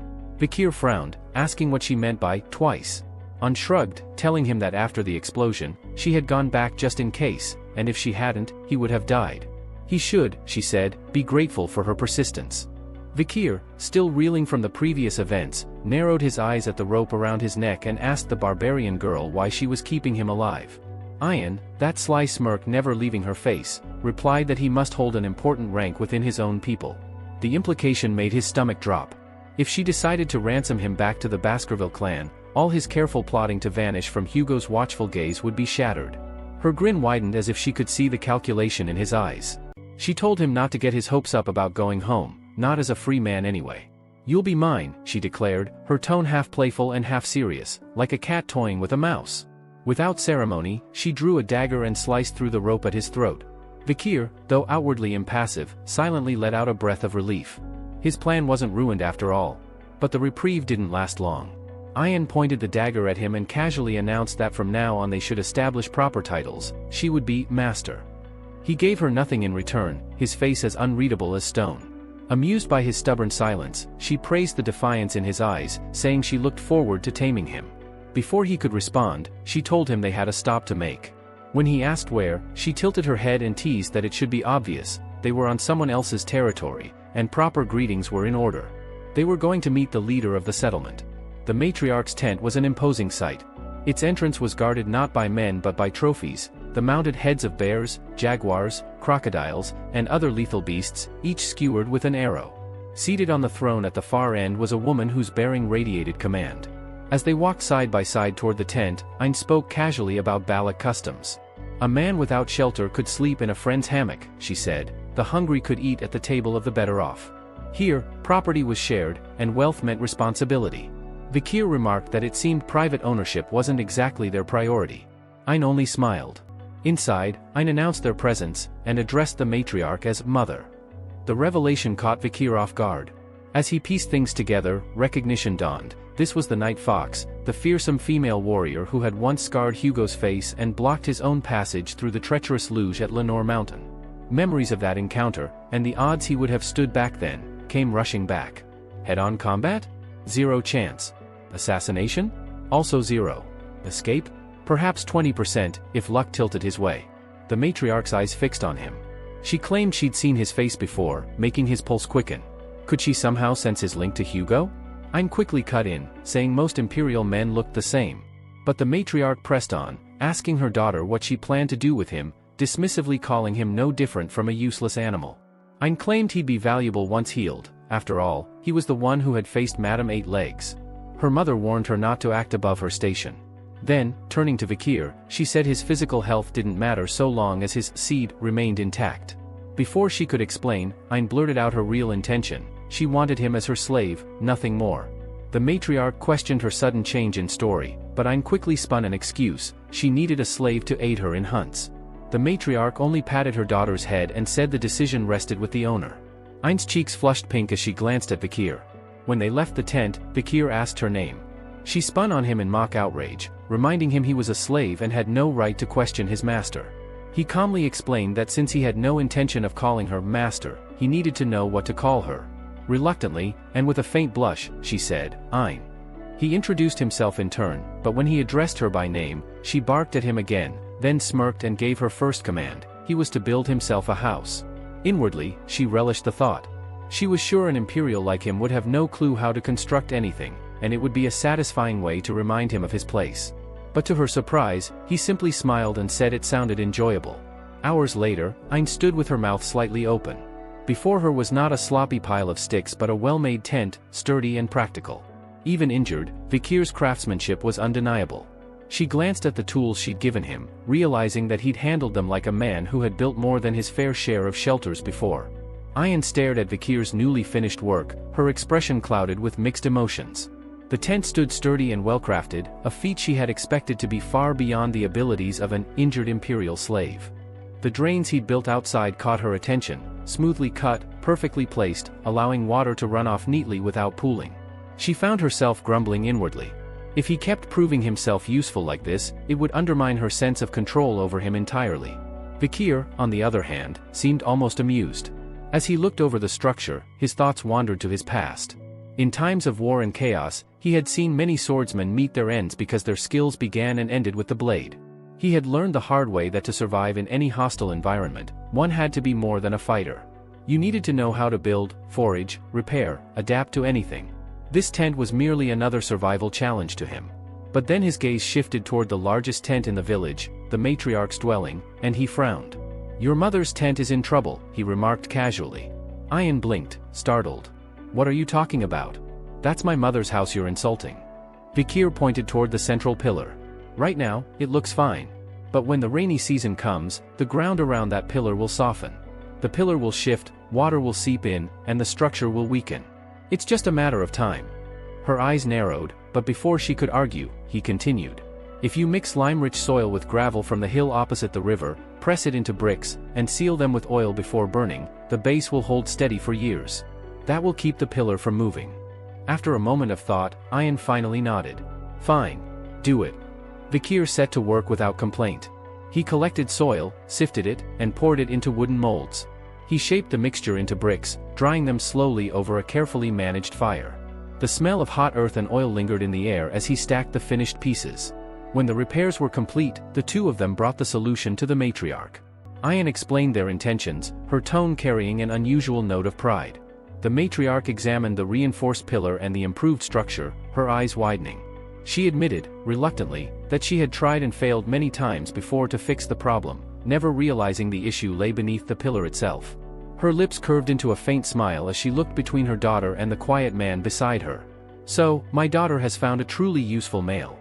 Turning to Vikir, she added, "From now on, you'll take care of work like this for the barracks." Some days later, Vikir was kneeling by a water source, scrubbing clothes, when Ein's voice cut through the air. "Hey, doesn't it wear you down, working like a slave all the time?" she called. He glanced up at her, unbothered. "It's not so bad." In truth, the monotonous work felt almost peaceful compared to his years under Baskerville rule, or the gritty survival in the underdog city. Ein gave him a curious look. "You're oddly disciplined. But still, hard labor isn't easy." Vikir only shrugged. "I've had worse." She shook her head, smirking. "Don't get used to saying that. If you really want to last here, follow me. I'll teach you how to live like one of us. Perform well enough, and maybe I'll untie that rope." His interest sharpened. "And what do you want me to do?" Now she smiled, wide, mischievous, and faintly flushed. "Finally, you're asking the right questions. I want you to join me on a hunt. Not just any hunt, bring down something huge. Big enough to feed the children who've been going without meat. Do that, and maybe I'll raise you from slave to commoner." He raised an eyebrow. "A test, then?" "Exactly. You'll be my helper," she said, patting his back playfully. The pat hit hard enough to make him wince. "Be grateful. You're working for the Balak hunting commander." After a short pause, Vikir agreed.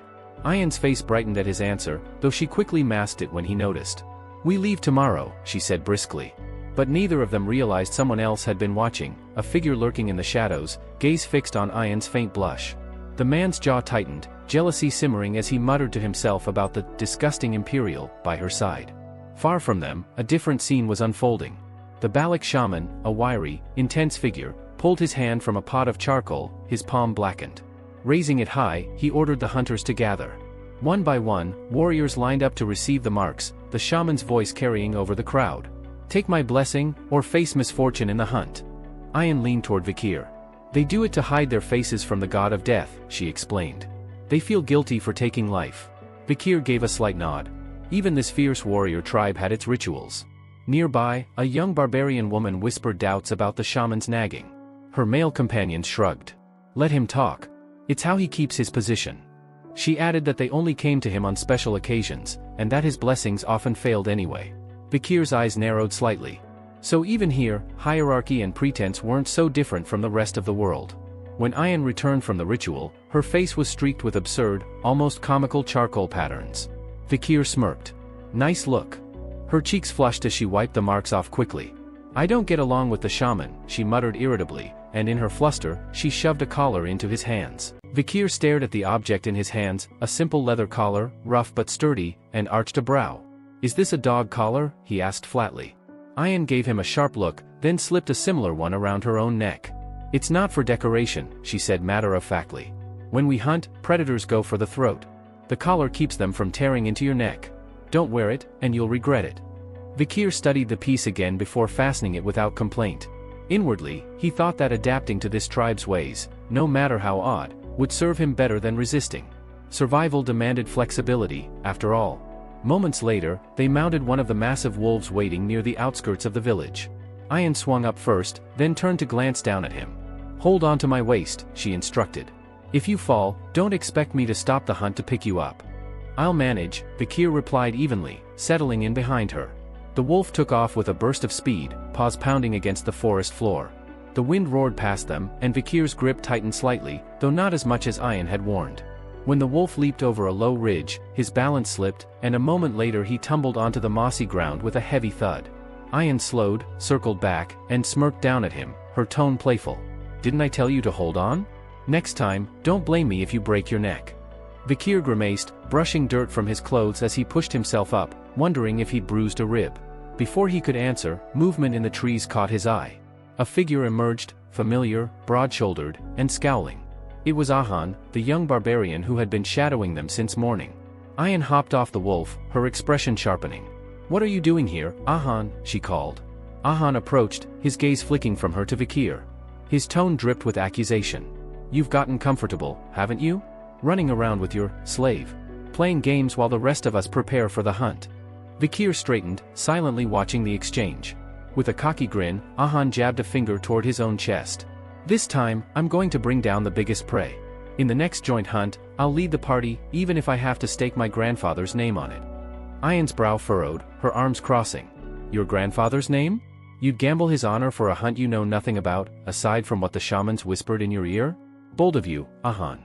Rather than answering, Ahan lunged suddenly, his leg snapping out in a vicious kick aimed at Vikir's face. Ahan! Ayan shouted, startled by the attack. Vikir twisted at the last second, the blow grazing his cheek as he slid back. Ahan sneered. Why waste time with him, Ayan? He's broken. Useless.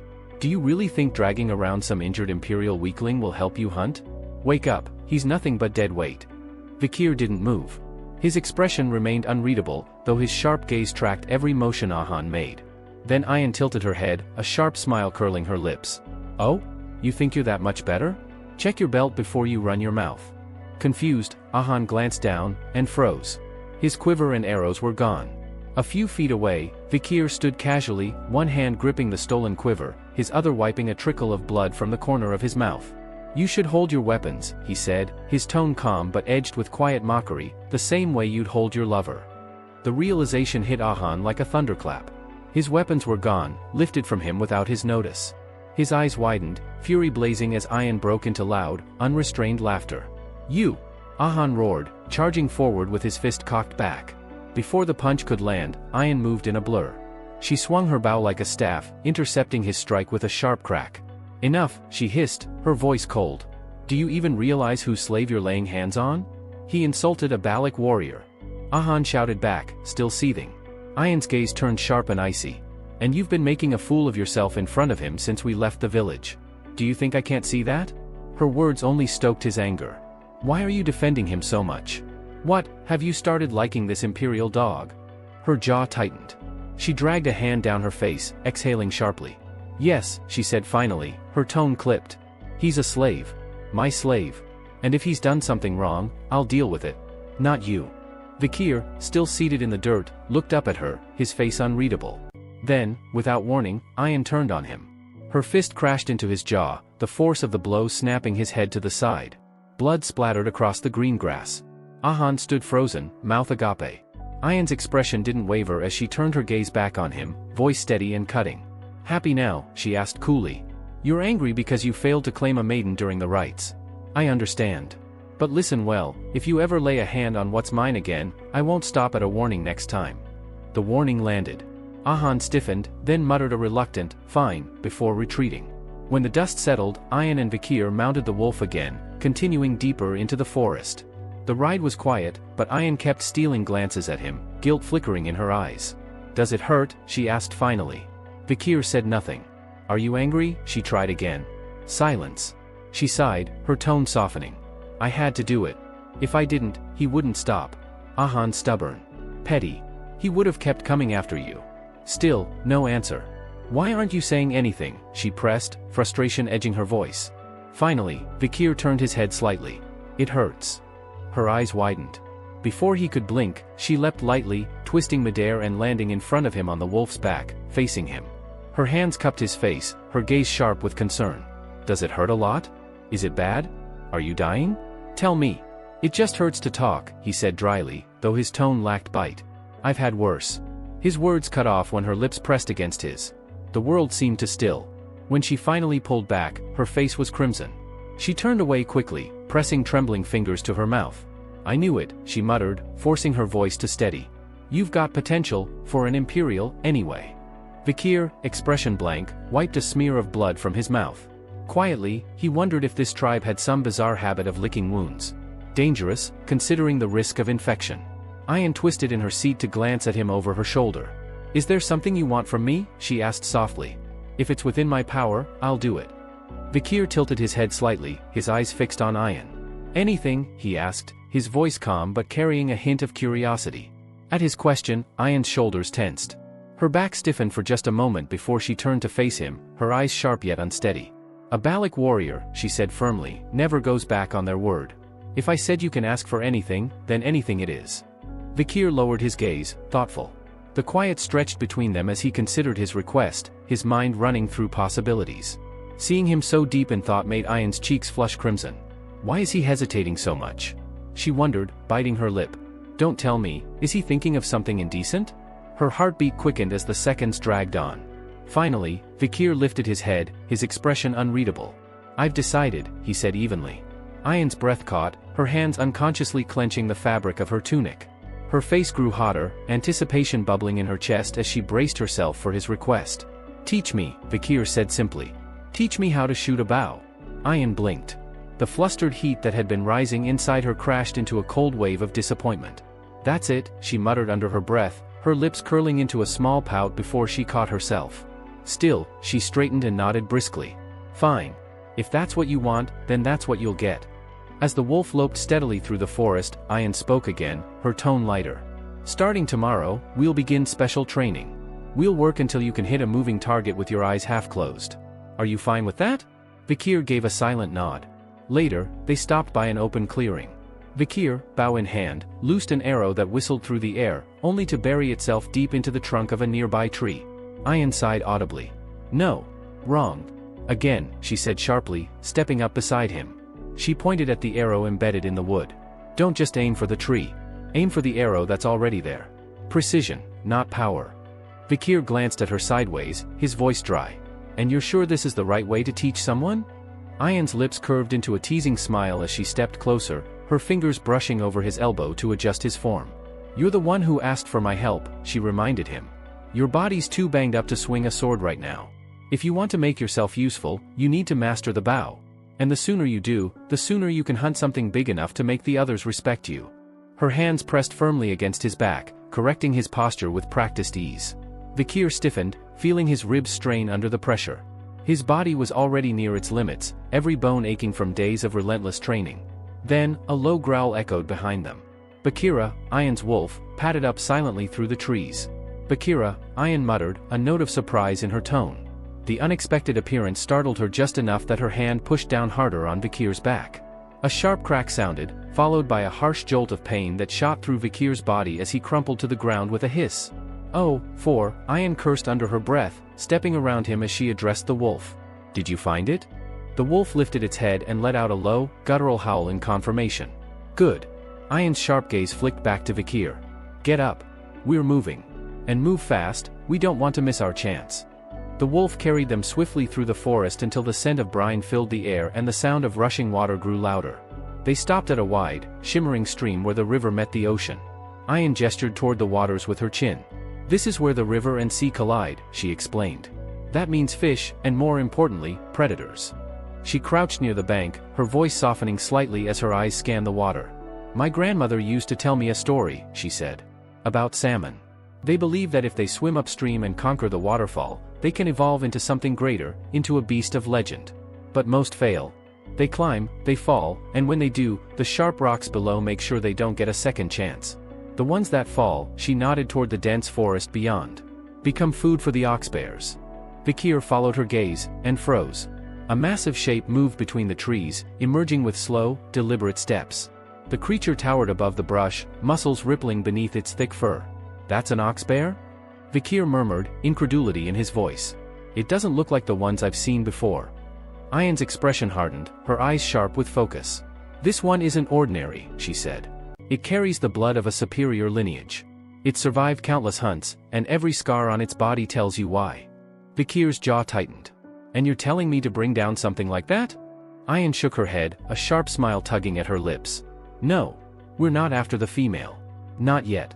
As they watched, other male bears emerged from the forest, one by one, circling the massive female like challengers. She regarded them for a brief moment before turning on them with a violent roar, scattering them like frightened deer. Bakir raised a brow. "She rejected them all?" "Of course she did," Ayan replied smoothly. "Strength doesn't interest her." Then, a smaller, leaner male approached cautiously. Instead of violence, his approach was met with a quiet, almost tender acceptance. The female brushed against him, her massive head lowering to nudge his side. Bakir stared, stunned.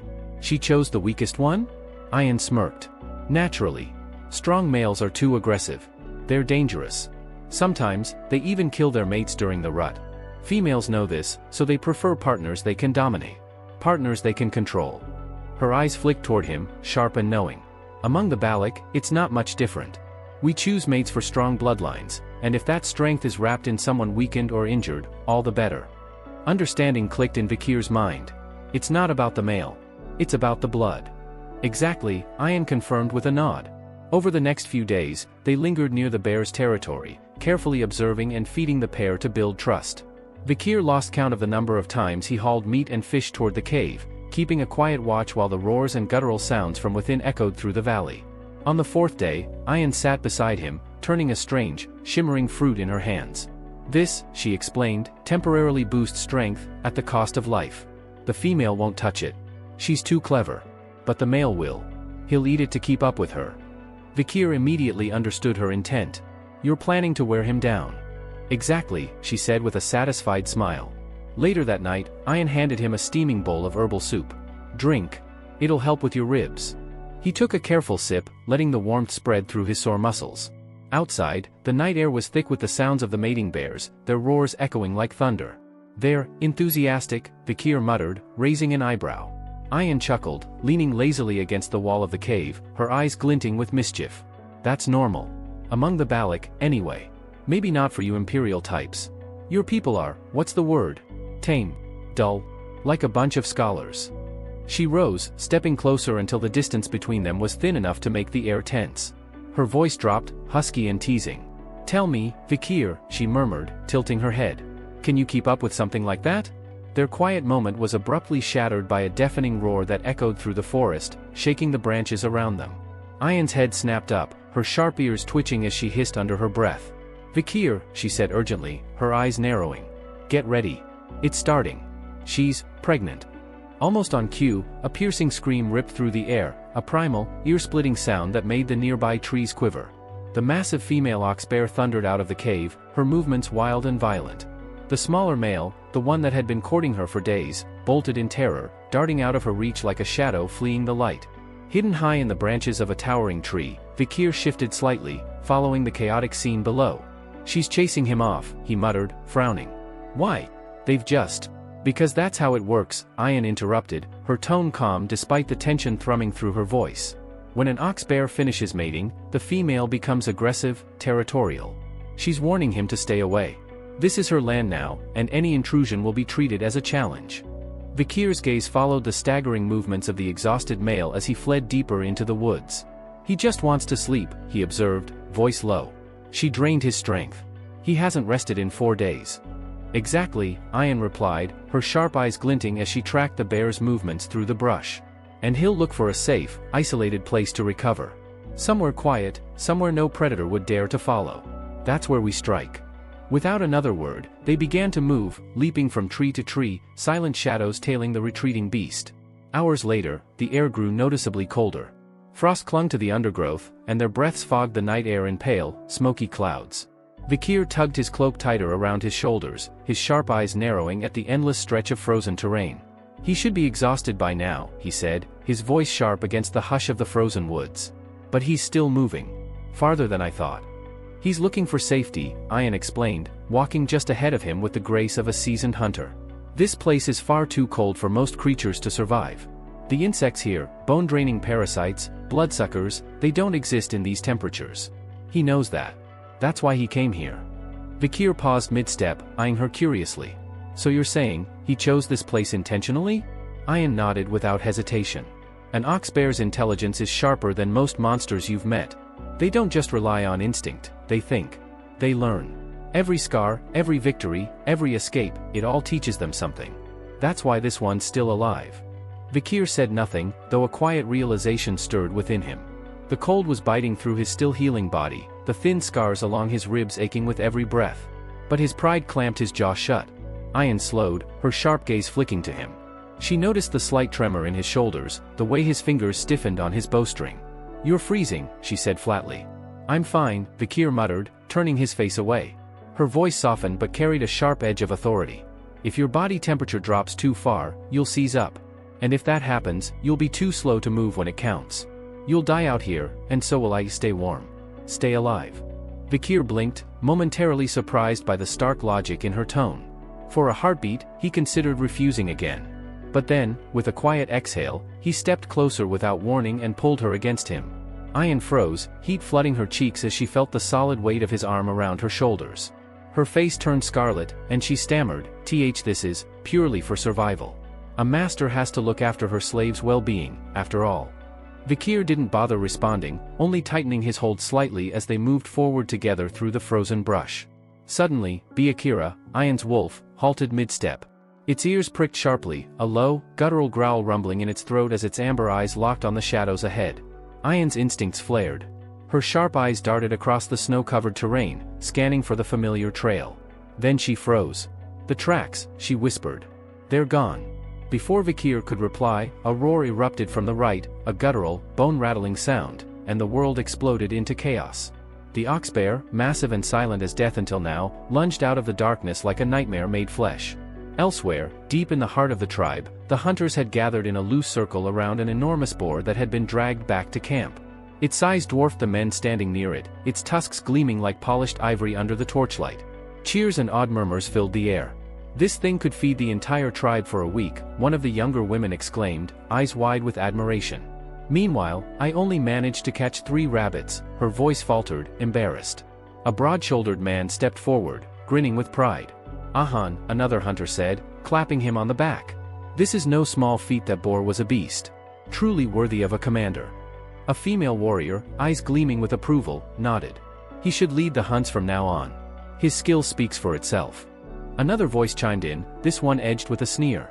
"It's not like Ayan can do everything alone," a man said dismissively. "Not when she's dragging that imperial slave around. Mark my words, she'll return with nothing. Not even a rabbit." Back in the frozen wilderness, the battle erupted in an instant. The male ox bear barreled forward, its claws tearing through the snow, aiming straight for Ayan. Vikir reacted without thinking. His arm shot out, yanking her back hard as the bear's massive paw sliced through the space where her head had been moments earlier. The sheer force of the swing ripped strands of her hair free, scattering them like black silk in the freezing wind. Both of them tumbled from Byakure's back and hit the snow hard, the wolf snarling viciously as it launched itself at the bear in a protective frenzy. Ian! Vikir barked, his voice sharp, scanning her quickly for injuries. She looked up at him, her breath ragged, eyes wide with shock before relief softened her features.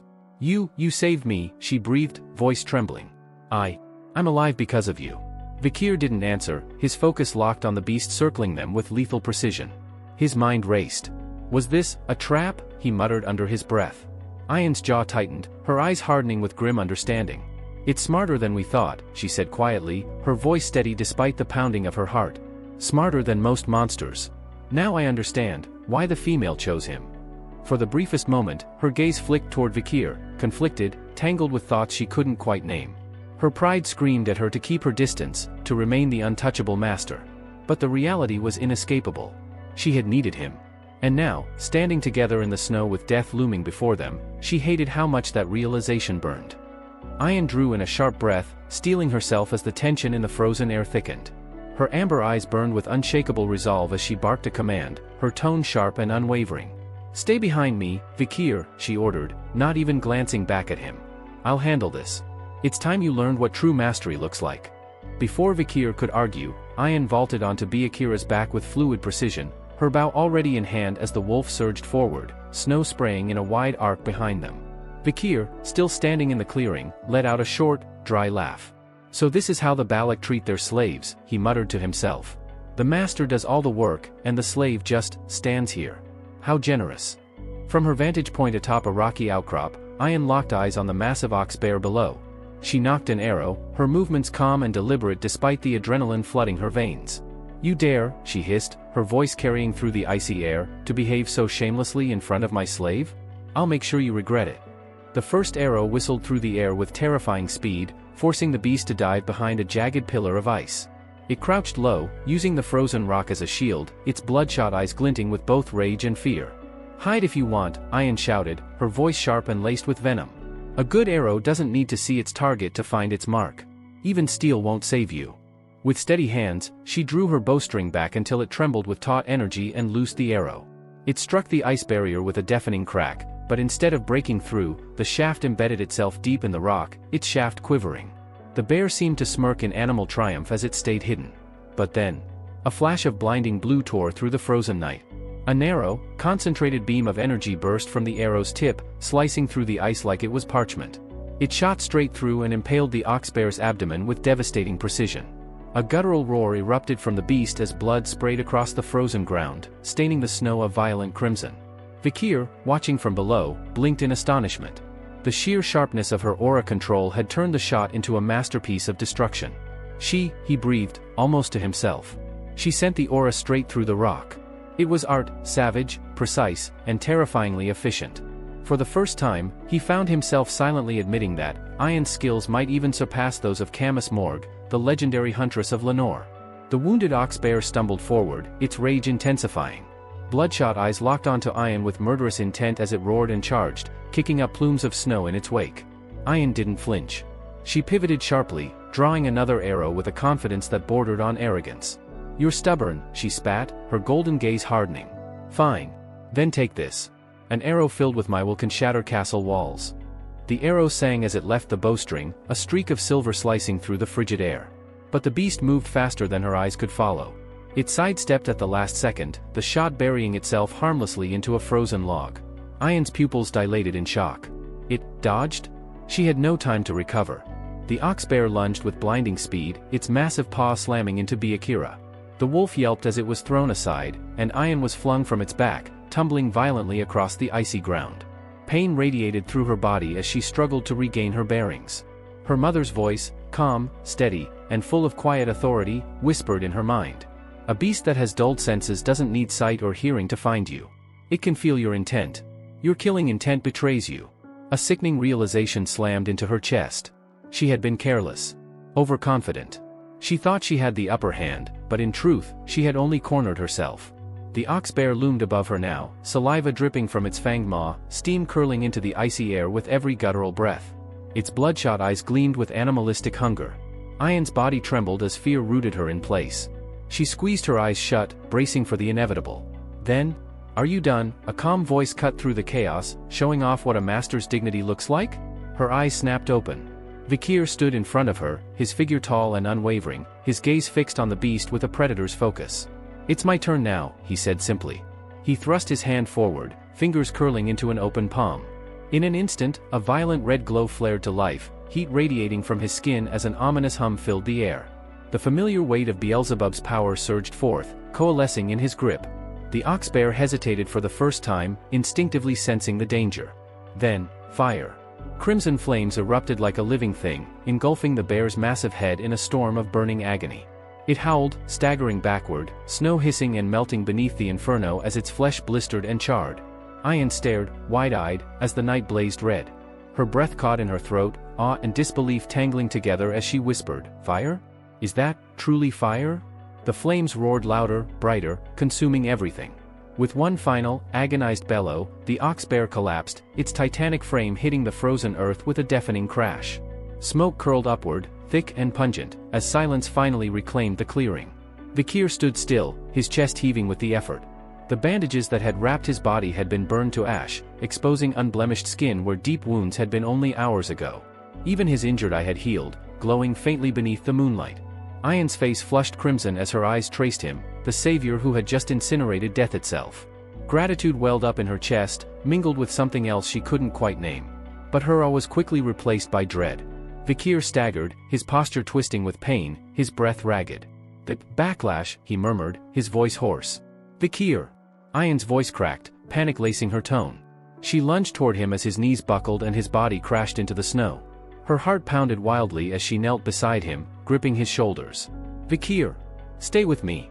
The cold wind swallowed her desperate cries, carrying them through the forest as the crimson flames slowly died away. That night, back at the Balak settlement, the tribe gathered beneath the star-streaked sky. A massive bonfire roared in the center of the clearing, its light dancing wildly against the darkness. The hunters and elders circled it, laughing and shouting in jubilation as they celebrated the day's spoils. Huge pots bubbled with rich, savory stews, the aroma of cooked meat filling the air as bowls were passed around, their contents shared in noisy, cheerful harmony. But even amidst the joy and celebration, one figure remained on everyone's mind. Away from the boisterous crowd, Vikir and Ayan sat cross-legged near the edge of the gathering. Both wore the traditional hunting hats of the tribe, wide, fur-lined brims adorned with carved bone ornaments that clinked softly whenever the wind shifted. Ayan sat upright with her usual confident posture, her bow resting against her shoulder, while Vikir leaned back lazily, watching the flames with an almost bored expression. "The one who brings down the greatest prey," Ayan began, her tone brimming with pride, "earns the respect and admiration of the entire tribe. Tonight, that's us, Vikir." She looked at him expectantly, waiting for some spark of excitement. Vikir tilted his head, his crimson eyes unreadable. "And?" Her brows twitched. "And? That ox bear wasn't just any beast. It was powerful. Cunning. Killing it makes us the centerpiece of the pillaging ceremony, a symbol of strength." Vikir didn't reply. Instead, he scooped up a piece of roasted meat from the bowl in his hand, chewing slowly, his expression as indifferent as ever. Ayan's temper flared. "Honestly, you could at least try to look interested. Do you know how rare this is? That ox bear wasn't some sluggish boar trembling in its pen. It was a predator feared even by seasoned hunters." She gestured sharply to Ahan, who stood nearby. "Tell him, Ahan." Ahan shrugged, giving a solemn nod. "She's right. The kill is significant." Clicking her tongue in frustration, Ayan snatched a wooden bowl from the serving tray and thrust it toward Vikir. "Here. Eat, slave." Vikir blinked at the small portion of meat in the bowl, raising a brow. "This is it? After all that, this is all I get?" Ahan let out a low grunt, clearly amused. "The amount of meat isn't the point. What you earned in honor tonight is worth far more than a bowl of stew." Ayan smirked, brushing her hair back as she explained, "It's a tradition. The one who contributes the most to the hunt eats the least. In return, they gain the highest honor. You're at the top now, Vikir." Vikir stared at the tiny cut of meat, his face blank. "So the more honorable you are, the less you eat. That's ridiculous." Ayan chuckled under her breath at his obvious irritation. Even Ahan, standing to the side with his perpetually sour expression, couldn't help but look mildly entertained by Vikir's displeasure.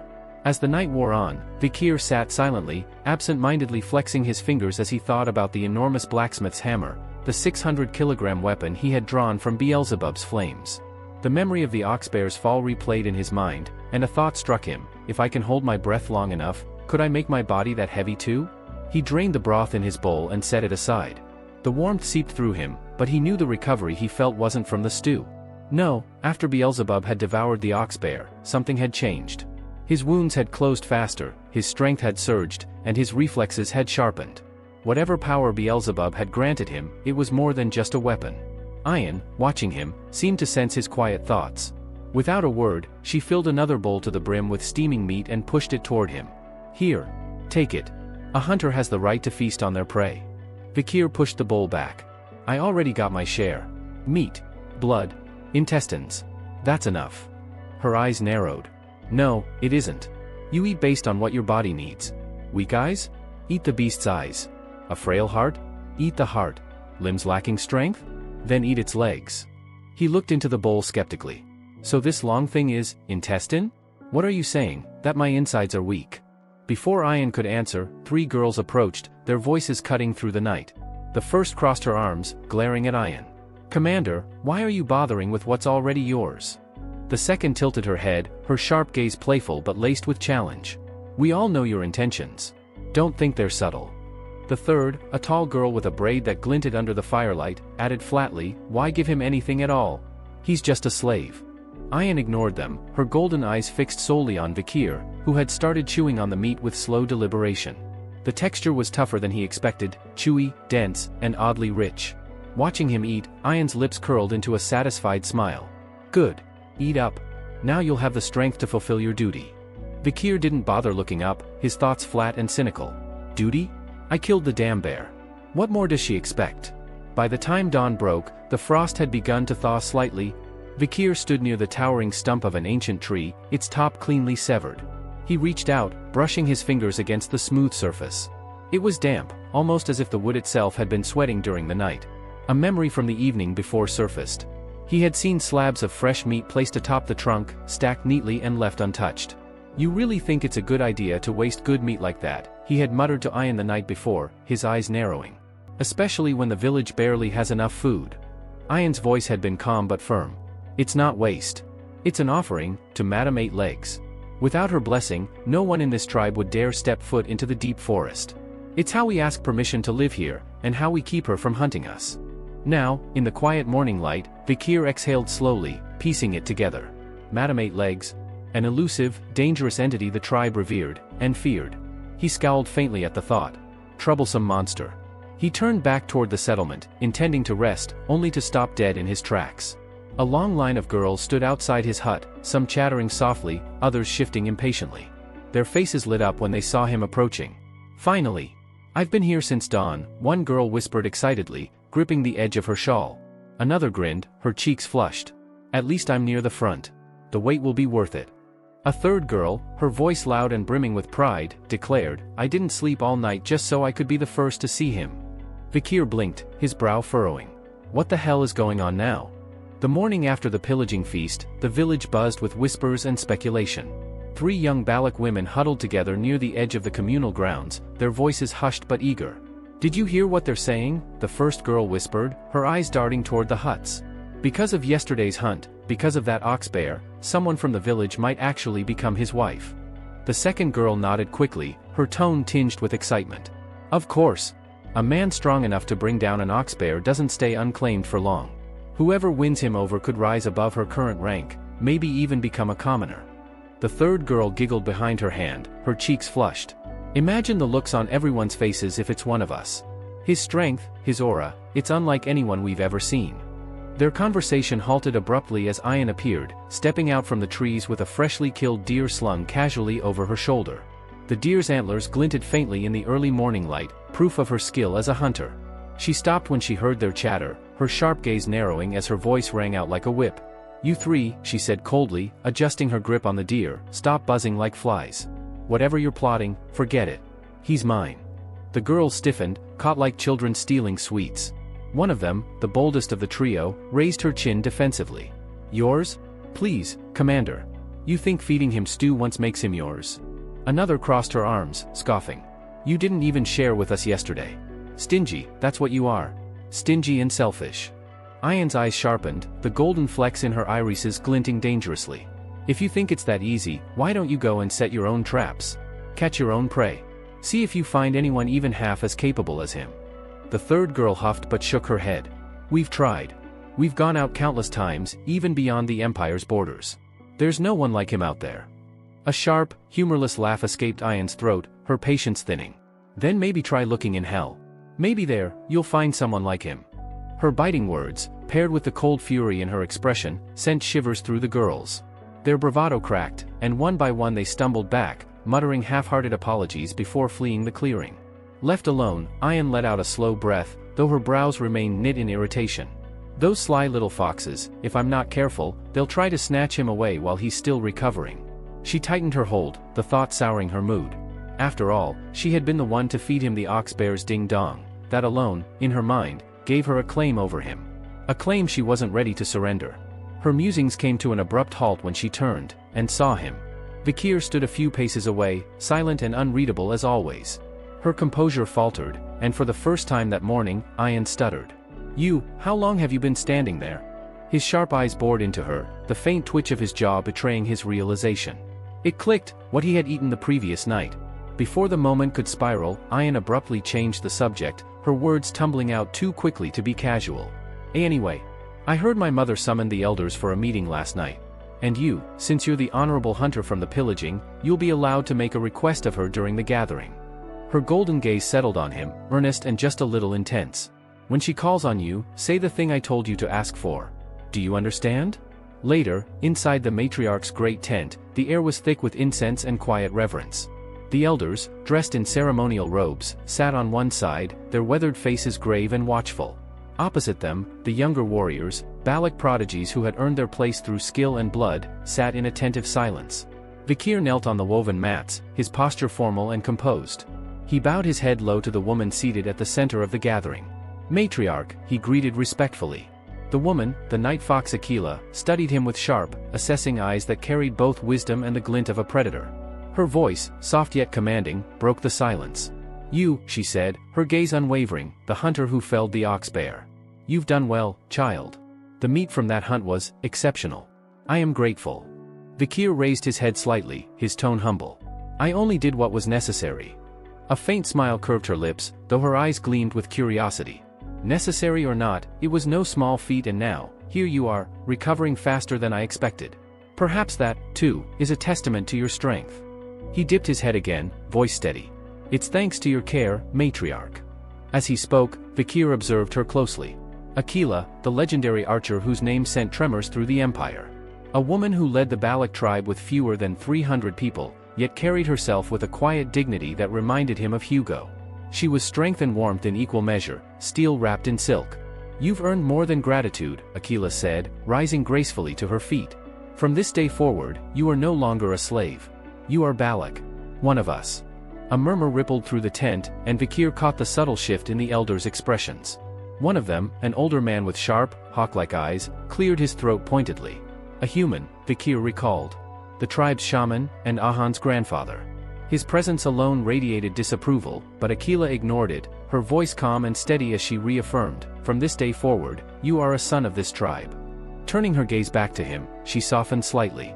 And as family, you may ask for something. A request, any request. If you desire a companion, I will bless your union with any maiden you choose.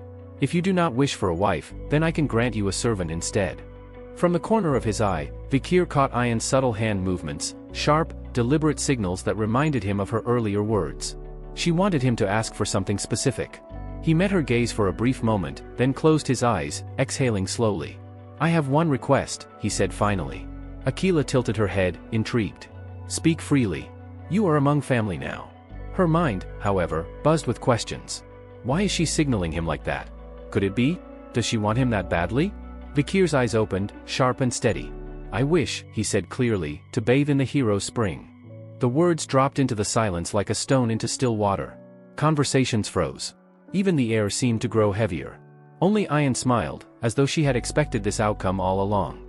Akila's expression, however, hardened. Her gaze turned cold, her voice laced with quiet warning. Do you understand what you're asking for? Before Vikir could answer, a human's voice thundered across the tent, reverberating like a drumbeat. You dare, the old shaman growled, to make such an insolent request in her presence? Do you not understand the weight of your words? Do you not know who you are speaking to? His glare was venomous, his disdain palpable. The hero's spring is sacred. Reserved only for the highest of our warriors. For those who have proven themselves beyond question. And you, he spat the word like poison, you are nothing more than an upstart. Another elder joined in, voice sharp with anger. The spring is not for outsiders. Not for slaves dressed in new skin. Before the tension could snap, Ayan stepped forward, her voice strong and unyielding. He's not just an outsider, she countered, her golden eyes fierce. He's the one who brought down the ox-bear when no one else could. If that doesn't prove his strength, then what does? The matriarch's sharp, commanding gaze settled on Vikir. Her eyes, cold and unreadable, studied him as she spoke in a calm but weighty tone. Do you even understand what you are asking for, child? Do you truly grasp the meaning of the hero's spring? Vikir, steady and unflinching, lifted his head. Meeting her piercing eyes without hesitation, his voice rang out, calm but firm. Yes, he said. I know exactly what the hero's spring is. It's not just water. It's a sacred place, a shrine where only the strongest warriors of the Balak are granted entry. The spring cleanses wounds, restores strength, and heals injuries both inside and out. Its waters are life itself, but also proof. Proof of a warrior's worth. As he spoke, he remembered what Ayan had told him before, that the spring was not for just anyone. Only those who had given something significant to the tribe, those whose strength was undeniable, could step into its waters. Akila's eyes narrowed slightly, though her expression remained calm, unreadable. She leaned back in her seat, fingers tapping lightly against the armrest as silence fell over the tent. Her mind was a whirlwind of thought, weighing honor against practicality, tradition against instinct.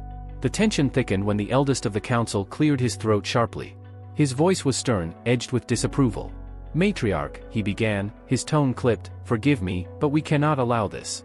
He may no longer be a slave, but he is still an outsider, barely recognized as a commoner. Granting him access to the hero's spring would be a grave violation of our traditions. Another elder, younger and less rigid, leaned forward with a thoughtful expression. But think, honored one, he countered, his voice softer but firm. Look at what he has accomplished. With proper strength, with proper motivation, who knows what heights this boy could reach? A single visit to the spring could temper him further, perhaps even make him into the kind of warrior this tribe has not seen in decades. A murmur ran through the circle of elders, their divided voices rising in debate. The first elder slammed his palm against the ground, his anger palpable. The spring is for proven warriors, those who have bled and bled for this tribe. To open it to a boy who has yet to prove himself beyond a single hunt, it would spit in the face of every ancestor who died guarding it. But the second elder shook his head, voice calm yet persistent. And what of kindness? What of recognition? He risked his life, and he bled for us during the pillaging. Whether you like it or not, he carries the blood price for that hunt. Denying him now may sow resentment instead of loyalty. Vikir remained silent, letting the storm of arguments rage around him. At the center of it all, the matriarch sat, quiet but tense. Her sharp eyes flickered as she struggled to decide. She wanted to grant his request, his composure, his strength, his potential, they all spoke to her instincts, but she had no excuse strong enough to silence the opposition. The shaman's cold stare and the guarded tension in the warrior's postures pressed on her like a weight. Then, before she could speak again, the deep clang of a bell echoed through the village. Clang, clang, clang. The sound cut through the tent like a blade, snapping every head toward the entrance. The murmuring stopped. Vikir's sharp gaze shifted toward the noise. What is that? He asked, his voice cool but alert. Does it signal an attack? War? Ayan shook her head immediately, her tone matter-of-fact. No. That's the bell for visitors. A warning that outsiders have entered Balak territory. There will be no fighting, not unless they've come for it. The matriarch stood, the fabric of her robe rustling like a whisper. This discussion is over. For now, she said, her voice steady but edged with finality. Return to your duties. She turned to leave, but the shaman, a human, let out a sharp, disapproving sound from deep in his throat. His eyes burned with unspoken judgment, though he said nothing further. Outside, the tribe was already gathering near the entrance to the settlement. Vikir stepped out into the sunlight and caught sight of a group approaching, several men, heavily laden with goods, their clothes marked with the signs of long travel. Beside him, Ayan crossed her arms, watching the newcomers approach. Are those the guests you were talking about? Vikir asked, his tone casual but sharp, scanning their gear. Yes, Ayan replied, a faint smile touching her lips. Merchants. They come from beyond the forest, bringing things we can't get here. Everyone looks forward to their visits. But Vikir's sharp eyes were not focused on the goods, they were on the flag one merchant carried. A familiar crest stared back at him, the emblem of the bourgeois family, one of the empire's 7 great merchant houses. His brows knit in thought. The bourgeois? Here? To reach this remote part of the forest, they would have had to cross the Baskerville or Morgue family's territories. Neither house was known for granting easy passage. So, they found another way. Smuggling routes, maybe, he mused, his sharp instincts prickling at the thought. The man at the head of the caravan stepped forward, a tall figure with a bright, practiced smile plastered across his face. Speaking in flawless Baloch, his voice rang out with cheer and confidence. Honored friends. We've brought the 5-day market to you once again, the merchant announced, spreading his arms wide. Come, come, barter, trade, and see what wonders we've brought for you this time. Almost instantly, the merchants began setting up their stalls, colorful fabrics unfurling, crates opening to reveal their contents. The air filled with the buzz of voices and the sharp scent of foreign spices. One merchant held up a delicate glass orb, the surface shimmering in the light. Place this by your bed, he called out, his tone persuasive, and you'll dream only sweet dreams. Another merchant, smiling smoothly, drew attention to his array of fine powders and perfumes. Cosmetics and grains, fresh and pure, straight from the Empire's heartlands. Vikir's gaze swept over the stalls with a discerning eye. Grain, salt, oils, small luxuries, useful items, yes, but hardly worth the rare pelts, stones, and herbs the Baloch were offering in exchange. They're bleeding them dry, he thought grimly. Trading rare goods for scraps. And they don't even realize it. But he said nothing. Drawing attention to himself now would be reckless. This was their tribe, their business. For now, he would simply observe. Nearby, a familiar, sharp voice broke through the noise. This is ridiculous. Ayan snapped, slamming her fist against her hip. Why should I hand over a diamond, just to get a corn? Vikir's lips twitched in a rare, amused smirk. At least someone saw the absurdity. The merchant, unfazed, smiled disarmingly. Ah, but this is special corn, my lady. Ayan glared, unrelenting. Then I want 2 corn. At least 2. Don't try to cheat me. To Vikir's growing frustration, the merchant, still smiling, handed over 2 corns, and Ayan accepted them with a bright grin, completely oblivious to how poorly she had bargained. Hopeless, Vikir thought, exhaling through his nose. Utterly hopeless. As the chaotic bartering continued, the air grew more tense near the far side of the market.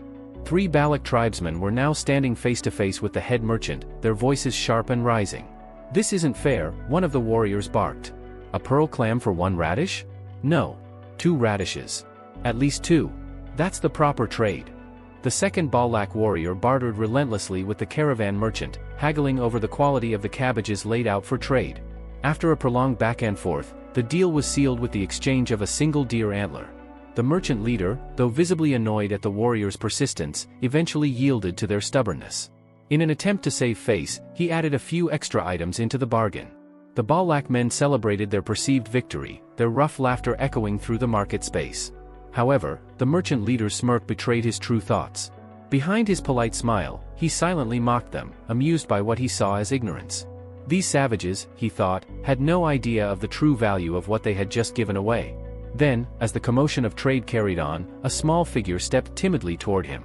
A young girl, her appearance fragile yet innocent, approached the merchant leader with a polite bow. Her bright eyes looked up at him as she softly asked if she could have one of the glass orbs displayed on the stand. The merchant, brimming with self-assured arrogance, crouched slightly and said he had plenty of such orbs. In a condescending tone, he asked her what she had to offer in return. The little girl's face lit up like the morning sun as she eagerly opened her small hands. Resting in her palms was a plump, wriggling sun larva. She proudly announced that it was rare, delicious, and full of nutrients, a true delicacy where she came from. She extended it toward him, a smile of pure hope on her face. But the merchant's expression twisted almost instantly into one of revulsion. His lip curled in disgust as he slapped her small hand away with the back of his own. The larva tumbled to the dirt, its body wriggling feebly as the girl froze in shock. Her lower lip trembled, her wide eyes shimmering with unshed tears. Turning his back on her, the merchant adjusted his sleeves with a sharp flick of annoyance. "Primitive little thing," he muttered with a mocking grin, his voice loud enough for others nearby to hear. "Still, for a barbarian, you're quite a pretty one. pretty enough to fetch a decent price in the slave markets." The words hit her harder than the slap. Her eyes welled up as she stared at the fallen larva, her tiny hands shaking as she reached down toward it. Then, a warm hand landed gently on her head, shielding her from the weight of humiliation. Vikir stood there, his sharp gaze fixed on the merchant. His voice was calm, yet laced with simmering anger as he spoke, "This trade is invalid."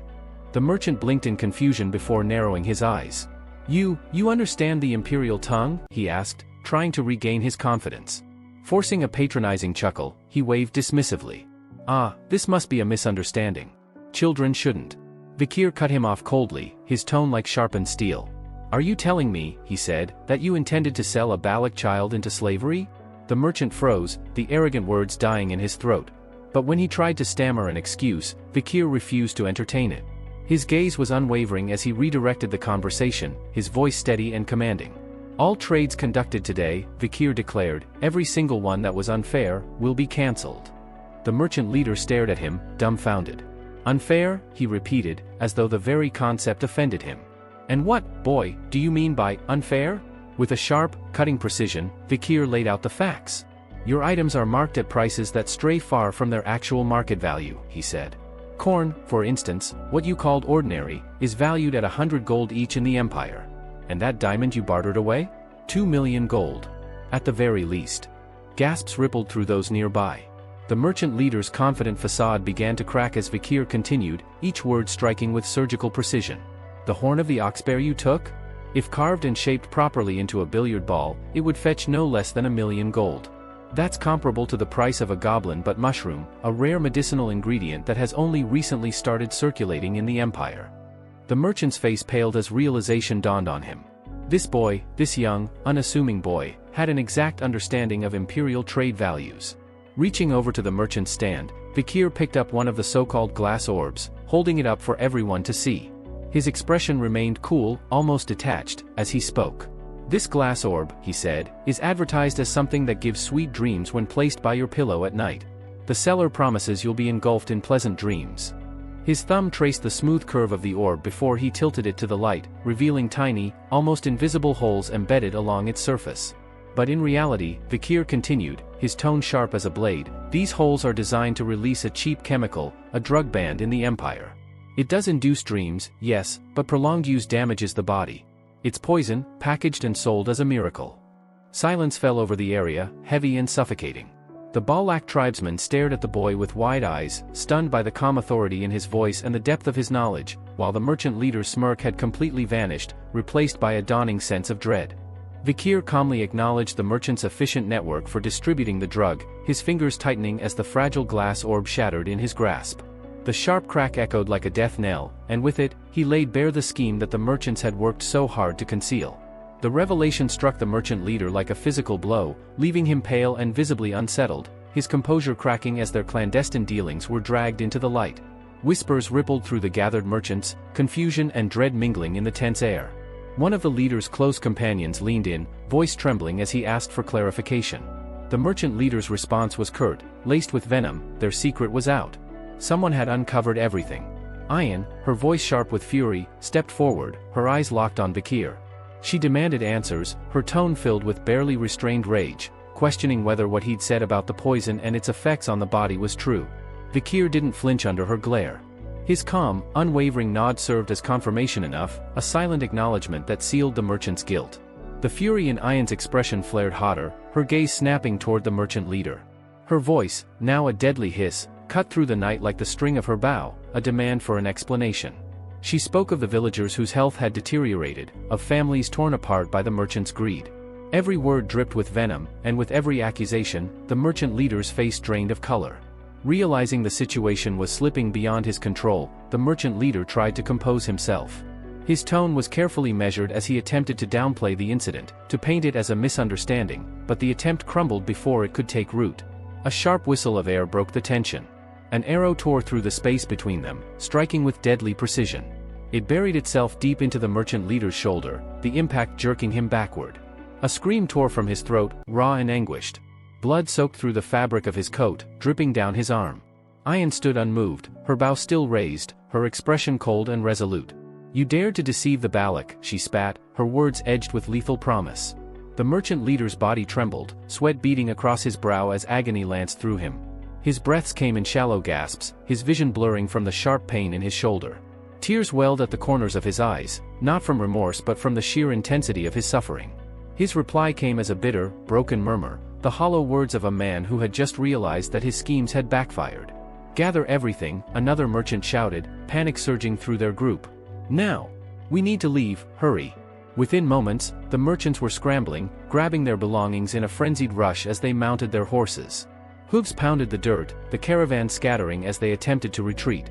Vikir's voice, low and sharp, cut through the noise as he turned to Ayan. "You're letting them go?" he asked, an edge of incredulity in his tone. "You know what they're like. They'll regroup. They never take a loss without striking back." Ayan, her gaze still fixed on the fleeing figures, slowly lowered her bow. Her voice carried a chilling calm as she answered, "You don't kill the entire pack at once. You injure the beast, let it flee, and follow it home. Then, you take down the rest. Cleanly. Completely." Vikir studied her for a moment but said nothing, recognizing the deadly precision in her words. Far ahead, the merchant leader gritted his teeth, rage twisting his features even as pain throbbed from his wound. His breaths came out ragged, hatred and humiliation burning in his veins. "Damn you, damn all of you Balak," he muttered, spitting curses as they rode through the darkness. By the time they reached their camp, a group of mercenaries had already set up near the outskirts of the forest. Lanterns cast flickering shadows over steel weapons and hardened faces. The merchant leader, seething with frustration and desperate for retribution, wasted no time. "They stole everything," he snarled, his voice raw from the ride and the pain. "Every last crate. They've made a mockery of us. This doesn't end here. Do you hear me? It won't end like this." His words roused the mercenaries, their expressions hardening as they prepared for violence. As the night deepened, a lone bird sliced through the dark sky, its wings whispering against the wind. High above the forest canopy, its keen eyes caught a distant flicker of light cutting through the shadows. With a graceful swoop, it descended, landing smoothly on Ayan's outstretched hand. Her piercing gaze never wavered as she stared at the bird. Her voice, quiet but sharp as the edge of her blade, broke the stillness. "They've crossed the line," she murmured, her tone heavy with a promise of blood. "There's only one answer to that. Slaughter." In the dead of night, the mercenaries moved with practiced silence, their steps muffled by the dense forest floor. Blades gleamed faintly under the sliver of moonlight as they advanced toward their destination. At the head of the group, the mercenary captain turned toward the wounded merchant leader who trailed slightly behind. His voice was cold and practical as he spoke. "Your goods," he said, almost with a sneer. "Taken right from under your nose. You and your people were soft, complacent. But you already know this, don't you? Words won't settle this. The Balak won't negotiate, they need to be wiped out. Or chained. Those are your options." The merchant leader grimaced, his jaw tight. "They're not simple prey," he admitted. "Underestimating them will only get us killed." The captain let out a low chuckle, lighting a matchstick with deliberate ease. The faint glow illuminated the sharp lines of his face as he brought the flame to the end of his cigarette. He exhaled a thin stream of smoke, his gaze steady and unyielding. "Then why hire us if you're too afraid to fight?" he asked, his tone sharp and mocking. "We were brought in as your failsafe. You wanted muscle, you wanted insurance. Don't forget, this was your idea." The merchant leader said nothing, his silence betraying his internal conflict. The captain tilted his head, his voice low but laced with menace. "We're entitled to our share of the profits. But if the situation calls for it, we'll take more than just your payment. That's the price of calling in the wolves." A reluctant nod was all the merchant leader could muster, a silent acknowledgement of the dangerous game he had set in motion. Plans were whispered in the dark, ambush tactics, coordinated attacks, fire to flush their enemies from the trees. The night grew heavier, the forest suffocatingly still, as death quietly threaded its way into the Balak's path. The first mercenary casually passed the lit matchstick to the man beside him, allowing him to light his cigarette. As the second man inhaled, savoring the bitter taste of tobacco, a third mercenary stepped forward, hand outstretched. "Pass it here. Let me get a light," he said, a grin playing on his face. That sparked a brief discussion, one of those idle battlefield conversations that usually meant nothing but filled the quiet. Someone muttered about the old superstition, that a single match should never be used to light more than 2 cigarettes. 3 people sharing a flame, they said, would invite death. Bad luck. The third man, scoffing, waved it off with a laugh. "Superstitions for fools," he mocked as the match flared again, casting a glow over his rough, scarred features. A heartbeat later, the night split with a sharp whistle. Thunk. An arrow slammed straight through his forehead, cutting his grin short and sending him crumpling to the ground like a puppet with its strings severed. "What they?" one of his companions started, but before the words fully left his lips, another arrow screamed out of the darkness, piercing clean through the skull of the second mercenary, the one who had just taken the match. Chaos erupted. Shouts, confusion, the scraping of boots against dirt. The mercenary captain, unaware of the sudden bloodshed just steps behind him, continued chatting with the caravan's merchant leader, recounting with grim pride the tales of hunting and enslaving barbarian tribes. And then there was this one time. His words never finished. The merchant leader's eyes widened in horror as an arrow, silent and swift, buried itself dead center in the captain's forehead. The man's expression froze mid-sentence, the arrogant smirk still etched on his lips as his body toppled backward into the dirt. "Put out those damn cigarettes," the merchant roared in terror, the sharpness of his tone slicing through the chaos. "They're using the light to aim, put them out." From a distance, Ayan watched the scene unfold, her bow drawn, her expression cold and sharp. "Only the head," she muttered, her voice like ice. "Aim for the head. Let them know what fear really is." Nearby, Vikir blinked in shock, his sharp eyes narrowing as the realization struck. "Wait," he muttered, his tone edged with disbelief. "They can aim, just from the glow of a cigarette?"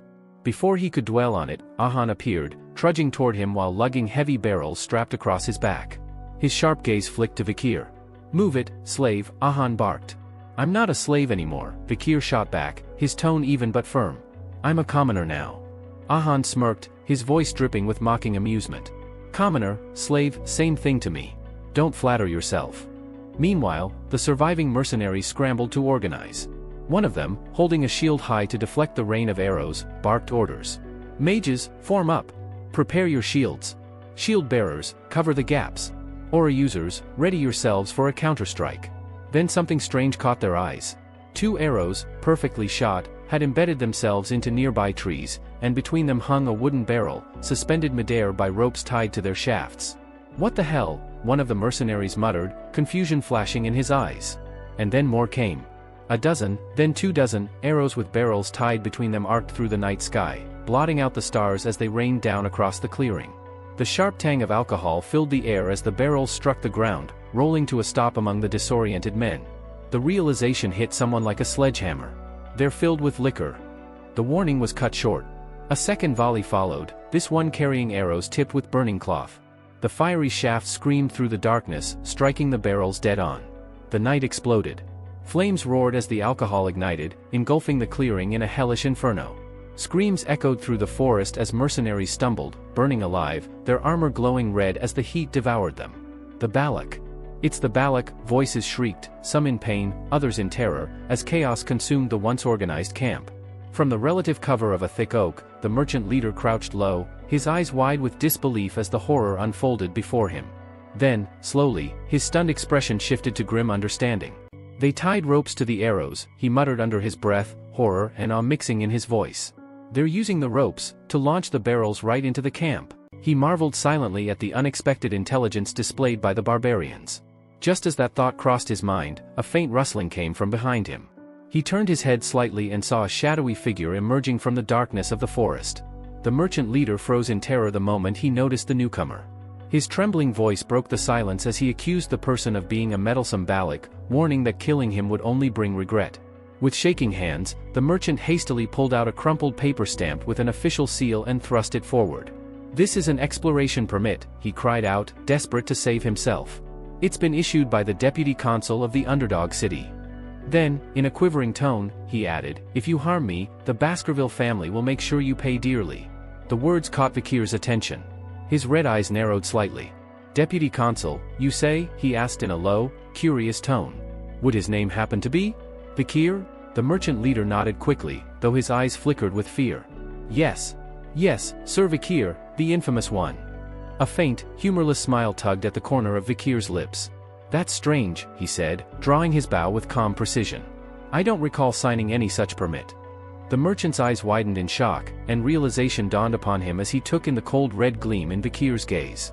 He opened his mouth to speak, but before a single word escaped, an arrow pierced straight through his forehead. His body crumpled to the ground. Vikir lowered his bow and murmured, "Anyone who dares forge the Baskerville seal, shall face execution." Moments later, Ayan appeared astride her wolf, her face pale with urgency. "Run, slave," she shouted, her voice cutting through the air. "I'm not a slave," Vikir replied firmly, correcting her without hesitation. Meanwhile, the mercenaries on the battlefield were still locked in a desperate defense, using their shields to block a rain of arrows. But soon, they realized something odd: the Baloks had stopped firing. Confusion rippled through the ranks. Some took it as a sign of weakness, believing the enemy had lost confidence. Encouraged, they rallied together and shouted their intent to pursue the retreating barbarians and make them pay in blood. But before they could advance, the ground trembled. A heavy thud echoed, followed by terrified screams. A massive, grotesque shadow descended upon them. Something monstrous had arrived, tearing through their formation like a storm. Ayan turned back toward Vikir, her eyes sharp. "You used the fire as bait, clever," she remarked, acknowledging his calculated tactics. "You've turned into quite the Balak yourself." Vikir smirked faintly, his tone carrying a teasing edge. "Funny. I was thinking the same about you, every time I see you." His gaze shifted toward the eerie silhouette of Madame Eight Legs, the monstrous being looming nearby. "But this mess," he said dryly, "is a disaster." The matriarch of the tribe stepped forward, smiling gracefully despite the chaos. Her voice carried authority as she spoke. "Vikir, you've done well," she said. "You solved our food shortage, ended battles without needless deaths, and even uncovered the cause of our warriors' sickness, the poison from those cheap drugs the merchants spread." She placed her hand gently on his shoulder. "You are a brave warrior. Tonight is the full moon, Ayan, take him to the hero spring." "Yes, mother," Ayan replied, rising to her feet. As the two walked together, Ayan playfully wrapped her arm around Vikir's shoulder. "Looks like Amon's gone quiet," she said with a grin. "He used to call the warrior's sickness a curse, but after being proven wrong, nobody listens to him anymore."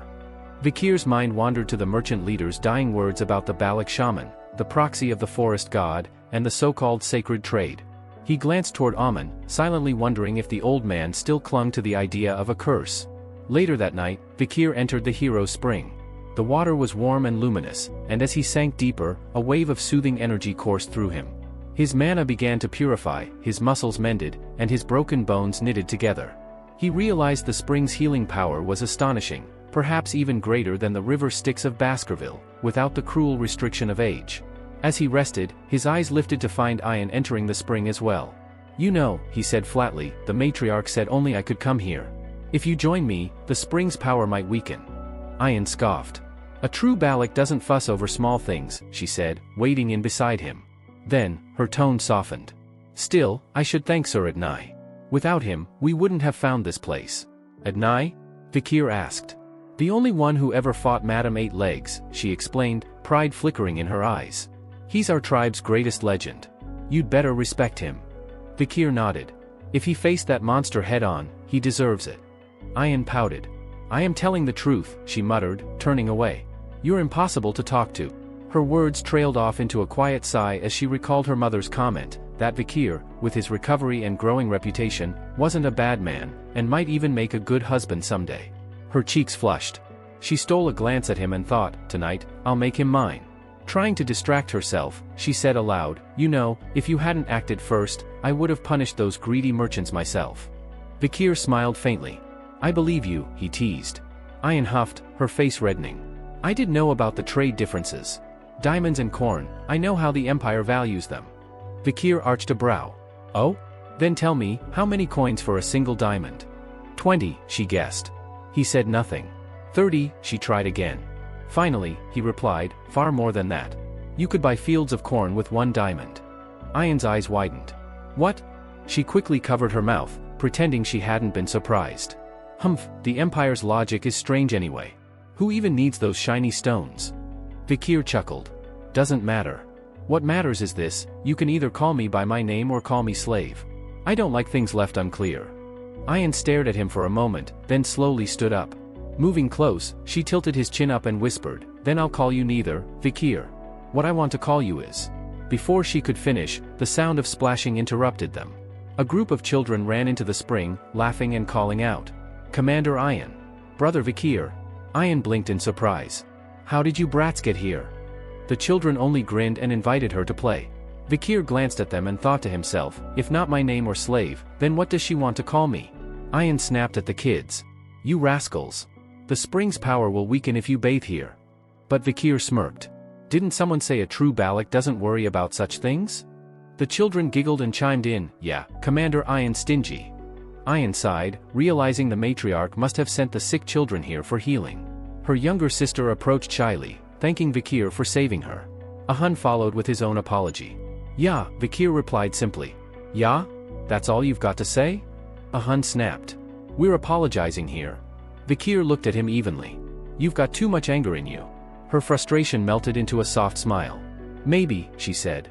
But we have plenty of time. Then, with a bright expression, she added, Congratulations, Vikir. You're officially one of us now, a true Balak. 2 years passed. A sharp punch struck Ahun square in the jaw, sending him crashing to the ground. He groaned, clutching his face, while the one standing over him, Vikir van Baskerville, now 17, lowered his fist and said coolly, You're more of a crybaby than I thought.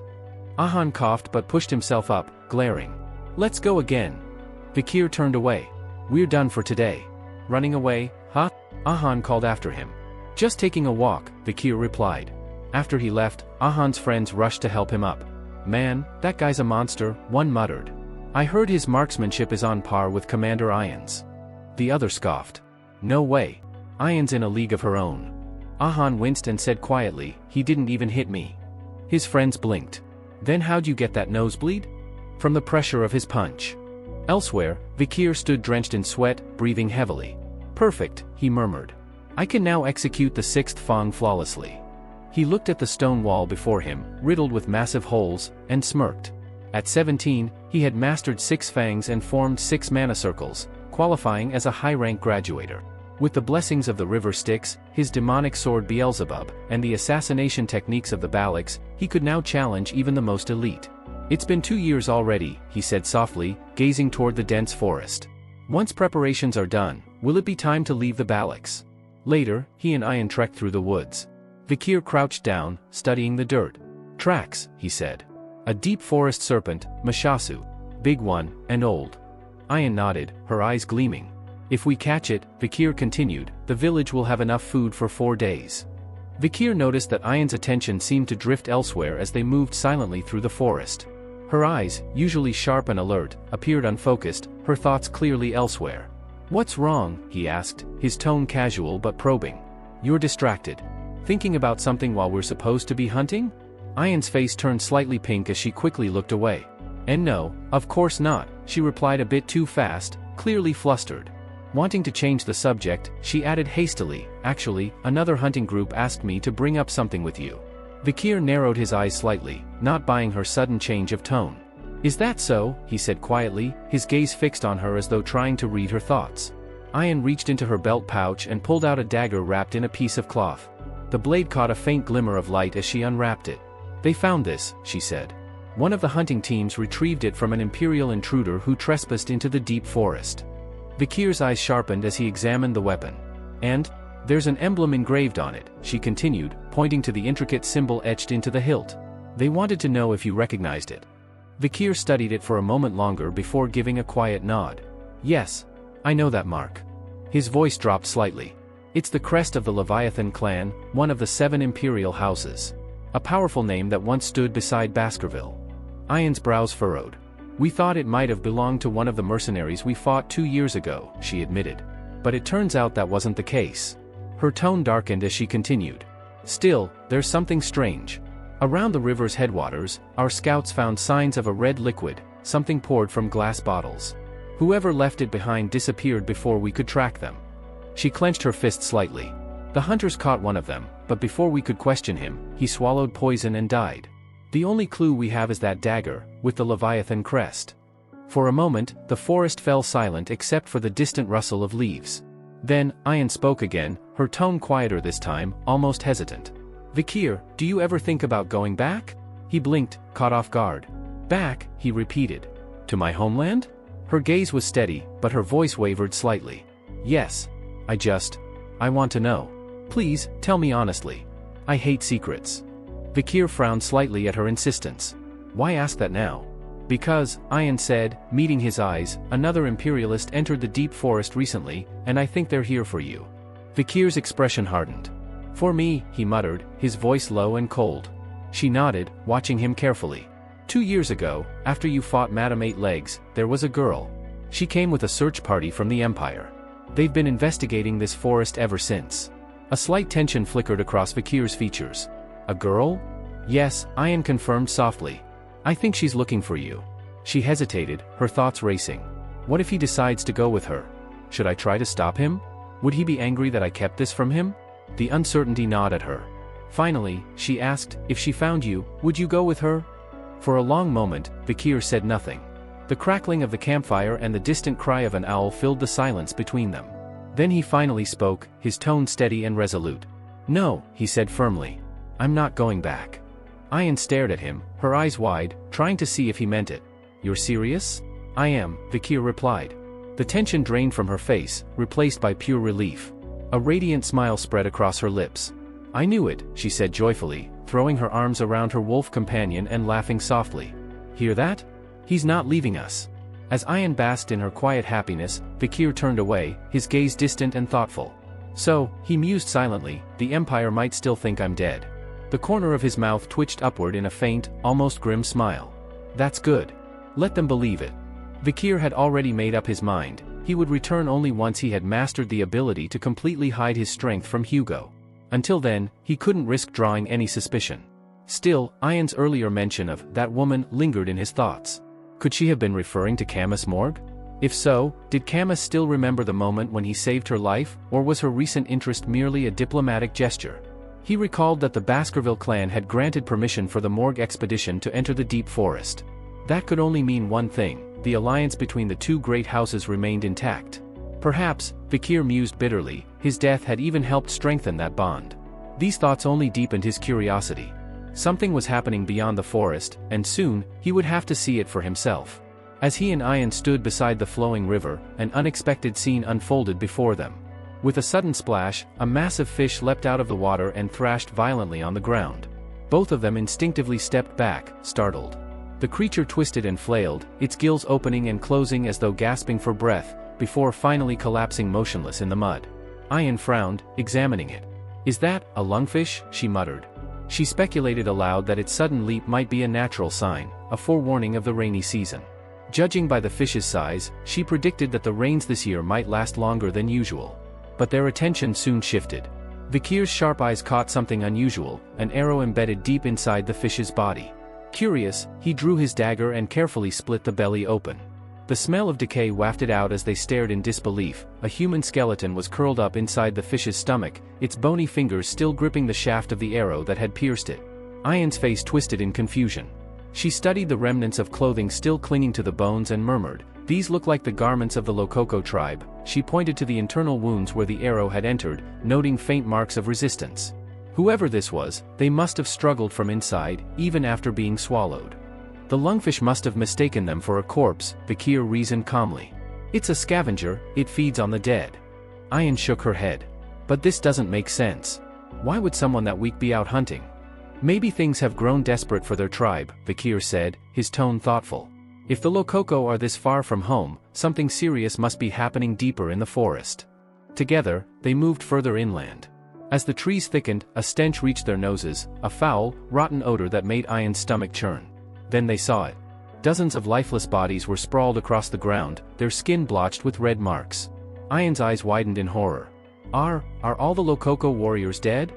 Vikir crouched beside one of the corpses, examining its condition. The skin was blistered, the lips blackened, and there were clear signs of vomiting and diarrhea. His expression darkened. This isn't from battle, it's from sickness, he muttered. Something deadly. Ayan pointed toward the horizon where the village of Loko lay in eerie silence. It's already past mealtime. Shouldn't there be smoke from their cooking fires, she whispered. By the time night had fallen, they reached the village. The air was unnervingly still, and the huts were overrun with weeds, as if abandoned for weeks. Did they move away? Ayan wondered. But her question was quickly answered. As she pulled aside the flap of a nearby tent, a cloud of flies burst out. Her scream pierced the quiet night. Inside, a rotting corpse lay stiffly on the floor. Vikir, she cried. He rushed over, only to discover another dead body nearby. His mind flashed back to the memories of his past life, of that same dreadful disease that once swept through the deep forest. The Red Death. It was a nightmare that had once crippled the entire region. The afflicted would develop red pustules all over their bodies, then succumb to unbearable pain, vomiting, and fever before dying in agony. It hadn't only killed humans, it had decimated beasts and tribes alike, spreading far beyond the borders of the empire. Ayan, trembling, said, "We need to leave. Now. This is a curse. The curse of the gods." Vikir shook his head. "It's not a curse. It's a contagious disease." Her eyes widened. "That's even worse." "It's not highly infectious," he reassured her, his voice steady. She hesitated. "You're sure it's not divine punishment?" "If you're that frightened," Vikir said flatly, "then return to safety. I'll stay." "What if you die from it?" she cried. He glanced back at her, his expression calm. "Then I die. Simple as that." Ayan's eyes widened in disbelief. "How can you say that so easily?" Ignoring her protests, Vikir began examining the area. Judging from the number of corpses, he concluded that the Lokoko tribe hadn't been completely wiped out. "The survivors must have fled," he said. "They left behind the dead and the sick." He decided to scavenge what he could from the abandoned barracks and told Ayan to find shelter and rest. She sighed, muttering under her breath that he really didn't understand fear or emotion. But just as she turned to leave, a sudden chill ran through her. Her face went pale, her eyes wide with terror. A piercing scream shattered the stillness. Vikir spun around, his instincts flaring. "Ayan! What happened?" She was trembling violently, pointing at something ahead. "It's the curse," she stammered. "It's real."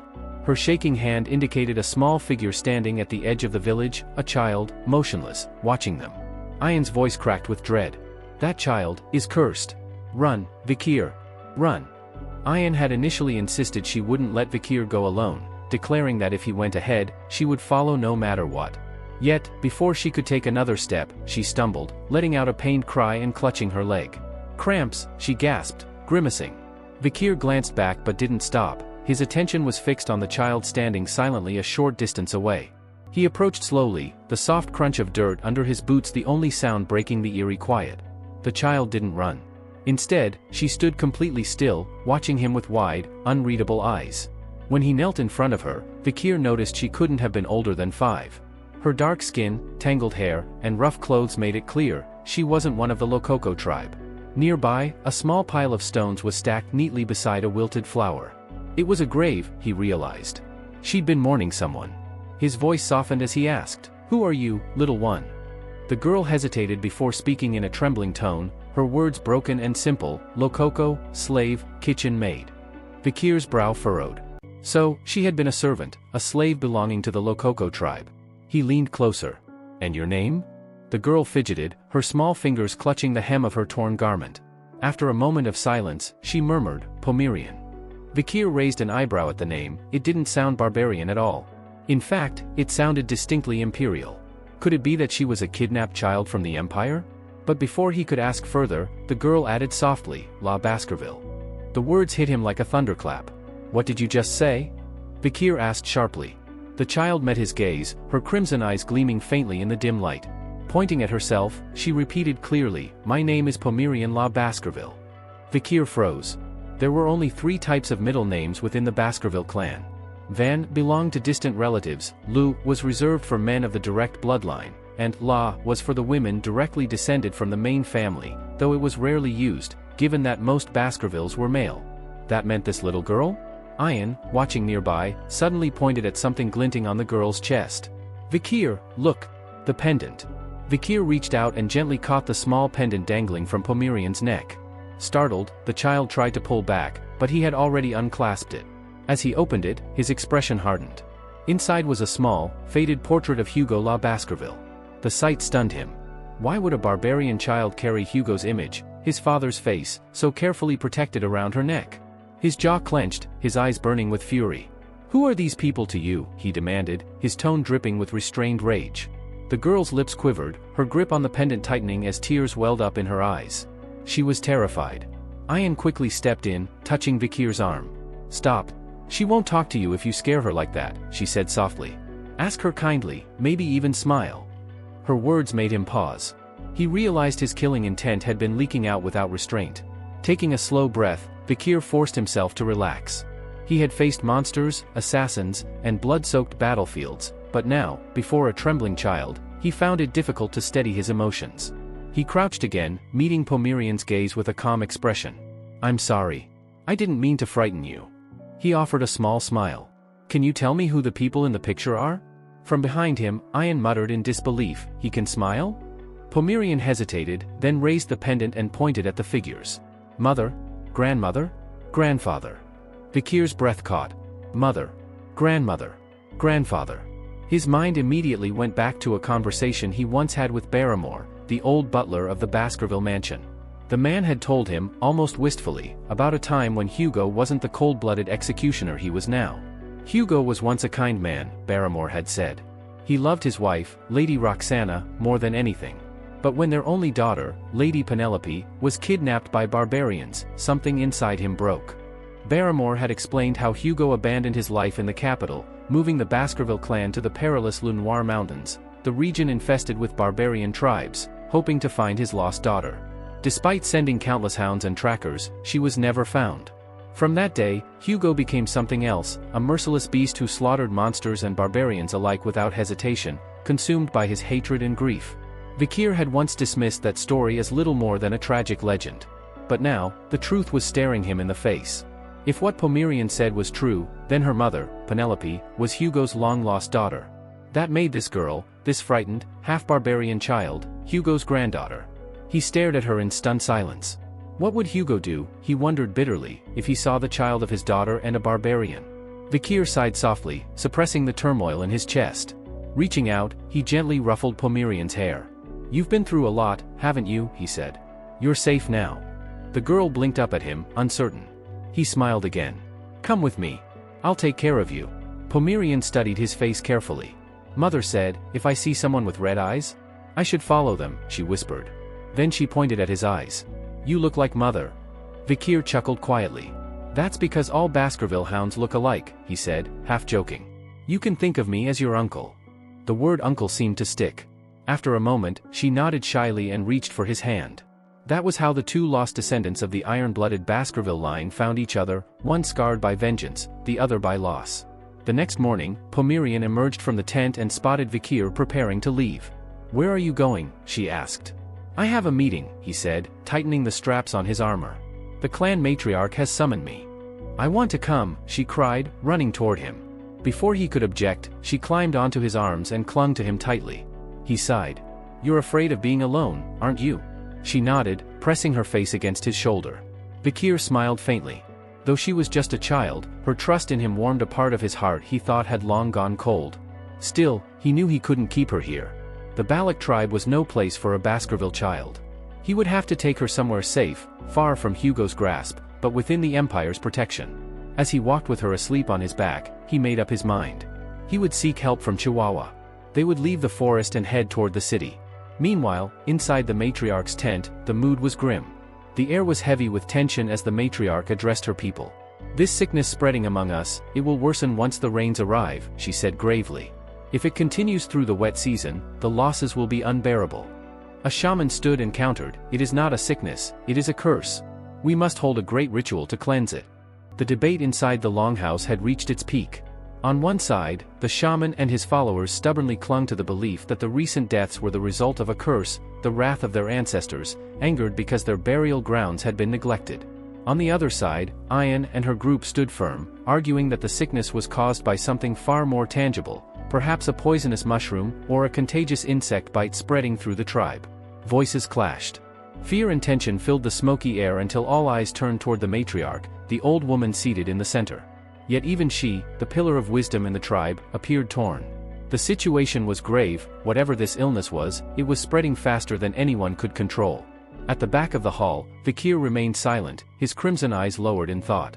He knew exactly what they were facing. The Red Death. A plague so vile that it mirrored the Black Death that once devastated the Empire centuries ago. He could still recall the stories, Camus of the Morgue clan, who created a wall of magical fire to stop the plague's spread, and Saint Dors of Quo Vadis, who had purified entire villages with divine light. Their miracles had saved countless imperial lives, but only within the Empire's borders. For those who lived outside, barbarians like the people of La Rue at the Le Noir Mountains, no such salvation came. They had been left to rot and die. Yet, as cruel as that tragedy was, Vikir also knew it had benefited one group, the Baskervilles. The plague had wiped out many barbarian tribes, leading to an influx of monsters in the forests. When civilians began dying, The Empire turned to the Baskervilles for help, granting them power and resources to eliminate the creatures.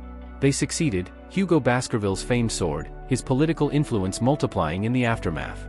But Vikir, sitting in the shadows, clenched his fist.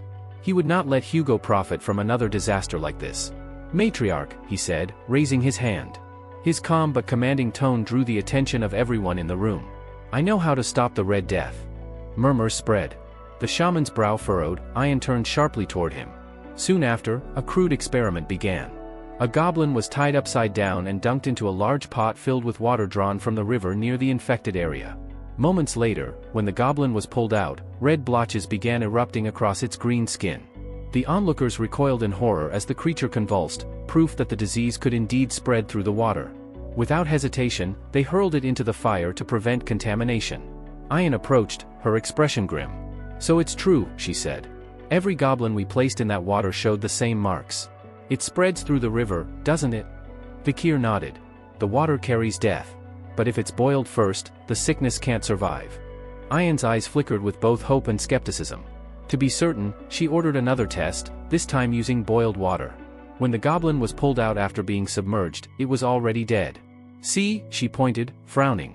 "It's useless." Vikir's gaze sharpened. "Not the hot water, the cooled water," he corrected. "Try again after it's boiled and cooled." They followed his instruction.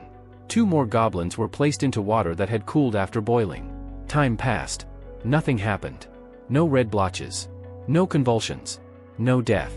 A ripple of relief spread through the onlookers.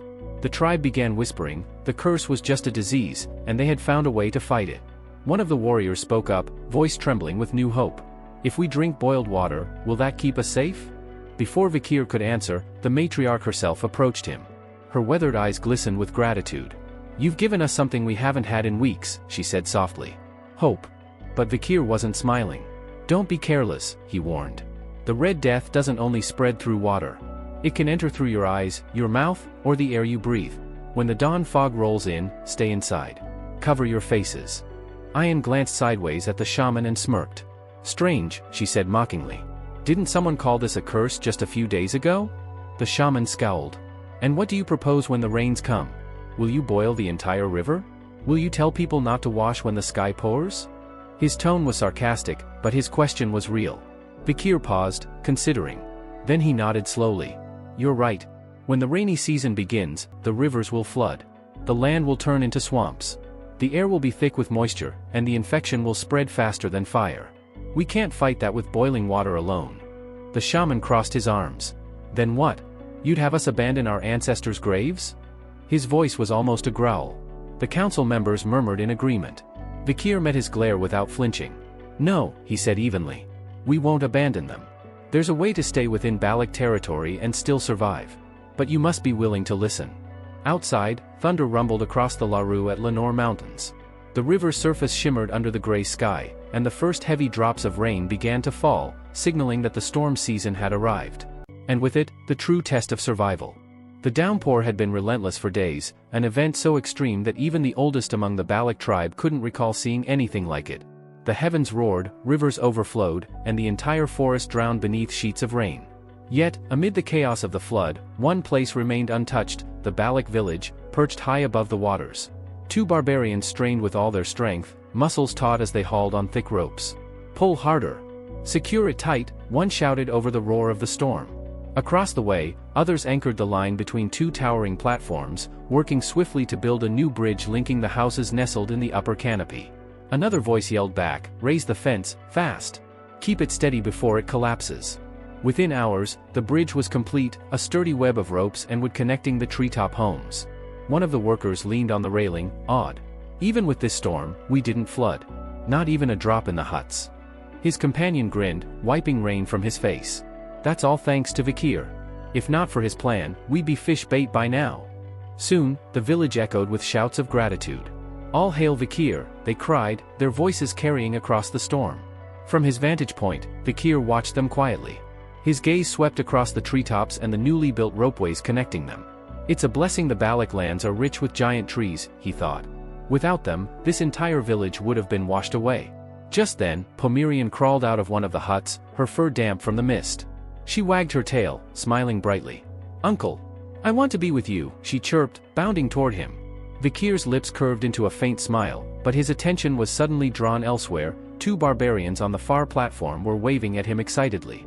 Something about the water behind them made his instincts flare. His eyes narrowed. "Get back," he shouted. But it was too late. A monstrous catfish, easily the size of a wagon, burst out from the murky depths, its gaping maw lined with jagged teeth. The 2 barbarians froze, horror flashing across their faces. Before the beast could swallow them whole, an arrow whistled through the air, striking it squarely in the eye. The creature recoiled with a furious screech, splashing back into the river. Standing on a nearby branch, Ayan lowered her bow, glaring at the creature. "Get lost, you slimy bastard," she barked, notching another arrow in warning. Vikir landed beside her. "That thing, was it the Mashasu?" he asked. Ayan nodded grimly. "No, worse. That's Ka, the River King. He's ruled these waters for decades. No one's managed to chase him off, until now." As if angered by her words, the water surged again. The massive catfish slammed into one of the platforms, splintering the wood beneath the 2 barbarians. They lost their footing, screaming as they plummeted toward the raging waters below. Vikir's body moved before thought. "Damn it!" He leaped, aura flaring crimson, and his right hand began to glow, a familiar fiery pulse gathering in his palm. Beelzebub, his weapon, materialized with a hiss of heat. Baskerville style, 6th Fang, 6 lurking ambushes. His blade flashed 6 times in a heartbeat. The strike sliced across the catfish's thick hide, sending it thrashing violently. With a guttural roar, the beast dove back into the river and disappeared beneath the churning surface. The fallen barbarians managed to grab onto a tree trunk, coughing and trembling but alive. From above, cheers erupted. "He did it again. He drove Ka away. Vikir saved us, again." Their voices rose like thunder through the rain. "The hero of the Balak," they shouted, their respect echoing through the flooded forest. The shaman, standing at the back, merely clicked his tongue in irritation. "Hero, huh," he muttered bitterly. Beside him, Ahan stood silent, her expression unreadable. Ayan raised her thumb with a smirk. "You passed," she said simply. As the storm finally began to ease, night descended. Inside Vikir's hut, a warm fire crackled while Pomerian happily devoured the meal he had cooked. To his mild surprise, Ayan sat beside her, eating just as eagerly. "This is delicious, uncle," Pomerian said, her cheeks stuffed. Ayan nodded in agreement. "He's a better cook than he looks." Vikir raised an eyebrow. "I don't remember inviting you," he said dryly. "I couldn't resist the smell," she replied with a teasing grin. "Then you'll have to wait until I cook yours," he joked. Ayan leaned back, smirking. "You forget, what belongs to the slave belongs to the master." "I'm not a slave," he countered, amused. "Then stop listening to me," she said with mock command, popping another bite into her mouth. Their banter drew laughter from Pomerian. "You two sound like a married couple." Ayan froze, color rushing to her cheeks. "Pomerian," she exclaimed, pulling the girl into her arms and hugging her tightly. Vikir hid a faint smirk, glancing at them. When did those two get so close? He wondered. Just then, a cold draft swept into the hut. Vikir turned toward the entrance. A figure stood in the rain-soaked doorway, water dripping from his shoulders. Ayan's expression hardened. "Ahun," she said sharply. "What are you doing here?" The man stepped forward, his eyes glistening, not with rain, but with tears. "I came looking for Vikir," he said, voice trembling. "If anyone can save us again, it's him." The room fell silent, the sound of the rain echoing faintly outside. Ahun fell to his knees before Vikir, rain streaming down his face as if the heavens themselves mourned with him. His trembling voice broke through the storm. "Please, save my sister. She's all I have left." Night descended over the drenched forest, the storm unrelenting. Inside a small, dimly lit tent, a single oil lamp flickered weakly, its light trembling with each gust of wind. On a makeshift bed lay a young girl, her skin flushed and marred with red blotches, her breath shallow and ragged. Each exhale rattled faintly, like a whisper on the verge of fading. Vikir stood beside her, his eyes cold but focused. Ayan and Ahun were there too, the latter clutching his sister's hand, praying desperately. "When did this begin?" Vikir finally asked, his tone steady amidst the storm's roar. "Yesterday," Ahun replied, his voice hoarse. "She went into the swamp while we were gathering wood for the new platforms. After that, she started coughing, and then these marks appeared." Ayan added softly, "Ahul's always helping others. She's kind, too kind. She must have gone there for someone else's sake." Her voice trembled before she turned to Vikir. "Can you cure her?" Before he could respond, the tent's flap was thrown open, and a sharp, disapproving grunt broke the tense air. Everyone turned to see Amun, the tribe's shaman, and Hun's grandfather, enter, his gnarled staff tapping against the ground. I warned you, he growled, eyes narrowing on Hun. You defied the ancestors, and now their wrath has come for you. His gaze flicked to the sick girl. This is punishment. You were told not to disturb the swamps. Grandfather, Hun interjected, stepping forward. It's not a curse. It's an illness. Before he could finish, his hand struck her across the face, the sound echoing sharply through the tent. Hun staggered back, his cheek flushed red. You dare talk back to me? You've grown just as useless as your parents, he spat, his voice trembling with fury. You bring an imperial spy into our midst and call his poison wisdom. He jabbed a finger toward Vikir. His presence alone invites disaster. Hun clenched his fists, tears spilling down his face. Please, she's dying. Do something instead of. Silence, the shaman barked. The gods curse those who defy them.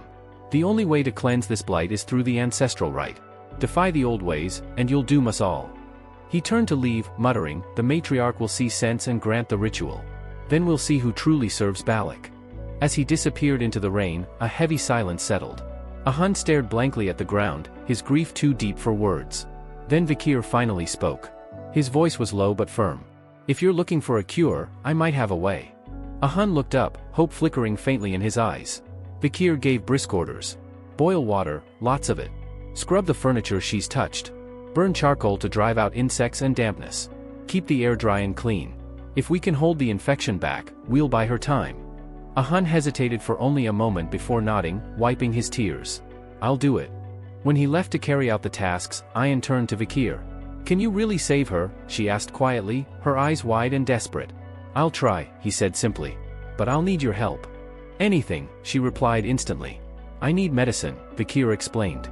The kind you can't find here. You'll have to lead me out of the deep forest. Her expression faltered. You can't leave. Even if the matriarch accepted you as one of us, you'd still need permission to cross the border. She won't allow it. She'll give up on a Huel, Vikir interrupted coldly. But I won't. His gaze locked with hers. If no one says a word, I can slip out and return before anyone notices. The question is, he took a step closer, his tone quieter but sharper. Will you let me? Ayan froze. The rain outside seemed to grow louder, filling the silence between them. Her lips parted, but no words came out. Vikir waited for her answer, then turned away. Soon after, as the floodwaters rose, he darted through the submerged forest, leaping from plank to plank that floated on the currents. Each step splashed through the muddy water as the storm howled around him. Wait! He stopped, turning back. Ayan stood behind him, drenched but resolute. I told you to stay, he said. And I told you I'm coming, she countered. You'll slow me down. Then at least tell me where you're going. No. Her eyes flicked toward the small creature clinging to his shoulder, Pomerian. Then why bring her? She demanded softly. Vikir didn't answer. Ayan lowered her gaze. I've seen the things you can do, the sword from your arm, the way you knew about the Red Death. But I never asked. Her voice cracked slightly. Because I was afraid that if I did, you'd vanish. The rain fell heavier. She looked away, her voice trembling. Just answer one thing for me. She paused, her breath catching. You'll come back, right? For a long moment, he said nothing. Then, quietly, I will. When she lifted her eyes, he was gone, already swallowed by the storm. Ayan stood alone in the rain, her heart heavy. You better keep that promise, she whispered. Meanwhile, far away in the Deputy Council office of Underdog City, General Secretary Chihuahua sat hunched over a mountain of paperwork. His small frame looked almost buried under the endless stacks of reports. With a groan, he rubbed his temples. No matter how much I do, he muttered, these damn numbers never end. He wandered to the window, staring out at the dimly lit city streets below. It used to be easier when the deputy consul was around, he said softly. Even if the work was exhausting, it was fun. His voice faltered. Hard to believe he's really gone. His reflection on the window wavered, and then changed. A shadow hung upside down just beyond the glass, a familiar face grinning faintly through the rain. Did you call for me? The voice asked. Chihuahua nearly screamed, stumbling back from his chair. Vikir? The man dropped lightly onto the windowsill, dripping wet but wearing his usual calm expression. How have you been, General Secretary Chihuahua? Chihuahua's jaw hung open, words failing him as his mind spun. Had the man crawled out of hell itself? Vikir only smirked, pouring himself a cup of tea from the table as if nothing were amiss. Chihuahua gulped, beads of sweat forming on his forehead. Don't tell me, you met something in the forest. Some monster? Vikir took a slow sip, his eyes glinting. You could say that. Vikir confirmed Chihuahua's words with a calm nod, his expression unwavering. The Secretary General, still overwhelmed by disbelief, shifted the conversation with a stammer, his tone hesitant yet tinged with wonder. Vikir, you're really alive, aren't you? You're not some ghost come to haunt me. A low chuckle escaped Vikir's lips. Is that why you've been staring at me like you've seen an apparition? I'm very much alive, Chihuahua. And it seems you haven't changed at all, you're still the same overworked, sharp-tongued Secretary General I remember. Chihuahua blinked a few times before emotion overtook him. His stern face softened, and tears welled in his eyes. You've no idea how relieved I am to see you alive, he murmured, voice trembling. We all thought you were gone for good. Vikir offered a faint smile in return. Before he could respond, Chihuahua's eyes shifted toward the small figure beside Vikir, Pomerian, whose features bore an uncanny resemblance to the man himself. The secretary tilted his head, squinting as curiosity overtook his emotions. Wait a minute, he muttered. Who's this little one? Don't tell me she's your daughter? Did you, by the gods, marry a barbarian? Vikir sighed at the implication. It's not what you think, he replied firmly. She and I share blood, that's true, but she's no daughter of mine. Our resemblance comes from the same lineage, not parentage. Chihuahua dabbed his eyes with a handkerchief, half from lingering tears, half from embarrassment at his assumption. But his curiosity remained. Still, it's been years, Vikir. I can't imagine what you've gone through. Ignoring the remark, Vikir crouched down beside Pomerian and spoke gently. While I'm gone, you'll stay here with Secretary Chihuahua. He'll take care of you and make sure you learn what you need to. Then, turning to Chihuahua, his tone grew serious. I'm entrusting her to you. Teach her, feed her, and protect her. Give her the basics, a proper education, some discipline. She's not an ordinary child. Chihuahua's lips curved into a faint smile. It's been a long time since I last received an order from you. Consider it done. You have my word. But then his brow furrowed. What about you? Running off again, are you? Underdog cities matters won't wait, and you know how much chaos piles up here. I can't handle it all alone. Vikir crossed his arms and replied, if things get too heavy, reach out to Cindy Wendy. She can help. Chihuahua blinked. Cindy Wendy? You mean that criminal you released 2 years back? I wouldn't even know where to start looking for her. Vikir's eyes glinted with faint amusement. Do you remember the time you handed 10 billion to a little flower girl named Judy? Chihuahua frowned, trying to recall. Judy, yes, I remember. That poor girl, she was alone. I gave her the money on your instruction. Then it'll be easy, Vikir said. No one supports her now, so she'll be easy to find. Cindy Wendy is with her. If she refuses to cooperate, tell her I'm still alive. She owes me her life, she'll help. A knowing smile spread across Chihuahua's face. Understood. Leave it to me. I'll make the arrangements. He then looked at Vikir intently. When will you be back? Vikir turned toward the window, the faint city lights reflecting in his eyes. When I've finished what I came to do, he said quietly. I still have a promise to keep. His thoughts drifted toward Ahyul, her pale face, the red marks spreading across her skin. Only one thing could save her now, a drop of holy water from the Quo Vadis clan. As he contemplated his next step, Pomerian stirred awake and began tugging playfully at Chihuahua's beard, earning a startled yelp from the older man. Vikir smirked faintly, his gaze hardening with purpose. His destination was set, the sacred lands of Quo Vadis awaited. Meanwhile, at the city gate, 2 guards stood watch beneath the gray morning light. Their spears were crossed, their eyes alert as the rumble of wheels echoed through the mist. A carriage emerged from the fog, drawn by weary horses and driven by a familiar face. Sir Joseph, one guard called, lowering his spear slightly. What brings you out so early? Joseph, the well-known oil merchant, offered a polite smile and waved a document in the air. Just the usual delivery, he said smoothly. Barrels of oil from my shop on the first floor. All properly listed under my import permit. Inspection, one of the guards said curtly. Orders from above. Joseph's brows furrowed. Come now, you've seen me pass through here dozens of times. Must we really go through this again? The guard shrugged. Rules are rules. Nothing personal. He walked over to the back of the carriage, scanning the neatly stacked barrels. After a brief pause, he pointed. That one. Open it. Joseph's stomach dropped. His hands clenched around the reins, sweat forming on his temples. Not that one, he thought. The guard pried open the lid, his face illuminated by the faint shimmer of oil. He dipped a finger, sniffed it, and nodded. Just oil. All good. Joseph exhaled silently, relief washing over him. He forced a casual smile. Told you. Nothing to worry about. The guard waved him through. Move along, then. And as the carriage rolled past the gate, its wheels creaking softly, the faintest whisper of a breath could be heard from inside one of the sealed barrels, proof that the journey of the hunter was far from over. When he was certain no one was following, Joseph cast a quick glance behind him and spoke under his breath toward the barrels in the back. "It's clear now. You can come out." A metallic creak echoed through the air. From one of the oil barrels, the very one the guard had inspected earlier, the lid began to bulge outward. A sharp dent formed at the center, followed by a dull clang as the top burst open and fell to the ground with a heavy thud.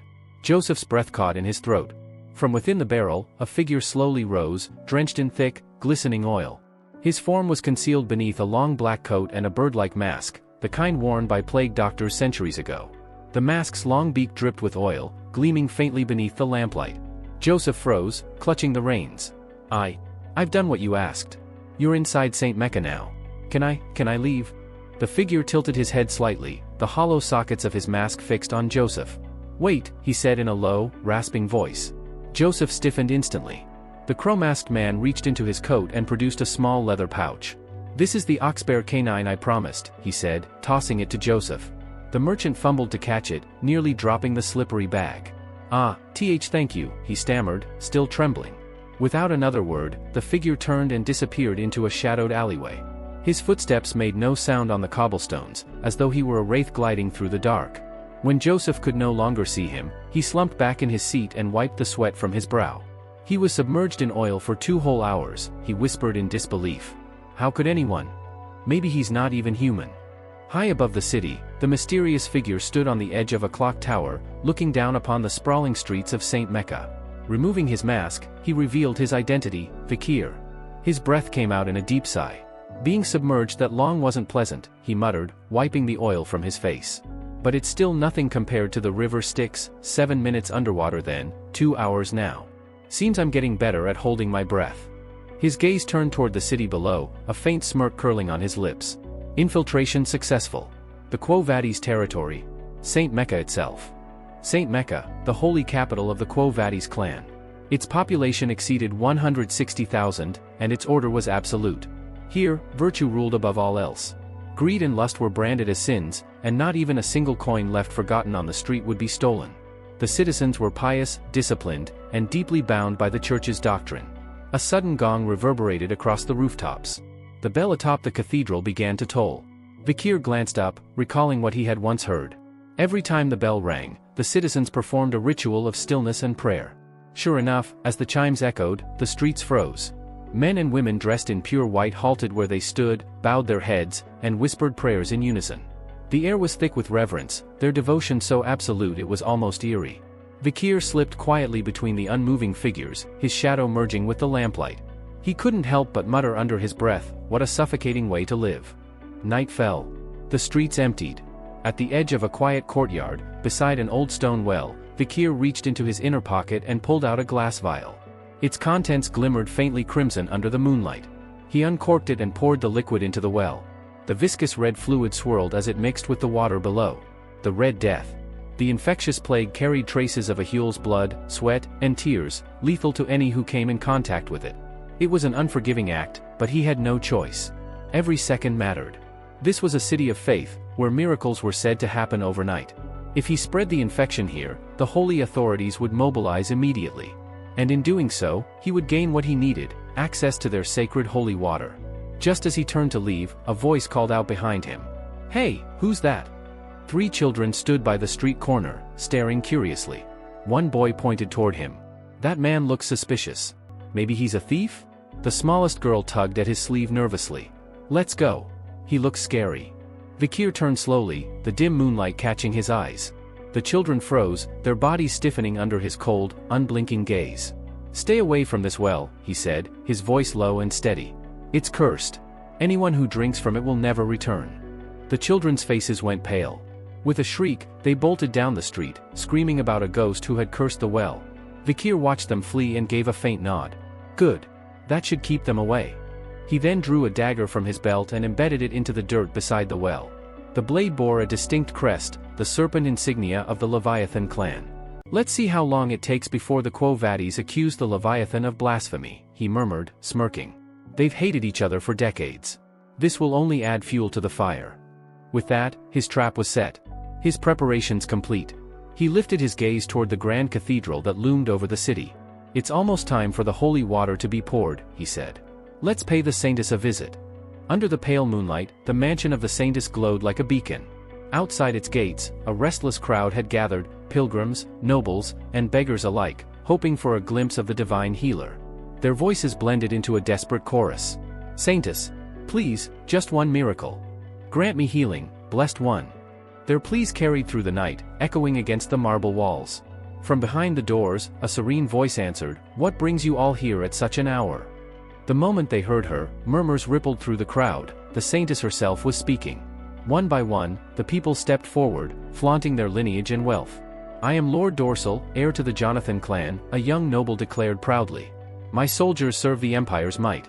Please, allow me an audience." Another stepped forward. "I am the chief of the Ipsen Guild Association. Our exports feed half the continent." A third man, older and trembling, bowed deeply. "I will offer my entire granary, a coastal villa, and 4 carriages if you grant me a single blessing." But the saintess's voice remained calm and unwavering. "Your titles and treasures mean little to the divine," she said gently. "Leave now, and do not disturb the peace of night." One by one, the crowd dispersed, muttering in disappointment. Yet when the streets emptied, one figure remained, a tall man cloaked in black, his face hidden behind a crow's mask. Vikir stood motionless beneath the moonlight, gazing at the mansion's ornate doors. His mind flickered with old memories. Before his regression, he had seen the saintess countless times, not as a serene figure in silk robes, but as a warrior of faith drenched in blood, kneeling amidst the dying to heal them. Her hands glowed with divine light, her tears falling upon the wounded. She despised greed, detested power, and devoted herself wholly to her cause. Her voice came again, soft yet commanding. "Who lingers still?" Vikir knelt slowly, lowering his head. "Just a lost lamb," he said quietly. "One who strayed too far from the path." Silence filled the hall after Vikir's humble words. He didn't move an inch, remaining kneeling before the grand door. For a long while, there was no response, only the distant sound of water trickling from the fountain within. Then, with a soft creak, the doors slowly opened, releasing a flood of golden light that spilled into the corridor. The brilliance washed over Vikir, warm yet blinding, and within that divine glow, a gentle voice called out, inviting him to enter. He stepped inside. The interior was immaculate, gleaming marble floors reflected the golden radiance, while the air itself seemed to shimmer with sacred purity. At the center of the grand hall stood an ornate fountain, crowned with an angelic statue from which clear water cascaded in endless rhythm. The saintess's voice echoed through the chamber, serene yet distant, as if carried by the ripples themselves. "You said you lost your way, child," her voice murmured. "How did it happen?" Vikir hesitated. He had expected to meet her face to face, but it became clear that the saintess preferred to speak through the fountain. Given his current appearance, a crow mask and a robe stained with oil, she had little reason to approach him directly. Placing a leather pouch carefully on the marble edge of the fountain, he spoke calmly, "I came to report something grave. There is an epidemic spreading in the lower districts. This pouch contains water drawn from a well there, tainted with a wicked energy. If you truly possess divinity, you'll sense the corruption yourself." The sound of flowing water continued. Then, a sharp gasp broke the stillness. "You lie." Her words reverberated through the chamber, and in an instant, armored footsteps thundered from the shadows above. From the upper gallery, a squad of knights appeared, surrounding the hall with raised weapons and vigilant eyes. Their leader stepped forward, voice cold and authoritative. "Your words are too bold for a lost lamb. Who are you?" Vikir didn't answer immediately. His gaze rose to meet the man's, a face from his past life. Pyro Quo Vadis. Once a comrade, now a stranger in another time. Pyro had always been unwavering, a zealot of justice who'd go so far as to outmatch demons in cruelty if righteousness demanded it. It was from him that Vikir had once learned the brutal interrogation techniques used on captured masters. "I didn't expect to see you again," Vikir murmured softly. Pyro frowned, clearly puzzled. "You claim to report an epidemic, yet hide behind a mask? That's no way to approach the saintess. Remove it at once, or leave." "I've said what I came to say," Vikir replied, voice firm. "My duty is done." He turned to leave. Something whizzed past him, grazing his mask. A page, radiant with divine light, embedded itself into the wall beside him. Pyro stood holding an open book, holy energy flowing between its pages. "I can't let a suspicious man leave," he said icily. Vikir's eyes narrowed. A holy scripture used as a weapon. It was so like Pyro, innovative, ruthless, unyielding. Pyro descended from the gallery with a single leap, landing before him. "You carry tainted water," he accused. "That makes you the source of this plague." "If I were," Vikir countered sharply, "why would I come to warn you?" "Perhaps to lure out the saintess herself," Pyro replied, eyes narrowing. Every word struck true, and Vikir silently admitted it. Pyro was as sharp as ever. The knight suddenly flung several glowing pages toward him, each carrying divine energy. Vikir moved like a shadow, dodging, rolling, pivoting off pillars. The chamber rang with the hiss of tearing air and the crack of energy against stone. He thought briefly about using his aura, but stopped. It would reveal his identity as a Baskerville. When Pyro leapt forward again, Vikir used the wall as a springboard, hurtling downward with explosive speed. His foot collided with Pyro's raised guard, a blow so forceful it cracked the marble floor beneath them. Pyro's eyes widened. Such strength, from a man his size? Vikir spun with the recoil, kicking off Pyro's chest to create distance. His mind briefly flickered to a memory, the oxbear, a monster he'd slain 2 years ago, whose immense stability and force he had learned to mimic. 600 kilos of anchored strength, he recalled. Effective indeed. Landing lightly, he charged again. His fists became a blur, each strike landing with punishing precision. Pyro blocked with his book, but the relentless assault pressed him back until Vikir unleashed his next move, Cerberus Flame. A surge of crimson fire erupted from his hand, engulfing Pyro's holy tome. "Arg!" Pyro cried, hurling the burning book away and plunging his hands into the fountain to douse the flames. "Still want to continue?" Vikir asked coolly. Pyro glared at him, trembling, then suddenly lunged. "You heretic," he roared. "You dare wield sorcery before the saintess?" Vikir's eyes darkened. "Then let's end this." He kicked the flaming book lying near his feet, sending it spinning through the air. Pyro's view vanished in a flash of fire and ash, and in that heartbeat, Vikir closed the distance and drove his fist straight into Pyro's chest. The impact thundered through the hall. Armor shattered, the knight's body hurled backward through the fountain, crashing into the marble wall with a sickening crack. Blood splattered the floor. Gasps erupted from above. "Sir Pyro has fallen?"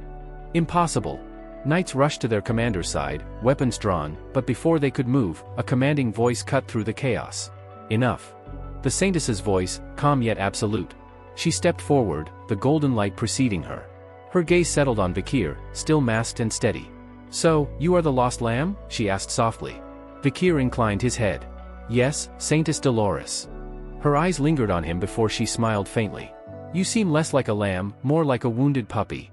A knight behind her barked, "He's no puppy, my lady, he's a blood-crazed wolf." She ignored the remark. "Bring tea," she said. The knight blinked.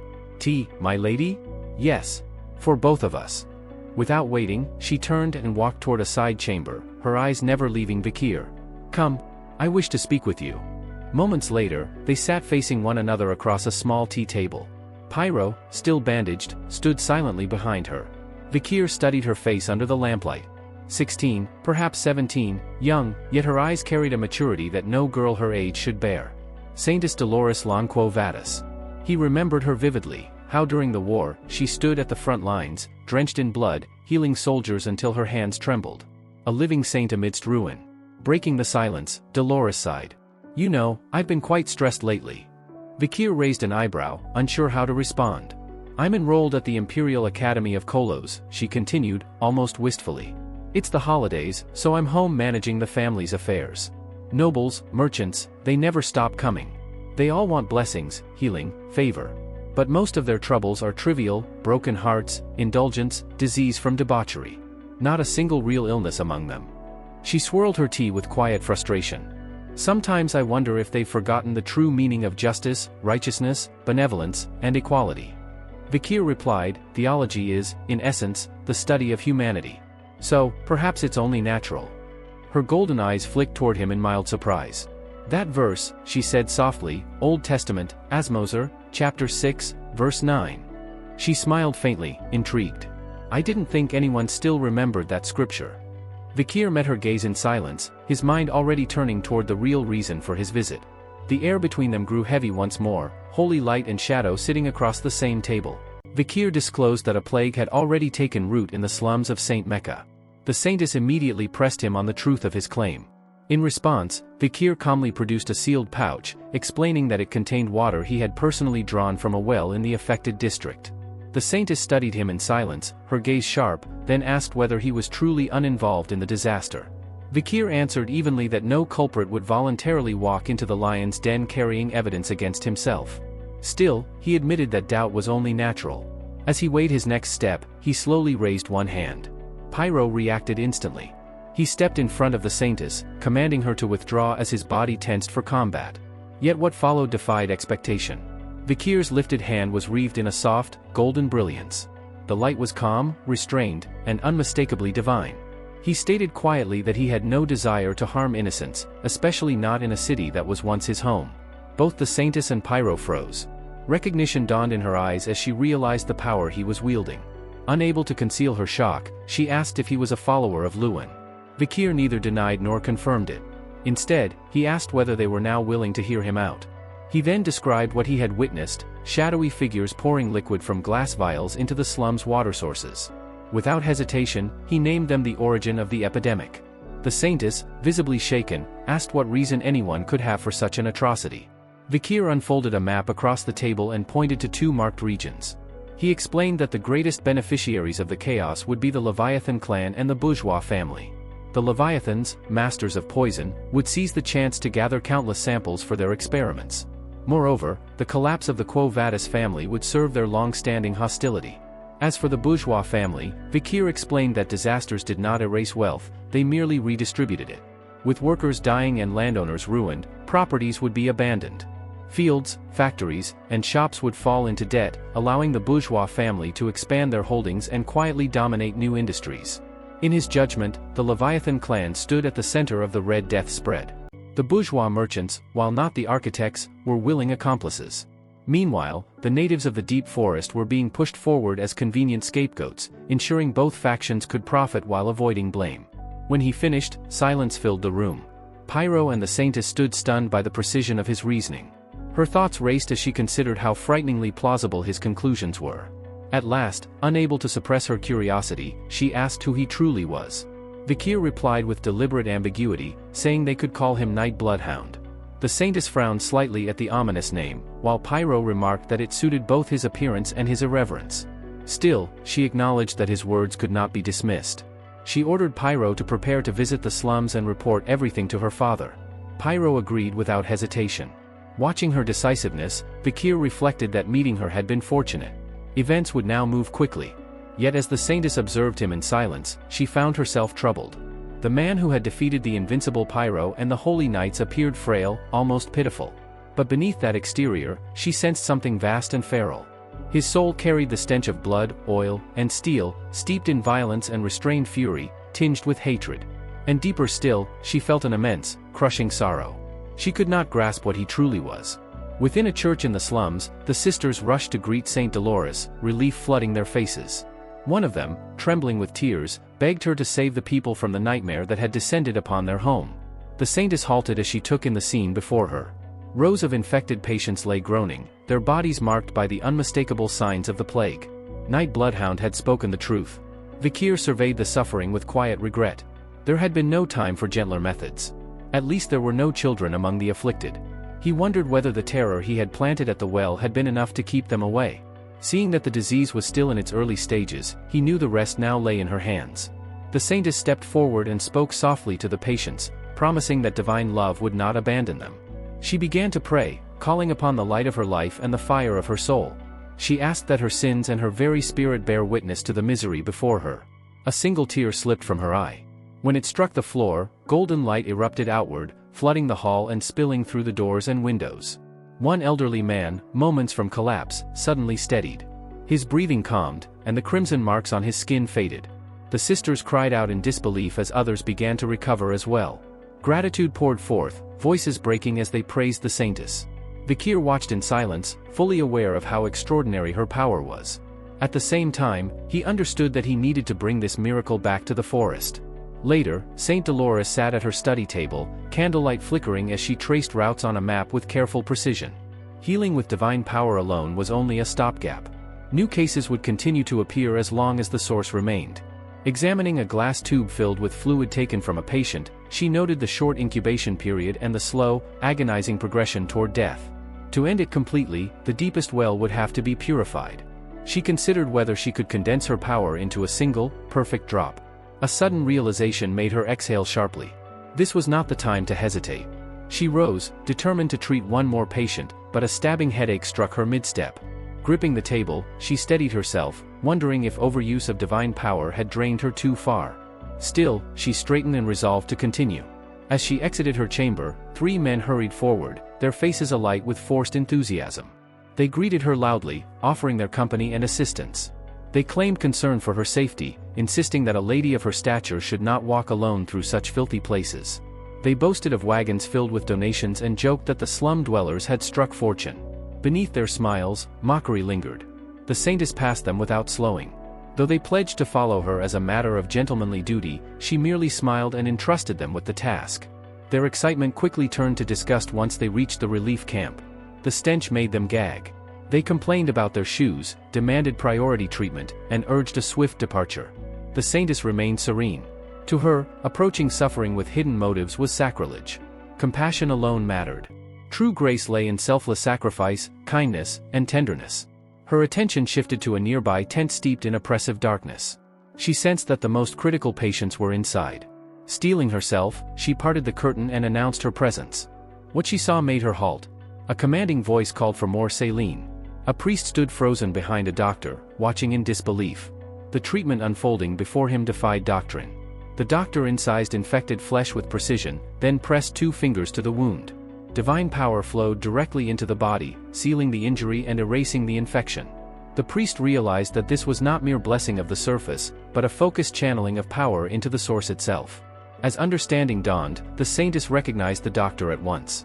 It was Knight Bloodhound, none other than Vikir, working without pause. After sealing the wound, he administered medicine to stabilize recovery. With grim resolve, he placed both hands on the patient's chest and poured divine power into the failing body. He knew the nature of such power well, a prayer accepted by a god, transformed and returned. The strength of a miracle depended on devotion, and the greater the miracle, the greater the cost. In the Orthodox teachings, a single unit of divine power was equal to a single miracle. 10 units meant 10 miracles. The law was rigid, mathematical, and unforgiving. Yet Vikir knew of an exception. A distortion born from catastrophe. A method that allowed 1 divine power to produce 10 miracles, and 10 divine powers to give rise to 100. His thoughts drifted to the era of collapse. The fall. A time when monsters poured forth in numbers beyond counting, and the wounded sprawled across the battlefield in quantities that exceeded even the dead beasts themselves.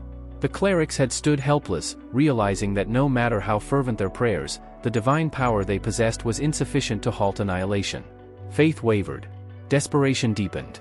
In response to that desperation, the gods themselves altered the rules.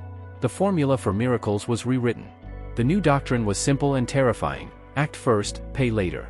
Perform the miracle now, endure the consequences afterward. Divine power could be borrowed in advance, drawn forth in quantities far beyond what a soul should bear, accruing a price that would eventually come due. This phenomenon came to be known as advanced divine power. It was also an age when killing monsters was declared an act of faith. By slaying abominations, even those without clerical training could generate divine merit. Because of this, Vikir, whose soul carried immense karmic residue accumulated across lifetimes, could freely draw divine power while standing within a holy domain. Nearby, a small girl sat beside her mother's bed. Her thin hands trembled as tears streamed down her face. She sobbed softly, calling for her mother to wake up. Vikir, having just finished treating another patient, approached her and knelt down. His voice was calm, steady, and warm as he told her that her mother would recover. From his palm, he produced a single gold coin and placed it in the girl's hands. He explained gently that her mother was not only sick, but severely malnourished. The coin should be used for food, firewood, and proper care. A priest who had been watching stepped forward, uneasy. He cautioned that providing material aid was forbidden, arguing that human needs were endless and that if Vikir continued, he would be stripped of everything he owned. Vikir turned to him and asked a question instead.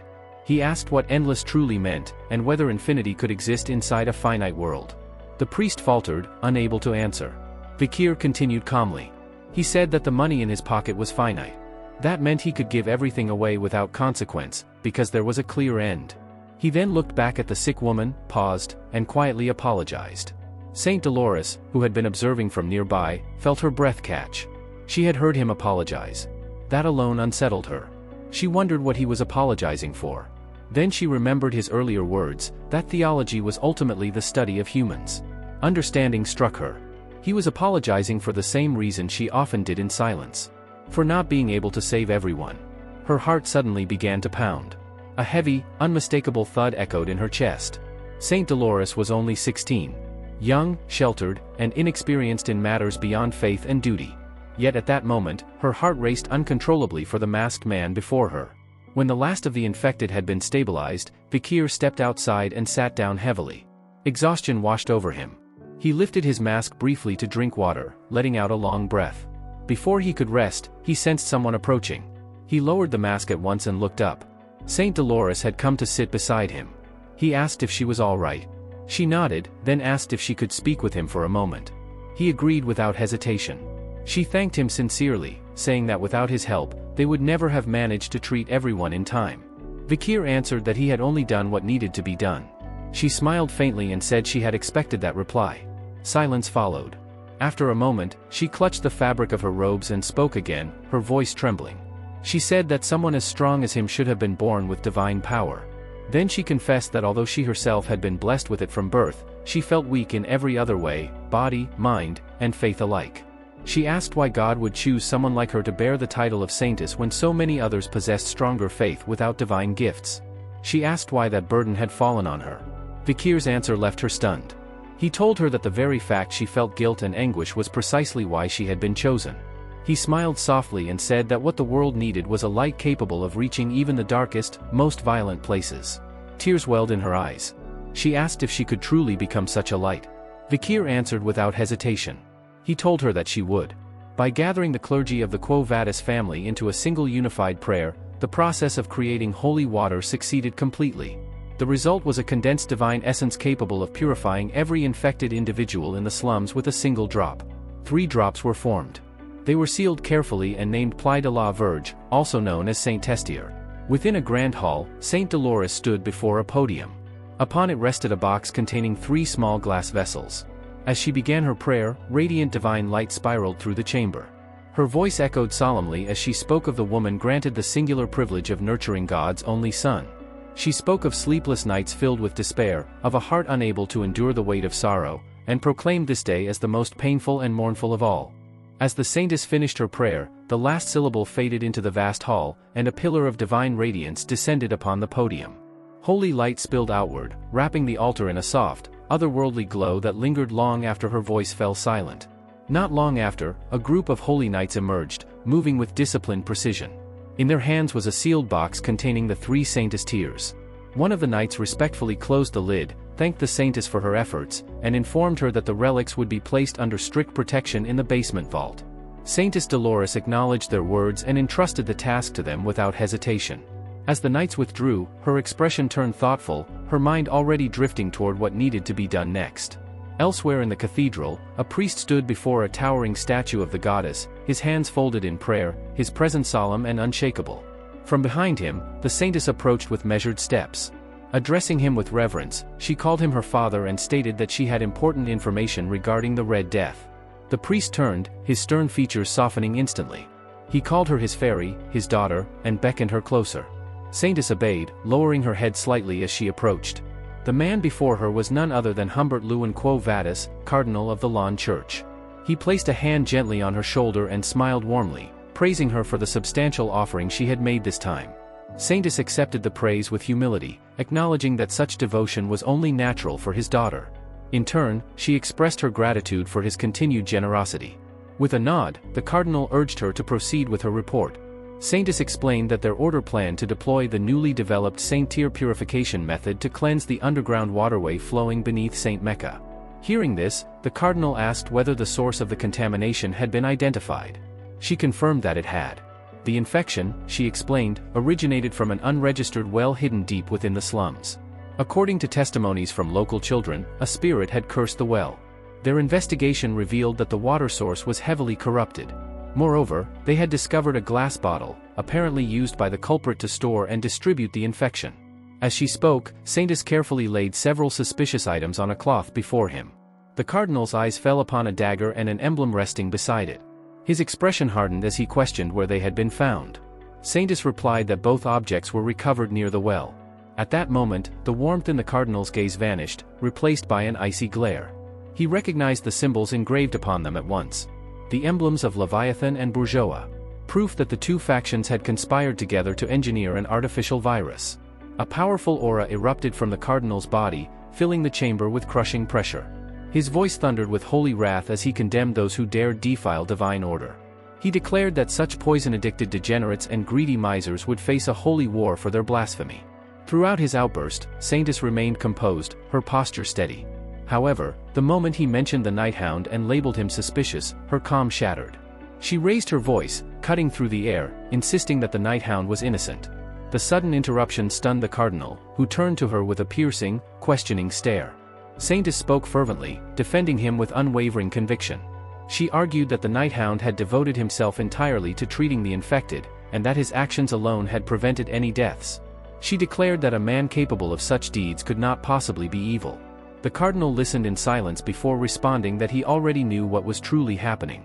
Confusion flickered across Saintess's face at his words. Raising his hand toward the heavens, the cardinal stated coldly that it was the Night Hound's fault that his daughter, who had never once defied him, would speak so boldly against his judgment. His decision was swift and absolute. He would summon the Night Hound and interrogate him personally, extracting every truth with his own hands. A crushing pressure suddenly flooded the chamber, so intense that Saintess cried out as it bore down on her chest. The air itself seemed to kneel. From Cardinal Humbert's raised hand, a pillar of radiant light erupted and pierced the heavens, carving a blazing path through the clouds. Moments later, that same divine brilliance spread outward, washing over the entire city like a sacred tide, every street and spire drenched in holy radiance. With absolute certainty in his voice, the cardinal declared that her resistance was meaningless. His decision had already been carried out. The paladins were in motion, dispatched to hunt down the Night Hound. There would be no reversal. At a modest inn where Vikir had been staying for several days, a squad of holy knights assembled in silence outside his room. Using practiced hand signals, they coordinated their entry with cold precision. At the signal, one knight stepped forward and kicked the door open, his voice sharp as he accused the Night Hound of being a prime suspect in the outbreak of the Red Death. The accusation echoed uselessly. The room was empty. No trace of their quarry remained. The knights stood frozen, disbelief spreading across their faces as they realized they were already too late. Back at the cathedral, a priest hurried toward Saintess and the cardinal, his steps frantic, breath unsteady. He spoke of calamity. The cardinal, unmoved, demanded an explanation. After a brief hesitation, the priest revealed the truth. One of the Saintess' tears had vanished from the basement safe. A thin sheen of sweat slid down Saint's face. A dreadful realization surfaced in her mind. Was this why the Night Hound had come here in the first place? Unseen by any of them, Vikir stood atop one of the city's watchtowers, the wind tugging at his cloak. In his hand rested a Saintess tear, its surface shimmering faintly. He smiled, calm and satisfied. After sealing it carefully inside a pouch, he murmured a quiet word of gratitude for the unexpected gift. Then, as though he had never been there at all, his figure dissolved into the surrounding shadows. Elsewhere, An found herself standing at the edge of a cliff, a bow clenched tightly in her hands. Before her loomed a Cerberus, its massive body bristling with arrows, three heads snarling in unison. Behind the beast, a barbarian shouted, trying desperately to draw its attention. The effort failed. The Cerberus advanced toward An alone. Instinctively, she stepped back. The ground crumbled beneath her heel. She fell. Branches tore at her body as she plunged through the trees, each impact stealing the breath from her lungs. At last, the descent ended in a violent collision with the ground below. When she stirred, voices drifted into her ears, blurred and indistinct. Her eyelids felt impossibly heavy, but she forced them open. Two men stood over her. One examined her injuries with indifference. The other smiled greedily. They were merchants, their supply caravan halted by the unexpected discovery of a wounded girl sprawled in their path. Time passed. An now stood trembling, a sword clenched in her hands. A wooden wall pressed against her back, hemming her in with no route of escape. Before her, a massed crowd roared with excitement, their voices merging into a feverish chant. Her opponent stepped forward, a heavily built man covered in scars. He flexed his fingers and grinned, the sound of his joints cracking echoing ominously. The fight began. He charged with a thunderous shout, confidence radiating from every step. Fear surged through An, yet her body moved on instinct. She leapt aside, narrowly avoiding his blow, and slashed back, her blade carving a shallow wound into his shoulder. Relief flickered for an instant. It vanished just as quickly. Unbothered by the injury, the man seized her leg midair and hurled her like a broken doll into the wooden barrier. The impact was brutal. Blood sprayed from An's mouth as agony exploded through her body. Tears streamed down her face. The masked spectators erupted into laughter, intoxicated by her suffering. Her pain was entertainment. Her desperation was spectacle. She collapsed to the ground, defeated, her body refusing to obey. Her opponent raised his arms and roared in triumph, basking in the crowd's approval. In that moment of utter despair, the image of her mother and family surfaced before her eyes, fragile yet radiant. That single vision reignited something within her. With trembling limbs, An forced herself to rise. The crowd's laughter shifted into murmurs. Interest replaced mockery. Blood and dirt streaked her face as she stood upright once more, her gaze steady, unafraid. The arena seemed to hold its breath. The onlookers leaned forward, eager, savoring the promise of what might come next. An raised her sword again, resolute, prepared to defy the fate placed before her. Years passed. An now sat behind cold steel bars, her eyes hollow, emptied of hope. The faces of her family had faded into distant shadows, barely recognizable even in memory. Exhausted, she closed her eyes and surrendered to despair. Then a sound jolted her awake. Before her lay a glass tube, its contents nearly gone. Fear seized her as she noticed a figure standing just beyond the bars. It was Vikir. He opened the cage and spoke in the harsh tongue of the barbarians, ordering her to leave. The world fractured. An awoke with a sharp gasp, tears soaking her face. She lay with her head resting in her mother's lap. The matriarch stroked her hair gently and asked if she had suffered another nightmare. She said An kept calling for Vikir even in her sleep. But the dream was only part of her torment. With labored breaths, An confessed that the pain had grown worse. Her chest burned, her body felt aflame, and her heart seemed dry and cracked within her. In a broken voice, she asked if she had been infected with the Red Death. The agony was so severe that she wished she had never been born. Her mother took her hand and began to speak softly. Long ago, she said, she and An's father planted a single seed. He placed it in the soil, and she watered it every day. In time, the seed sprouted and bloomed into a beautiful flower. They harvested it, extracted its sap, and smoked it together, laughing in shared euphoria. That fleeting joy, she explained, was how An came into this world. Later, An's father committed a grave mistake and was executed by her grandfather for it. As An listened, her breathing steadied slightly. The matriarch smiled gently and reminded her that life was never fair, never predictable, and endurance was often the only path forward. She urged her daughter to hold on and wait. Vikir would return. Of that, she was certain. And when he did, he would find a way to cure the infection and save her. An, lost in despair, pushed away her mother's reassurance. In a voice dulled by hopelessness, she said that Vikir would not return. To her, waiting any longer felt meaningless. At that very moment, a shout exploded from outside, tearing through the heavy silence like a blade. The cry carried startling news. Vikir had returned, and he had brought medicine with him. The matriarch's expression lit up instantly. A gentle smile curved her lips as she spoke with quiet certainty, saying that what she had foreseen had come true after all. But when she lowered her gaze to share that relief with her daughter, An was already gone. She had rushed out without a word.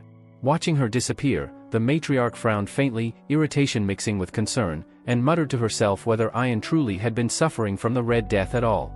Driven by desperation tangled with fragile hope, An ran with everything she had. Her lungs burned, her chest ached, yet her legs refused to slow.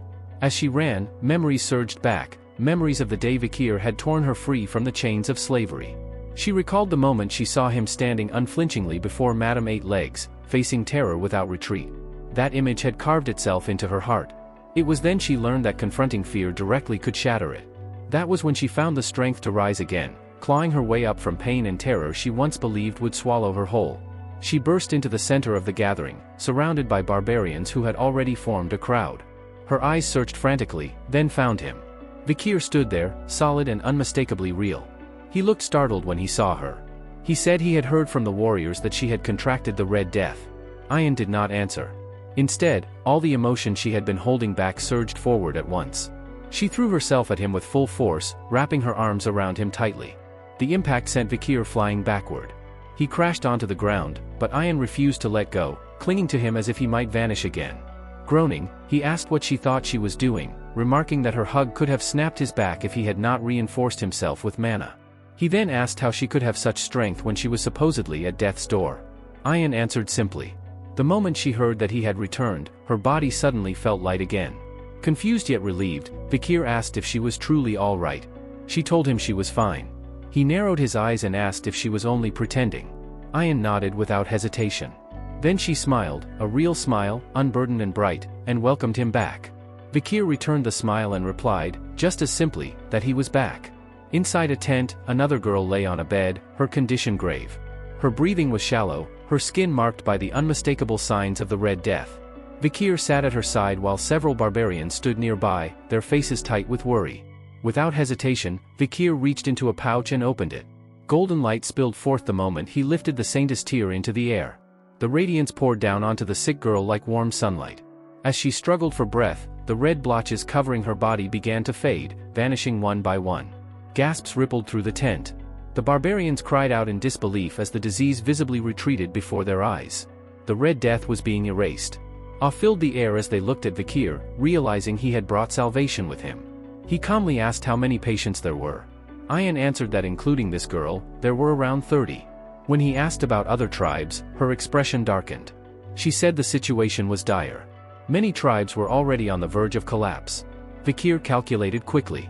He estimated that nearly 10,000 people might be infected and instructed her to inform the other tribes to gather all of the sick.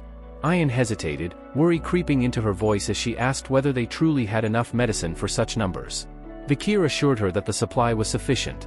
More than that, he said this was an opportunity to show the other tribes what they were capable of. The barbarians erupted into excited voices, praising him openly and calling him incredible. Unmoved by the admiration, Vikir shifted to practical matters. He mentioned a swamp monster named Ka, explaining that he had slain it during his journey and instructing them to retrieve the body for food. Once again, amazement swept through the group. To them, Vikir seemed almost unreal, someone far beyond their reach. Refocusing everyone, Vikir urged the tribes to gather quickly around the river's catchment area. Time was critical. Before long, the various barbarian tribes assembled by the river, with Vikir standing at the forefront. Holding the saint's tear, he poured its contents into the water. From the point where it touched the river, a wave of golden light surged outward. The radiance spread rapidly, flowing through the entire river and bathing the surrounding forest in a resplendent glow. Vikir addressed the tribal leaders and told them that all they needed to do was drink the water. One by one, the infected stepped forward. Some were helped by others as they drank. Laughter soon replaced groans of pain. People shouted in disbelief as they felt their bodies grow lighter. Others cried out joyfully, declaring that the Red Death was gone. Turning to the matriarch, Vikir explained that the purification was spreading from the catchment area and that the bacteria would soon be completely eradicated. Deeply impressed, she suggested that he be appointed as the tribe's shaman. Vikir began to refuse, but the ground suddenly cracked as a heavy foot slammed down. All eyes turned toward the source. One of the tribe leaders stepped forward, his presence commanding silence. In a thunderous voice, he asked the people of the deep forest a single question. What was the name of the hero who purified the forest? The answer came as one. The barbarians stomped their feet in unison, chanting his name again and again, their voices shaking the land as they proclaimed Vikir's name. A warrior from the Balak tribe stepped forward and asked who it was that had saved their family from the brink of death. Without hesitation, the answer thundered back from every direction, Vikir. Soon after, the leader of the third tribe raised his voice and asked who had brought a future filled with light to the deep forest. Once again, the response came as a unified chant, Vikir's name echoing across the land. The forest trembled with voices layered in gratitude and reverence.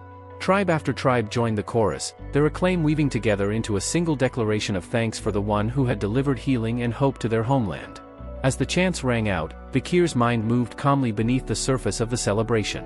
What the Poison clan had intended as devastation had instead become an unexpected advantage. The Baskerville clan, rulers of La Rue at Lenore Mountain, were known as pioneers and conquerors, yet their history with the mountain natives was steeped in hostility. They had always treated the forest tribes as obstacles rather than people. Vikir's lips curved into a faint, dangerous smile.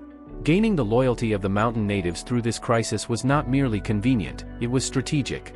This single incident had the potential to strike a decisive blow against the entire Baskerville clan, and most of all against Hugo.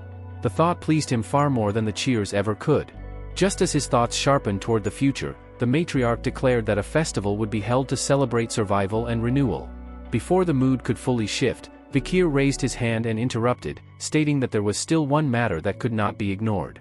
The matriarch and Ayan both turned toward him, their expressions questioning. Vikir spoke plainly, emphasizing that before celebrations began, they needed to identify and apprehend the one responsible for poisoning the forest in the first place.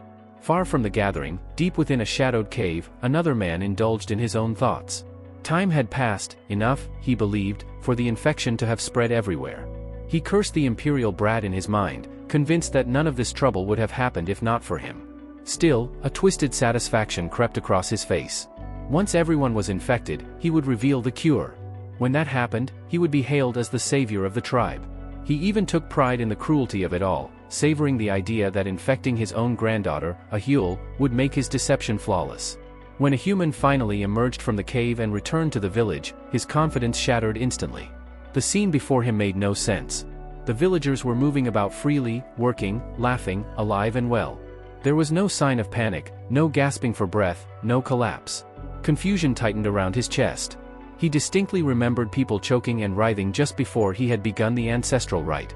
His disbelief deepened when he spotted a Huel, his granddaughter, standing over a fire, cooking as if nothing had ever been wrong. The sight struck him like a blow. None of this aligned with his expectations. Driven by unease, a human hurried toward the river. If there was an answer, it had to be there. Reaching the bank, he froze. The water was so clear that he could see his own reflection staring back at him. Fish swam freely beneath the surface. The stench of decay was gone. The river was not merely clean, it was purer than it had ever been. How were the fish alive? How had the water become this clear? Had the river been purified? Despair crept into his expression as reality pressed down on him. Then, a voice spoke from behind him, calm and almost conversational, remarking on how clear the river had become. A human flinched violently and spun around, fury and shock colliding in his eyes. He spat an insult, calling Vikir an imperial bastard, while frantically wondering when he had arrived. His shock worsened when he realized Vikir was not alone. Barbarians stood behind him, their gazes sharp and unwelcoming. Vikir studied a human quietly. As expected, this was the man. The culprit behind the Red Death in the forest. In that moment, memories from before his regression surfaced, whispers of an old man in the forest, a tale of madness and ambition. A man who had poisoned his own people in an attempt to become a hero, only to fail in curing them and ultimately bring ruin upon his entire tribe. A human's thoughts spiraled. He refused to believe that Vikir could know the truth. Forcing a crooked smile, he turned to the crowd and spoke with sarcasm, asking whether everyone had gathered simply to welcome the old shaman. The matriarch stepped forward, her voice steady as she asked whether the ceremony had been completed. Feigning confidence, a human declared that the infection would soon fade away. In response, the matriarch spoke of a war within the empire, one ignited by the Red Death. Investigations had revealed that the disease was not natural but artificially created and deliberately spread. What troubled her most was that there was no connection between the imperial factions and the deep forest. By all logic, the infection should never have reached them. A human hesitated, then claimed ignorance. He insisted that he had only come after performing a ritual meant to save the tribe. The matriarch's eyes narrowed. She asked why, then, he had come to the catchment area instead of returning to the village.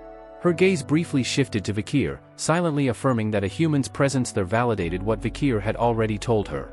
A human, however, looked lost, unable to grasp what the two of them were implying. Turning back to him, the matriarch said that now they would see whether what Vikir had said next would also prove true. Sweat began pouring down a human's face. His voice trembled as he asked what they were talking about. The matriarch calmly recalled Vikir's claim, that a human intended to turn this disaster into an opportunity, to crown himself the tribe's hero, and that he would surely be carrying the cure for the Red Death with him. A suffocating pressure radiated from the matriarch as her aura shifted. Her voice dropped, cold and commanding, as she demanded to see what was inside his pouch. At that moment, Vikir's thoughts drifted back to a conversation he had once had with Ayan. She had spoken of a human's past, peeling back layers long buried. A human was not originally Balak. His origins were unknown. Long ago, he had arrived as a slave under the rule of the former shaman. Everything changed when he murdered that shaman during a planned coup and stole his sorcerer's power. Because he helped suppress the rebellion that followed, he was elevated from slavery and named the new shaman. To earn acceptance, he endured years of humiliation, cleaning filth, performing every menial task, even serving as bait during hunts. Only when his hair turned gray did the tribe finally grant him respect. Watching a human now, Vikir wondered if the old shaman craved the authority and recognition he had been denied in his youth. It was clear to him that a human had overstepped the matriarch's authority, attempting to seize control of the forest itself. The matriarch's anger was unmistakable as she repeated her demand to see the pouch. A human, visibly shaking, claimed it only contained flour he had saved to eat after the ceremony. As he reached for it, his hands trembled. The pouch slipped from his grasp and fell straight into the river. The contents dissolved instantly into the water. A human cried out in panic, blaming his trembling hands for the accident. At the same time, the matriarch's gaze hardened.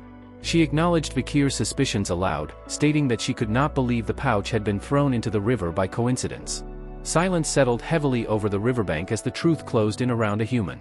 Vikir calmly remarked that with the pouch lost to the river, the contents could no longer be examined using the same approach as before. At once, a human erupted in outrage. He vehemently denied possessing any antidote and argued that accusing him was equivalent to branding him as the one who had poisoned the entire forest. With trembling fury, he pointed at Vikir and demanded that the matriarch punish him for slandering an honorable shaman. The matriarch did not refute his words outright. Instead, she acknowledged that no one could be condemned without proof. If a human truly believed himself innocent, she declared, then his dignity and honor would be safeguarded. A human's lips curled into a smug grin.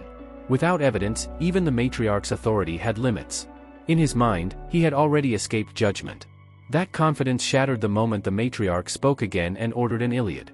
A murmur rippled through the gathered tribes. The Iliad was an ancient Balic tradition, invoked only when disputes could not be resolved through words. It was a decisive trial.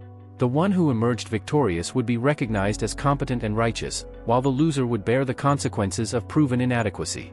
Hound stepped forward and addressed a human directly, reminding him that he had always preached reverence for tradition. The Iliad, she said, was also a sacred Balic custom. If he truly wished to protect their ways, then he should demonstrate it through action. Inside, a human cursed bitterly, but outwardly he could not refuse.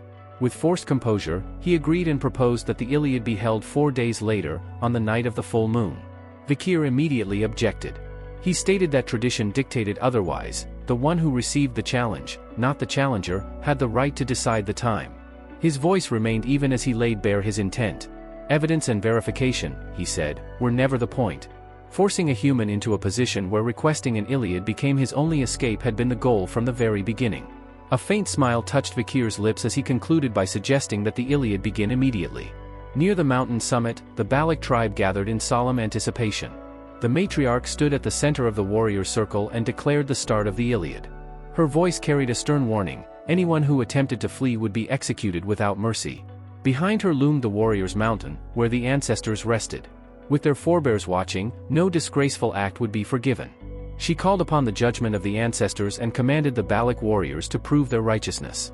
Ayan, smiling brightly, shouted encouragement toward Vikir, urging him to end the fight with a single strike. Others quickly joined her, chanting his name until it echoed through the mountains. A human clenched his teeth. Frustration burned through him as he bit into his finger, letting drops of blood spill onto the ground. He was convinced that once he won, the chanting would stop. An Iliad was not limited to blades alone. From the blood-soaked earth, 3 skeletons clawed their way to the surface. A human commanded them to guard his blind spots and alert him to any movement from Vikir. Gripping his bow, he smirked with confidence. There was no way someone who had only spent 2 years in the forest could defeat him. He had survived here for 7 years. He knew the terrain intimately. All he had to do was wait. The moment Vikir appeared, an arrow would pierce him. What a human did not realize was that Vikir had already arrived. Upside down, hanging silently from a branch behind him, Vikir observed his opponent. His thoughts briefly turned to the silent heal skill he had acquired after killing the swamp's master. It was a Mashu ability that allowed him to move and strike without producing sound, erasing even the faintest noise. For assassination, it was exceptionally effective. Watching a human manipulate necromancy, Vikir considered the possibility that he originated from Lokoko, a tribe of shamans. The thought held no real importance. It changed nothing. In the next instant, Vikir dropped from the tree. He landed among the skeletons, his movements impossibly fast. Red arcs flashed through the air as his hand struck again and again. The skeletons collapsed into fragments before they could react. A human, still wearing his confident grin, believed Vikir was frozen in fear. Then reality struck. Vikir appeared behind him without a sound and drove Beelzebub straight into his chest. A human's eyes widened as blood filled his mouth. Coughing violently, he staggered, unable to understand what had happened. He had heard no footsteps, no rustling leaves, nothing at all. With a single decisive shove, Vikir sent him crashing to the ground. The man lay sprawled in the dirt, eyes unfocused and hollow. Vikir withdrew Beelzebub and stood tall, the victor beyond any doubt. Ayn rushed toward him at once, unable to hide her relief and excitement. Around them, the barbarians stared in stunned silence. The confrontation had ended far too quickly for anyone to intervene. Murmurs spread through the crowd, some claiming that the ancestors themselves had judged a human's words as unworthy of consideration. The Iliad had ended abruptly and absolutely, leaving the mountain summit drowned in silence, broken only by the faint whisper of leaves stirred by the wind. On the ground, the defeated a human writhed in agony. Fire coursed through his body from the wound in his chest, and terror clawed at him as death crept closer. Memories flooded his mind, years of humiliation, compromise, and shame, all endured simply to survive among the Balak. A crushing sense of injustice consumed him as his gaze locked onto Vikir. Resentment festered, directed not only at Vikir but at the Balak tribe, Lakoko, and every single person who had ever scorned him.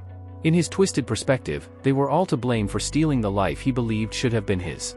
Watching the man's prolonged suffering, Vikir turned to Ahan and suggested that ending it quickly might be an act of mercy. Ahan refused without hesitation. He reminded Vikir that Ahul had nearly died because of the Red Death. Even if a human was his grandfather, forgiveness was impossible. A coward, he declared, deserved pain, not pity.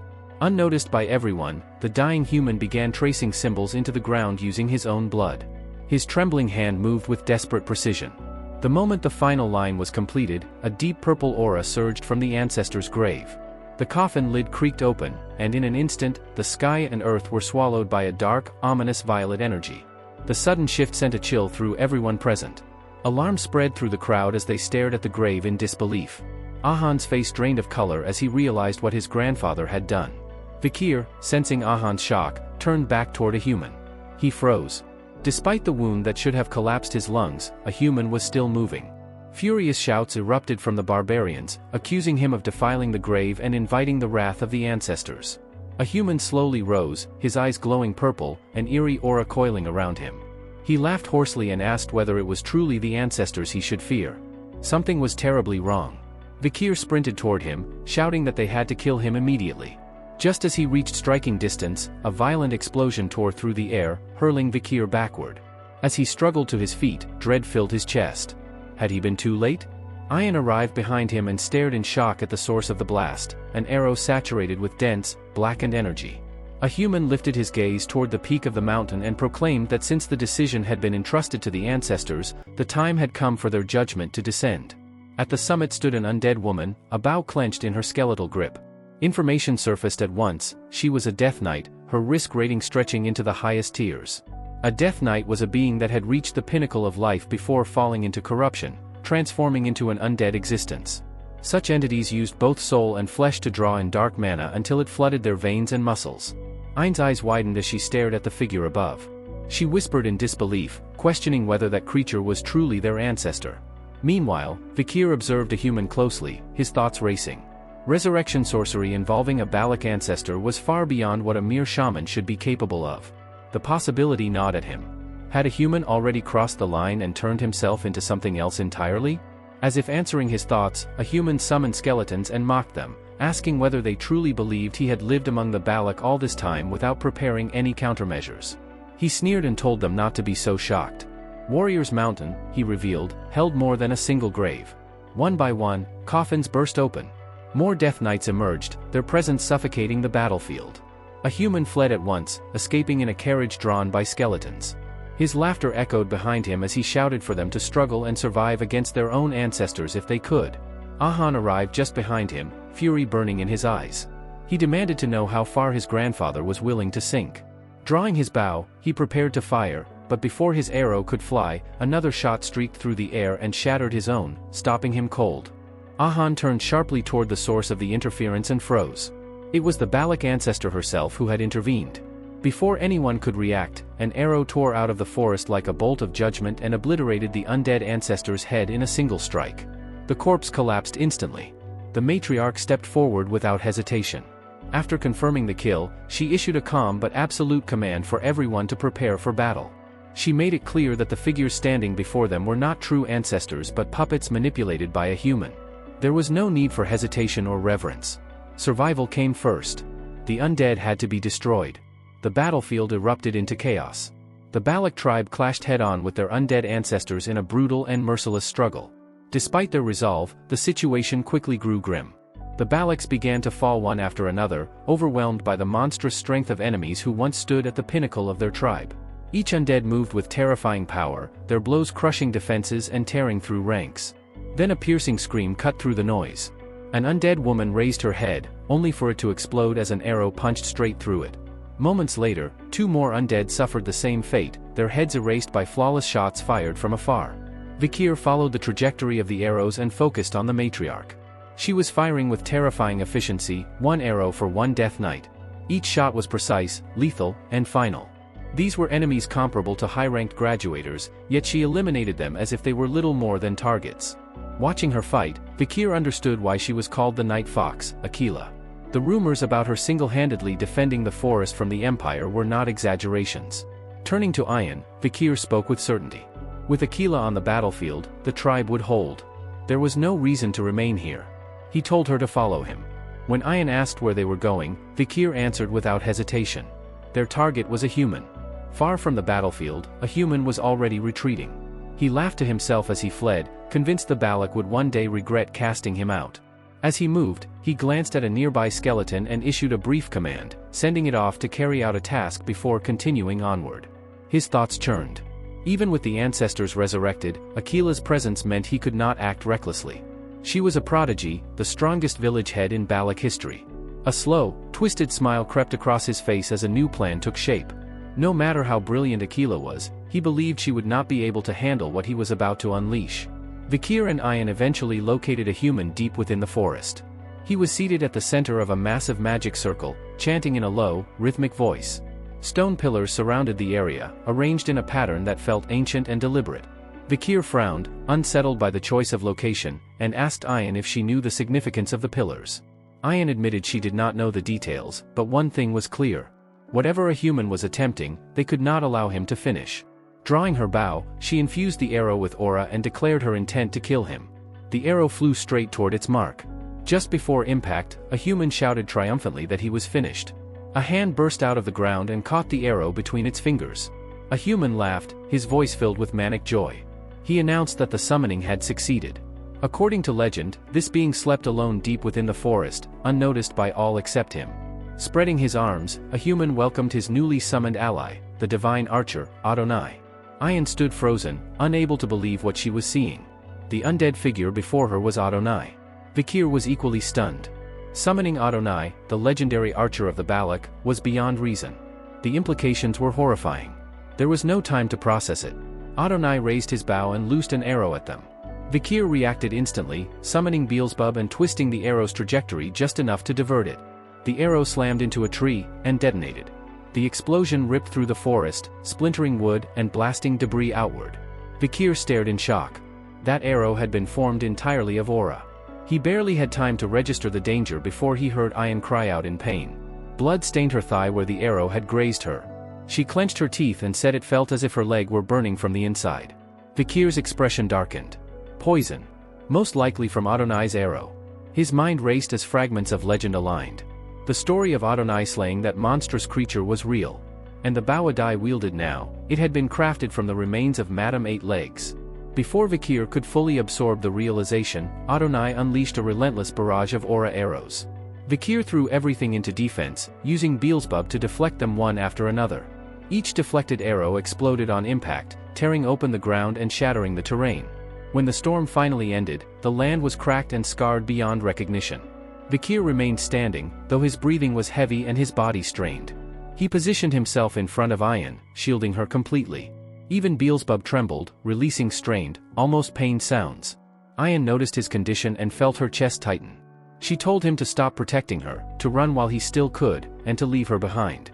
A human's laughter rang across the shattered battlefield, sharp and triumphant, as he basked in what he believed was his inevitable victory. His contempt for Vikir and Ayan was no longer concealed. With a venomous sneer, he ordered Adai to finish them. Adonai responded without hesitation. Drawing his bow, he released an arrow steeped in deathly aura, a projectile so dense with killing intent that it seemed capable of snuffing out life itself before impact. Vikir stepped forward at once, tightening his grip and bracing himself to block the attack head-on. Before the arrow could reach them, fate intervened. A figure appeared out of nowhere. A hand closed around the arrow mid-flight, stopping it cold. Time seemed to freeze. A human, Vikir, and Ayan all stared in stunned silence as the impossible unfolded before their eyes. From the shadows stepped the matriarch, Aquila. She held the arrow calmly in her bare hand. With a slow, deliberate motion, she tightened her grip. The arrow cracked, its dark aura dispersing into nothingness under her overwhelming strength. A chill crept up a human's spine as Aquila lifted her gaze and met his eyes. Her voice was low, cold, and unmistakably dangerous. "Let's talk." Ayan cried out in shock, unable to believe her mother had appeared at this exact moment. Aquila turned slightly and explained that she had sensed an overwhelming aura erupting nearby.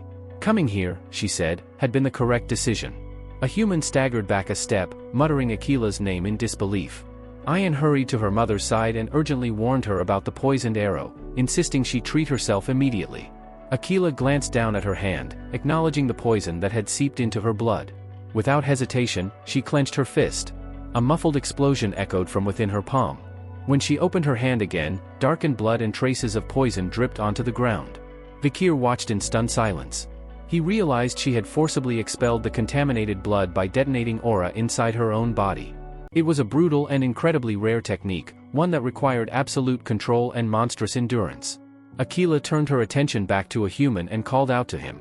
The coldness in her tone made his fear surge uncontrollably. He began ranting, accusing her of forcing him into a corner, of leaving him no other choice. Aquila paid no attention to his excuses. Instead, she asked him a single question. Her gaze shifted to the undead archer standing nearby. "Is that truly the divine archer?" she asked calmly, "Sir Adonai?" A human straightened, regaining a measure of confidence. He declared that the figure before her was indeed the legendary Adai, someone even she would not dare to challenge.